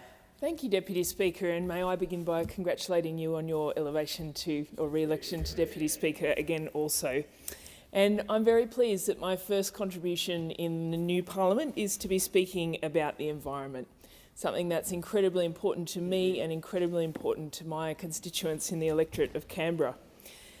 And I want to respond just to the hypocrisy writ large from the Coalition in bringing this as a matter of public importance today when they did nothing for a decade in government. And it is actually hard to see how the Shadow Minister kept a straight face for half of that speech with some of the things that were put forward. Now, like many Australians, most Australians, I have been really concerned to see the devastating algal bloom in South Australia and seeing beautiful marine species washing up dead and the devastating impact that that is having. And I'm really pleased that our government has announced $14 million partnering with the South Australian government and matching the funding they are putting in to address this across priority areas including research and science, business assistance, community awareness and support and clean-up efforts. And this is critically important. But what those opposite seem to be ignoring by bringing this today is that what is driving this is climate change. And that has been incredibly clear. And it reminds me, having first been elected in 2019, what it was like to be here in opposition with those opposite in government doing absolutely nothing while a climate crisis unfolded. The Black Summer bushfires of 2019-2020 going on while those just ignored climate science. And to come in here and claim that they suddenly care about the environment, well, I welcome that if they do, but it's going to take a lot of policy change on their side. And in fact, at the moment, in the first weeks of Parliament, one of the first things that we hear from them is that some of their own members want to bring in a private members' bill to drop their commitment to net zero. It is unbelievable. And I think I saw a great headline in the Batuta Advocate the other day, who so often get it right, saying that, the Coalition, after ignoring climate science for decades, is now also ignoring election results. Because what doesn't seem to be getting through to those opposite after not just this election victory for Labor, but also the previous one, is that Australians want to see action taken on climate change. They want to see our precious environment protected. And I am proud to be part of a government that is doing that. And I am proud to be part of the Labor Party, who are responsible for every significant environmental reform in Australia's history. So I'm not going to be, it's extraordinary to hear what those opposite have said in this matter of public importance today. This is a coalition that had a decade in government to fix environmental laws, and instead they cut funding to the Environment Department by 40%. They halved highly protected marine parks, they sabotaged the Murray-Darling Basin Plan, and they let environmental standards slide into chaos. They had the Samuel review of our critically important environmental protection and biodiversity laws, and they ignored it and actually used it as an excuse to try and weaken the laws. Well, I am proud that this is one of the first things that we are doing as a new government, is to, again, be trying to reform those laws, as we did attempt to in the previous parliament, because this is something that is incredibly important. We cannot protect nature without getting those laws right. We cannot protect nature without responding to the climate crisis. We cannot protect nature without an aim of getting to net zero. I mean, it's extraordinary that we are still even discussing this.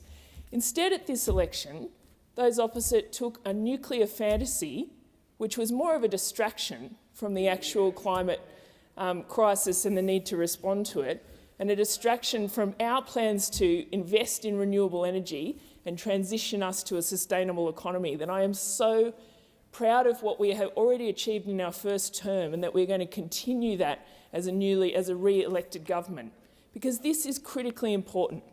This is about the future of our planet.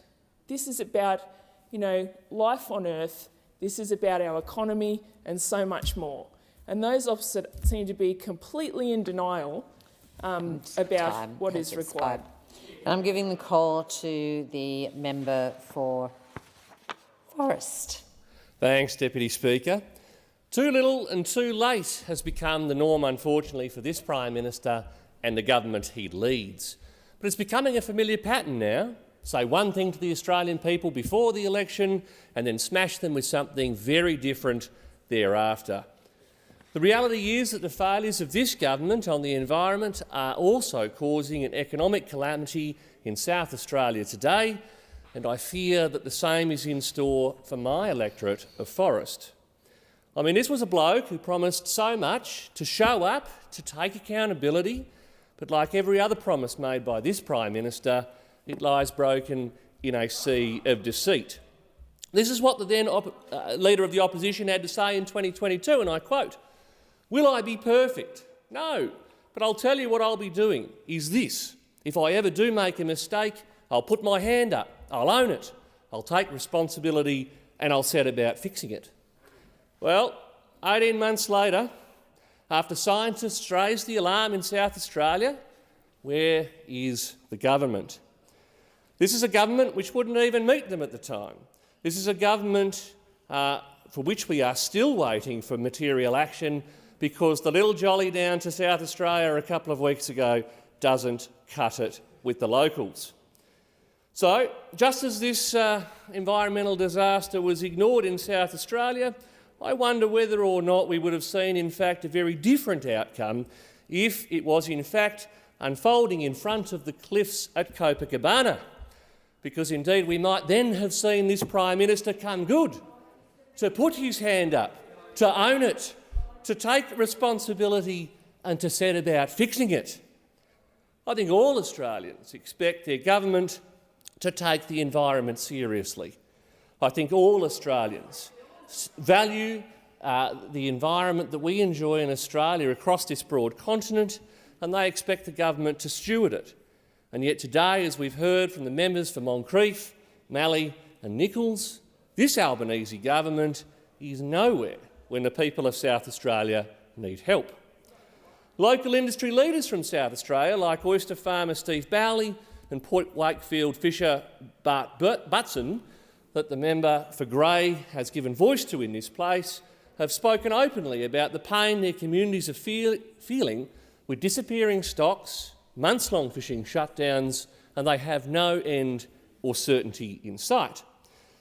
So whether it's the drought, it's the cost of living, or indeed this crisis in South Australia, Labor is slow to act, quick to spin, with lots to say about those on this side of the House, but very little in terms of a plan for the people on the ground. On the environment and the economy, Labor always think that they know better, riding roughshod over regional Australians in South Australia as well as in my electorate of Forrest. Because with, the Minister for Climate Change having a lot to say about his plans for this country and his joy of travelling around to engage with local people and sell the story, we are yet to see him front the people of Forrest and explain why their genuine environmental and economic concerns over the Geograph Bay wind farm should be ignored. I was sent to this place to represent a community that was gravely concerned about being steamrolled by this government, a community who value the pristine environment of Geograph Bay, which is both a whale migration superhighway, is home to migratory seabirds like albatross, and is also home to 2 Ramsar-protected wetlands on its shore. The Albanese government knows that offshore wind costs 3 times the cost of onshore wind.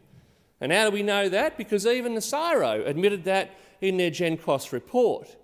One fact, which couldn't be papered over in that same report. So it'd be bad enough that they're ignoring the local environmental concerns, but setting my community up for this sort of economical fail, as well as an ecological fail, is just typical of a government and a Prime Minister that, with too little and too late, has badly failed the people of South Australia and is on track to fail my people in the southwest corner of Western Australia.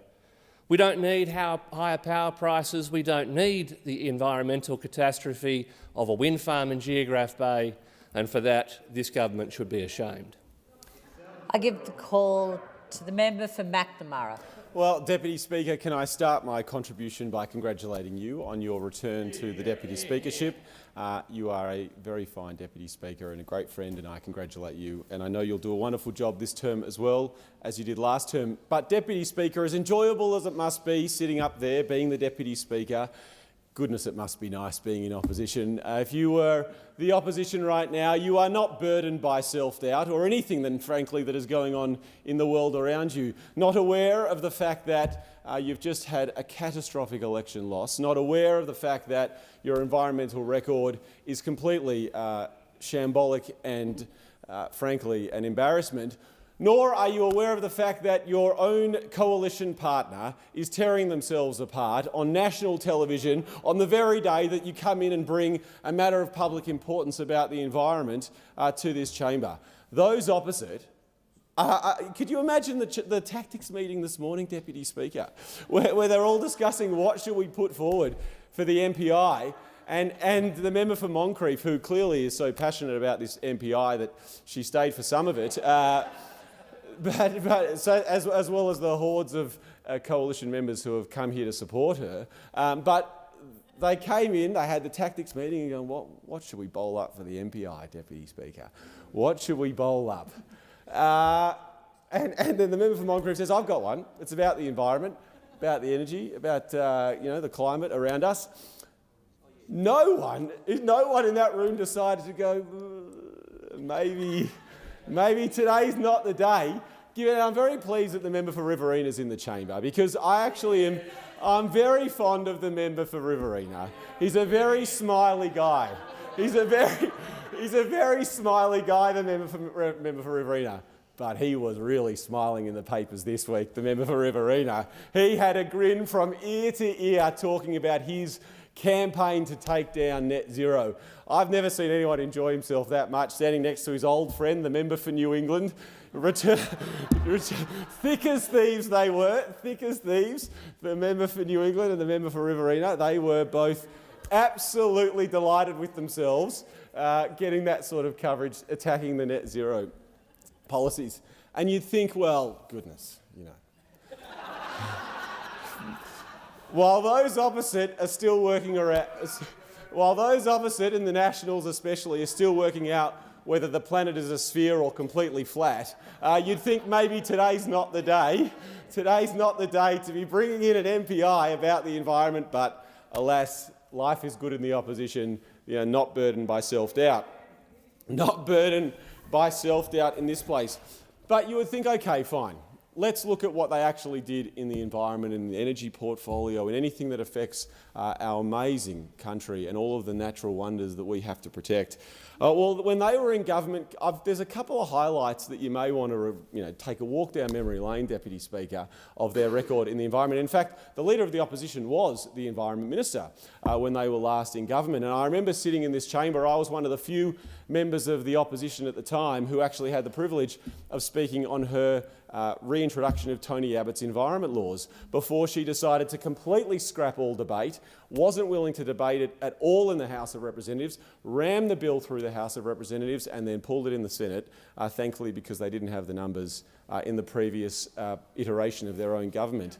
That was the legacy of the Leader of the Opposition when she was the Environment Minister, wasn't to have a constructive debate on the environment, was to ram through Tony Abbott's environmental laws, which would have completely removed the federal government from environmental approvals. It was going to give it all to the states, and what we know is that the states and territories have different standards on environmental approvals. And the amazing thing about it all was that the Leader of the Opposition, who was the Environment Minister, commissioned Professor Samuels to do a review into the environmental laws, who said that the key problem is that this chamber needs to have federal environmental standards in order to ensure that there are national environmental standards that are adhered to and that are implemented, and that was the key recommendation of the Samuel Review. Now, what did the Leader of the Opposition do at the time? Ignored her own review, brought in Tony Abbott's legislation, rammed it through this place, and then had to walk away home back to her own electorate without a bill because the Senate rejected it as well. And yet, All of this happened when they were last in government. Their record is abhorrent on the environment, but I have to commend them that on the day that the Nationals are still working out whether climate change is real, they decide to bring in MPI. Bravo, keep it coming. And I give the call to the member for Riverina. Thank you, Deputy Speaker. My next appointment is going to be in the Sky News studio, where I'm going to be talking about, indeed, the other things that I've been talking about this week. And I'll take the member for Macnamara up on a few points. He talked about the opposition leader and her record as the Environment Minister. I can well remember when the opposition leader was Environment Minister. She talked a lot about the ocean and the need to protect the sea. She talked about the pollution, and that is of great concern. It is landfill. And we have a situation in Australia at the moment where a lot of local councils are very worried about the amount of space that they have for their tips, for the amount of rubbish. And we do, as a population, albeit only small compared to other countries, we do produce a lot of rubbish. And I think companies can do a lot better in the space of packaging to reduce what ends up in landfill. And we could do a whole lot more in recycling. And I heard the opposition leader, whilst she was Environment Minister, talking a lot about the need to have better and more recycling programs. And also I heard the Environment Minister at the time, the member for Farrer, talking about what I believe is the greatest challenge for humanity, and that is to be able to feed the world into the future. Because we have a lot of children, and not just here in Australia but elsewhere in the world, who go to bed hungry of a night time. And when you see Australia and other countries having the capacity to produce more food, we should be doing that. And what I am worried about, very, very worried about, is the fact that we have a great potential and an ability to grow more food, and yet for the sake of supposedly the environment, we are taking away productive water from our irrigation farmers, many of whom are in the electorate of Farrer. Formerly it was the region of the Riverina, the Murrumbidgee and Colliambla irrigation areas, which have the ability and the capacity and the potential to grow so much more food, and yet we're stopping them from doing so because of our supposed environmental laws with the Murray-Darling Basin Plan. And indeed, I moved a disallowance motion against the Murray-Darling Basin Plan when it first arrived in this House, and I'm proud to say I did that.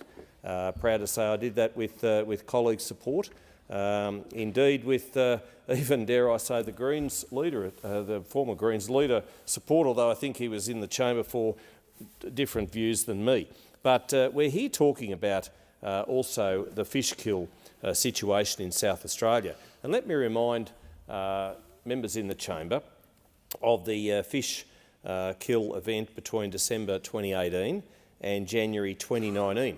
Fish kill events, unfortunately, are not new, but we haven't heard anybody in the chamber talking about the one at the moment at Lake Jelligo in Western New South Wales in the Cedar Parks, and there is a situation unfolding there which is of concern. But fish kill events are also commonplace, unfortunately, and it's not due to climate change always. It is not. It is due to a number of factors which have been occurring for millennia, and to blame climate change and to blame, as the member for Canberra did, the Coalition for the Black Summer bushfires of 2019-20 is an absolute folly. It is. It truly is.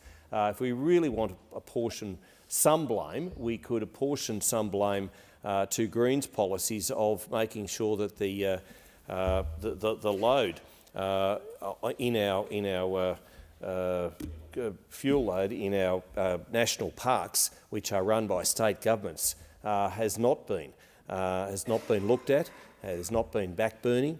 The fire trails are not maintained as well as they should be, and this does lead to combustion. This does lead to, when there is a spark, when there is a lightning strike, to fires which get out of control.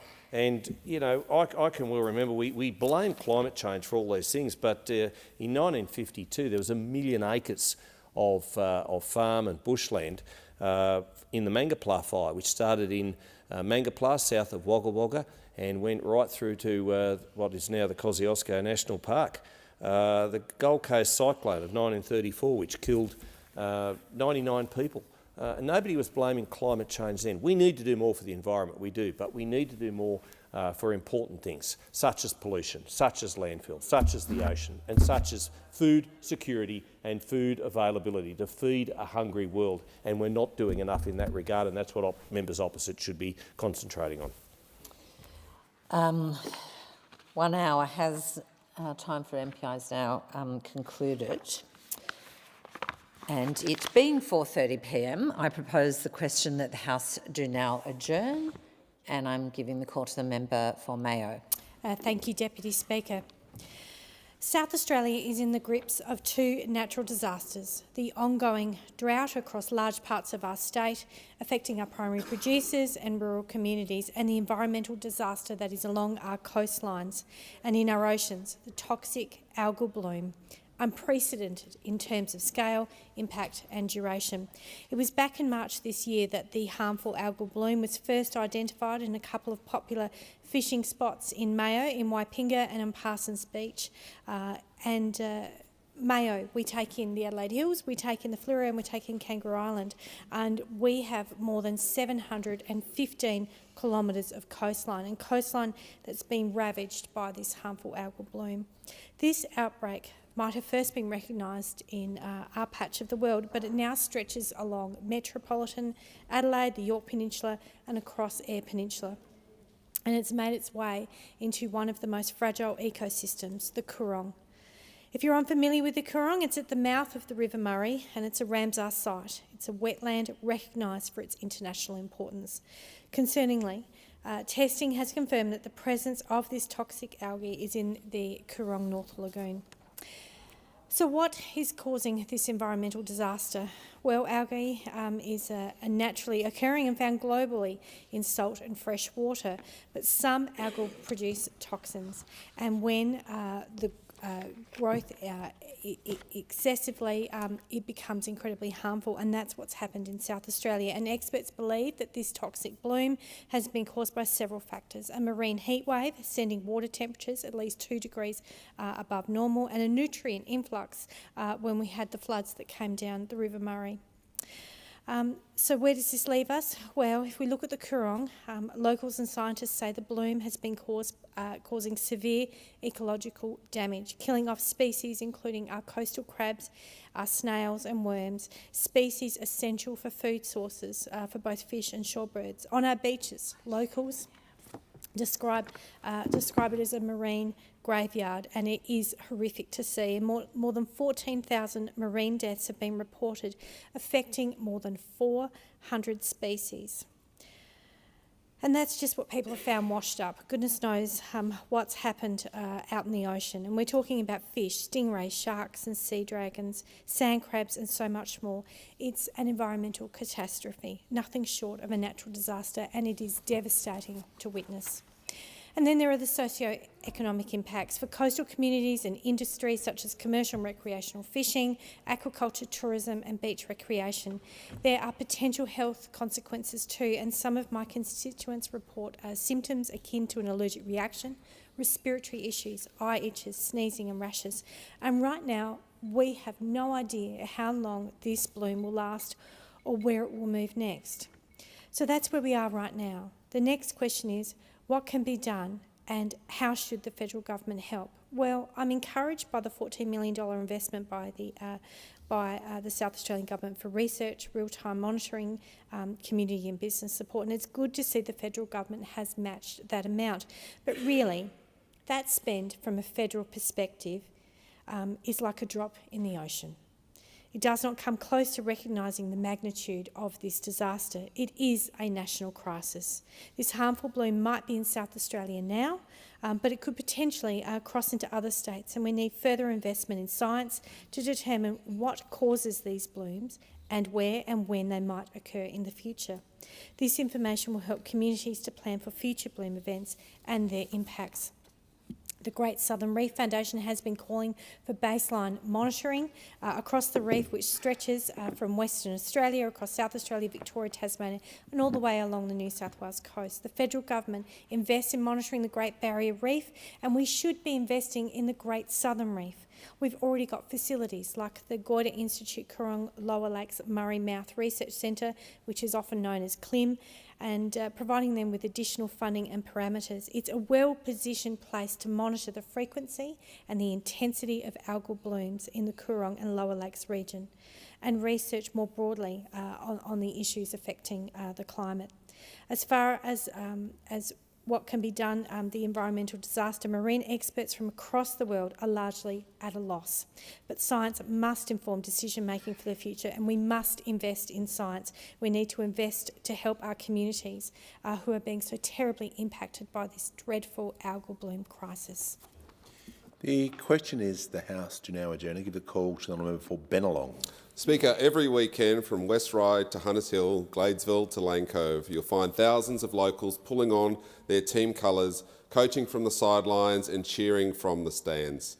Whether it's netball, football, cricket, rugby, frolf or badminton, sport brings our community together. It builds friendships, keeps people active and gives kids the confidence and connection they carry for life. And in Bennelong, Speaker, it's our local clubs and volunteers who make it all happen. That's why I'm proud to have secured major funding commitments to improve two key sporting facilities in our community, Christie Park and Boronia Park. And that's why I'm also standing with our local netballers calling for a basic fix from the New South Wales Government to fund a project that's currently falling short. Let me start with Christie Park.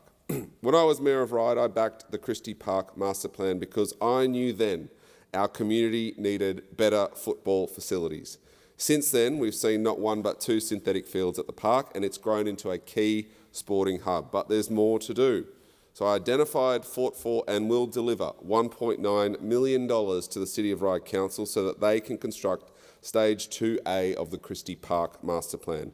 That's 5 new small-sided synthetic fields purpose-built for futsal and multi-sport use, particularly for training. It'll mean more game time for locals, more training space and more opportunity for sports to thrive, rain, hail or shine. And in a fast-growing area like Macquarie Park, we need infrastructure that keeps pace. These all-weather fields will support juniors taking their first kick, volunteers running the programs and local clubs building the next generation of sporting talent. Because when we invest in facilities like this, we're not just building fields, we're building communities. Then we get to Boronia Park in Hunters Hill, Speaker. It's one of Hunters Hill's most loved and used open spaces, home to generations of local clubs and community groups. And the recent opening of the Community Sports Centre was the result of years of work by local volunteers, players and leaders, people who rolled up their sleeves, rallied support, co-funded the construction of this facility and brought it to life. It's already transformed the experience for players and families, and now, thanks to the Albanese Labor government, we'll build on that success. My $800,000 commitment to the council will upgrade the community centre's electrics, deliver a lighting package that will install new energy-efficient LED lighting on ovals, add solar panels to the facility and deliver a big, beautiful battery on its side to soak up all that excess power.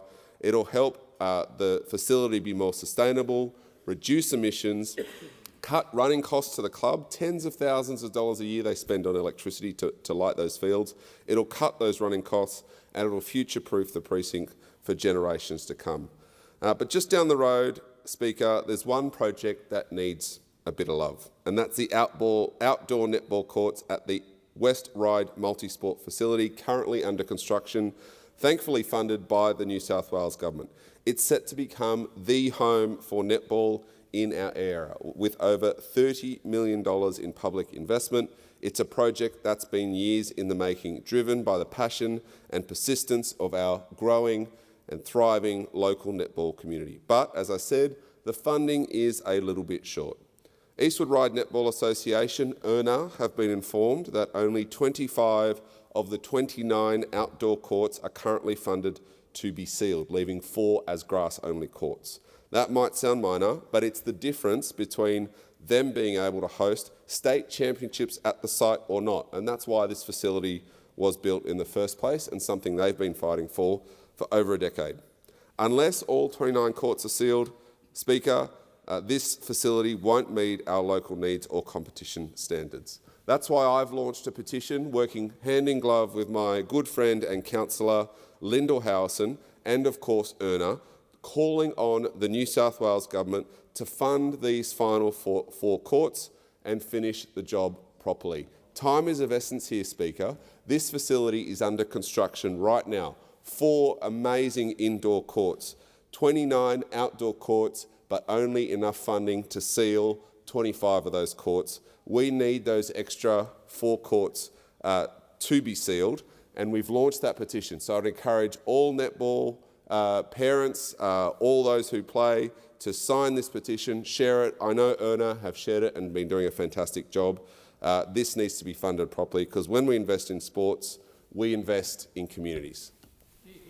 The question is the House to now adjourn. I give the call to the honourable member for Cowper. Thank you, Mr Speaker.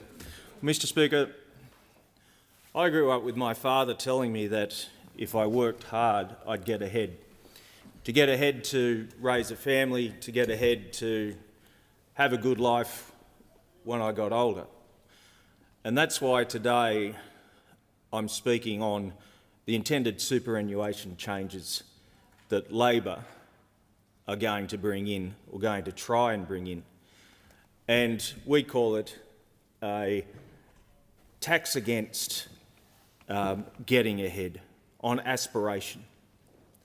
Because what they're trying to do is take your money that you have earned, that you have worked hard for, and put in your superannuation so you could have an easier life as you get older. And those intended changes are increases in tax over $3 million. But the punch here is the tax is on unrealised capital gains. I'll say that again. The punch here is a tax on unrealised capital gains. Now, some people might be thinking, well, $3 million, that'll never apply to me. Let me talk about the average person who will be affected by this. And they are our people. They're our farmers, our primary producers, and business owners, small businesses, who in the past, because the government has said to them, you can do this, you can put your farm in your superannuation fund, or you can put your business, your commercial property, in your superannuation fund. You're allowed to do that. And in fact, they were encouraged to do that. But now the government's moving those goalposts. Why? Because of the budget. Because we're seeing a decade of deficits, and they see an easy grab. Those farmers who have put their properties into their self-managed super funds, in some years will make a loss. And I'll give you an example. In my electorate of Cowper, only recently we saw devastating floods. Those floods will take 18 months to 2 years for those farmers to be able to get back on their feet. And whilst the government hands out $75,000 for them to fix a few fences, where in fact they're paying $200,000, $300,000, $400,000 in infrastructure damage, fixing that infrastructure, and then not making any profit over the next 2 years, the government is intending to turn around and say to them, well, your property has just increased by $500,000 over the $3 million cap. We are now going to tax that. And the farmer says, oh, well, I'm sorry, I don't have that money because my property was damaged or I haven't made any income for the last 2 years, so what am I to do? And without doubt, the taxman will say, you must sell your property off. And similarly, with business owners, again, in my electorate and down in Lyne, inundated with flood, spending hundreds of thousands of dollars to repair their commercial property, and they will then have to pay this unrealised capital gain. And it is a first that we should not be proud of, to break the convention of tax, basic 101 tax, where we are taxing that unrealised capital gains. And I say to the young people out there who may be listening, and you're thinking, well, that won't apply to me. Well, it will, because not only are they taxing unrealised capital gains, they are not indexing the amount.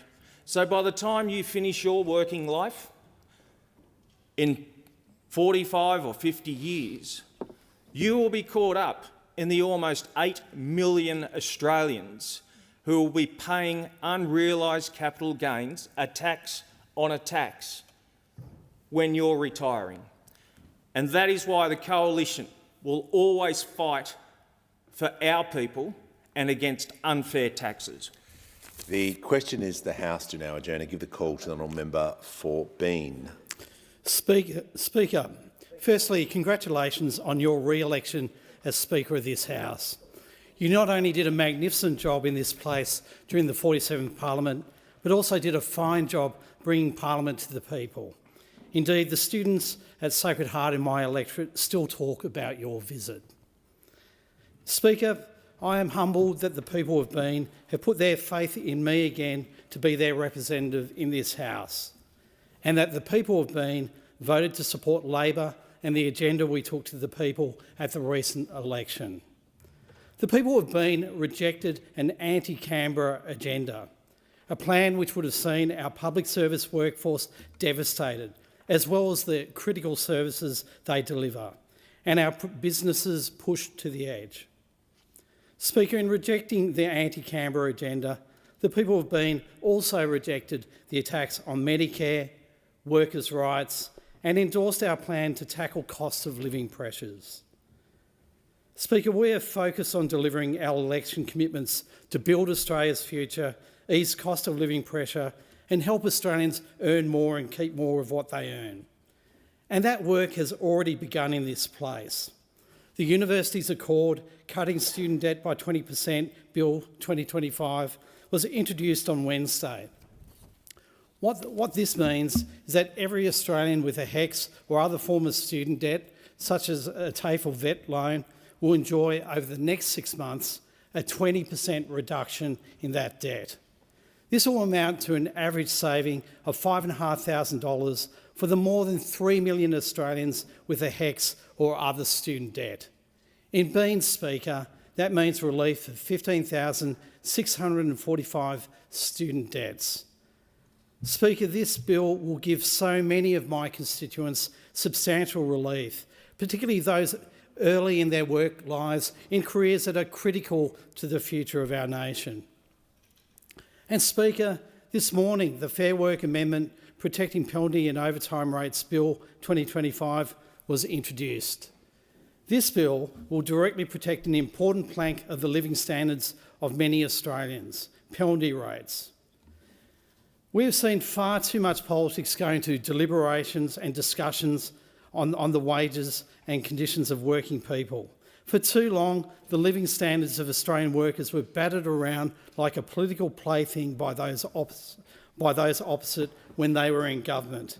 In government, they deliberately had a policy that suppressed minimum pay rates and stalled genuine enterprise bargaining. We began to restore balance to workplace relations in our last term, and now, Speaker, with this bill, penalty rates will be protected. And Speaker, our government will also be tackling the important issue of payday superannuation as a matter of priority in this term of this Parliament, with the implementation date commencing on 1 July 2026, subject to that legislation going through the House. Labor has always been the party of fairness, the party of superannuation, and payday superannuation will be better for both employers and workers, making super payments easier to track and compounding those payments, leaving a larger nest egg for retirement for Australia's workers. Speaker, this legislation will also help with unpaid superannuation, a scourge for too long. Analysis and reporting suggest that in my seat of Bean, just over 13,000 workers are missing out on $27 million in super entitlements in the 2022-23 financial year alone. Speaker, this is unacceptable. Passing legislation, bringing in payday legislation will be good for workers in Bean and around the country. Speaker, I'll always stand up for workers in Bean getting their fair share. Let's get this part of the puzzle done as well.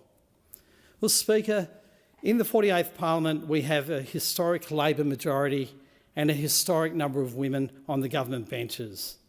And Speaker, we have a historic opportunity to make our nation stronger and fairer. That work has already begun this week. We've heard the first speeches of many members of this Parliament who will make a significant contribution to those ongoing efforts. And Speaker, I also look forward to being part of these efforts in the 48th Parliament. The question is the House do now adjourn and give the call to the honourable member for Gippsland.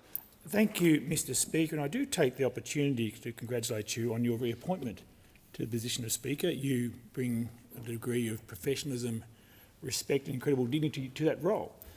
But unfortunately, Mr Speaker, tonight I get to speak on an issue which is quite the opposite, in the manner in which the Bendigo Bank executives have treated the people of Yarram in my community.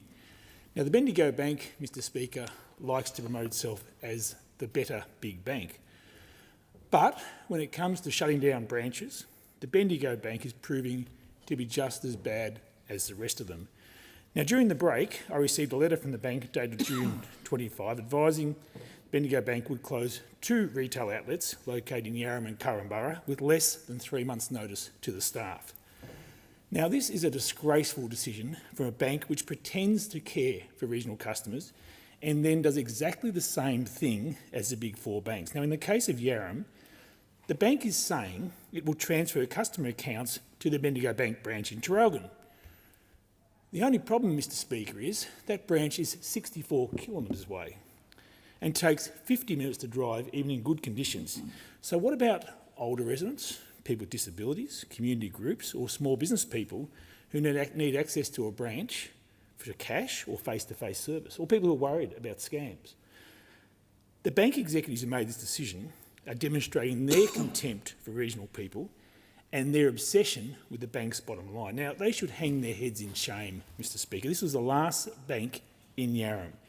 Now, I'm certain the Bendigo Bank in Yarram is a profitable operation, and there's been no consultation with the local community about alternatives to a complete branch closure. The bank is claiming it has, and I quote, sought to minimise any impact on customers and has taken into consideration, and I quote again, the proximity of other service locations. But forcing Yarram customers to drive to Traralgon is an abuse of their power. Why should their loyal customers have to pay for petrol to access their own money in the middle of a cost of living crisis? Now, the bank also claims it undertook, I quote, a review of evolving customer preferences. But they never consult with my office or anyone in Yarram, and in forcing this decision on the community, they've shown no respect for local needs. But it gets worse, Mr Speaker, because when I challenged the banking executives about their so-called review, they couldn't answer the most basic questions. You see, Mr Speaker, they initially told staff a week before the closure announcement, and they told their loyal customers the same thing, and they told the local media, that no decision had been made about the Yarram branch and a review was underway.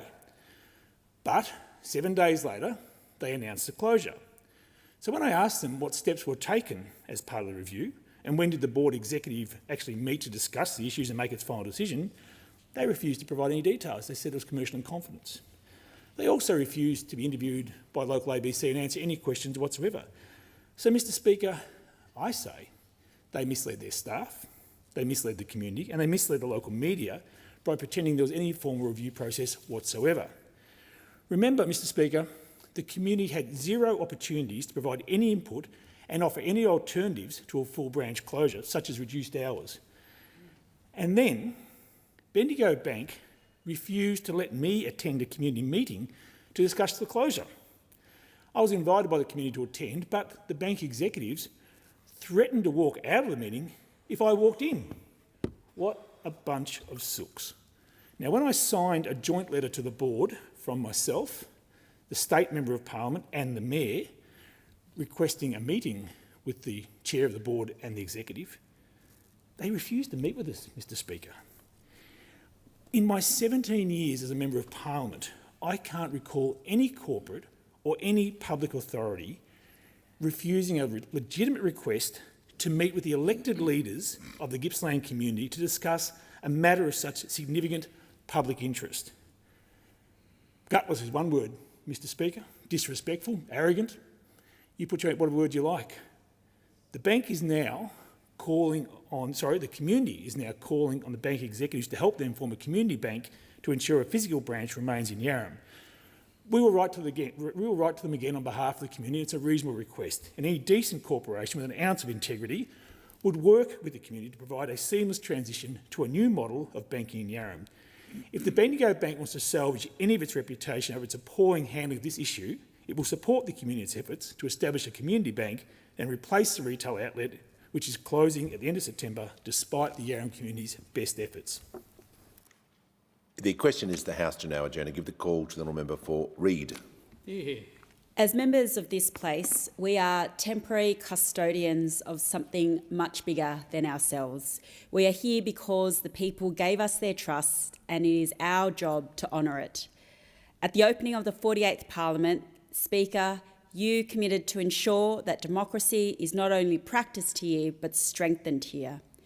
In a world where democratic norms and institutions are under threat, this sentiment could not be more relevant.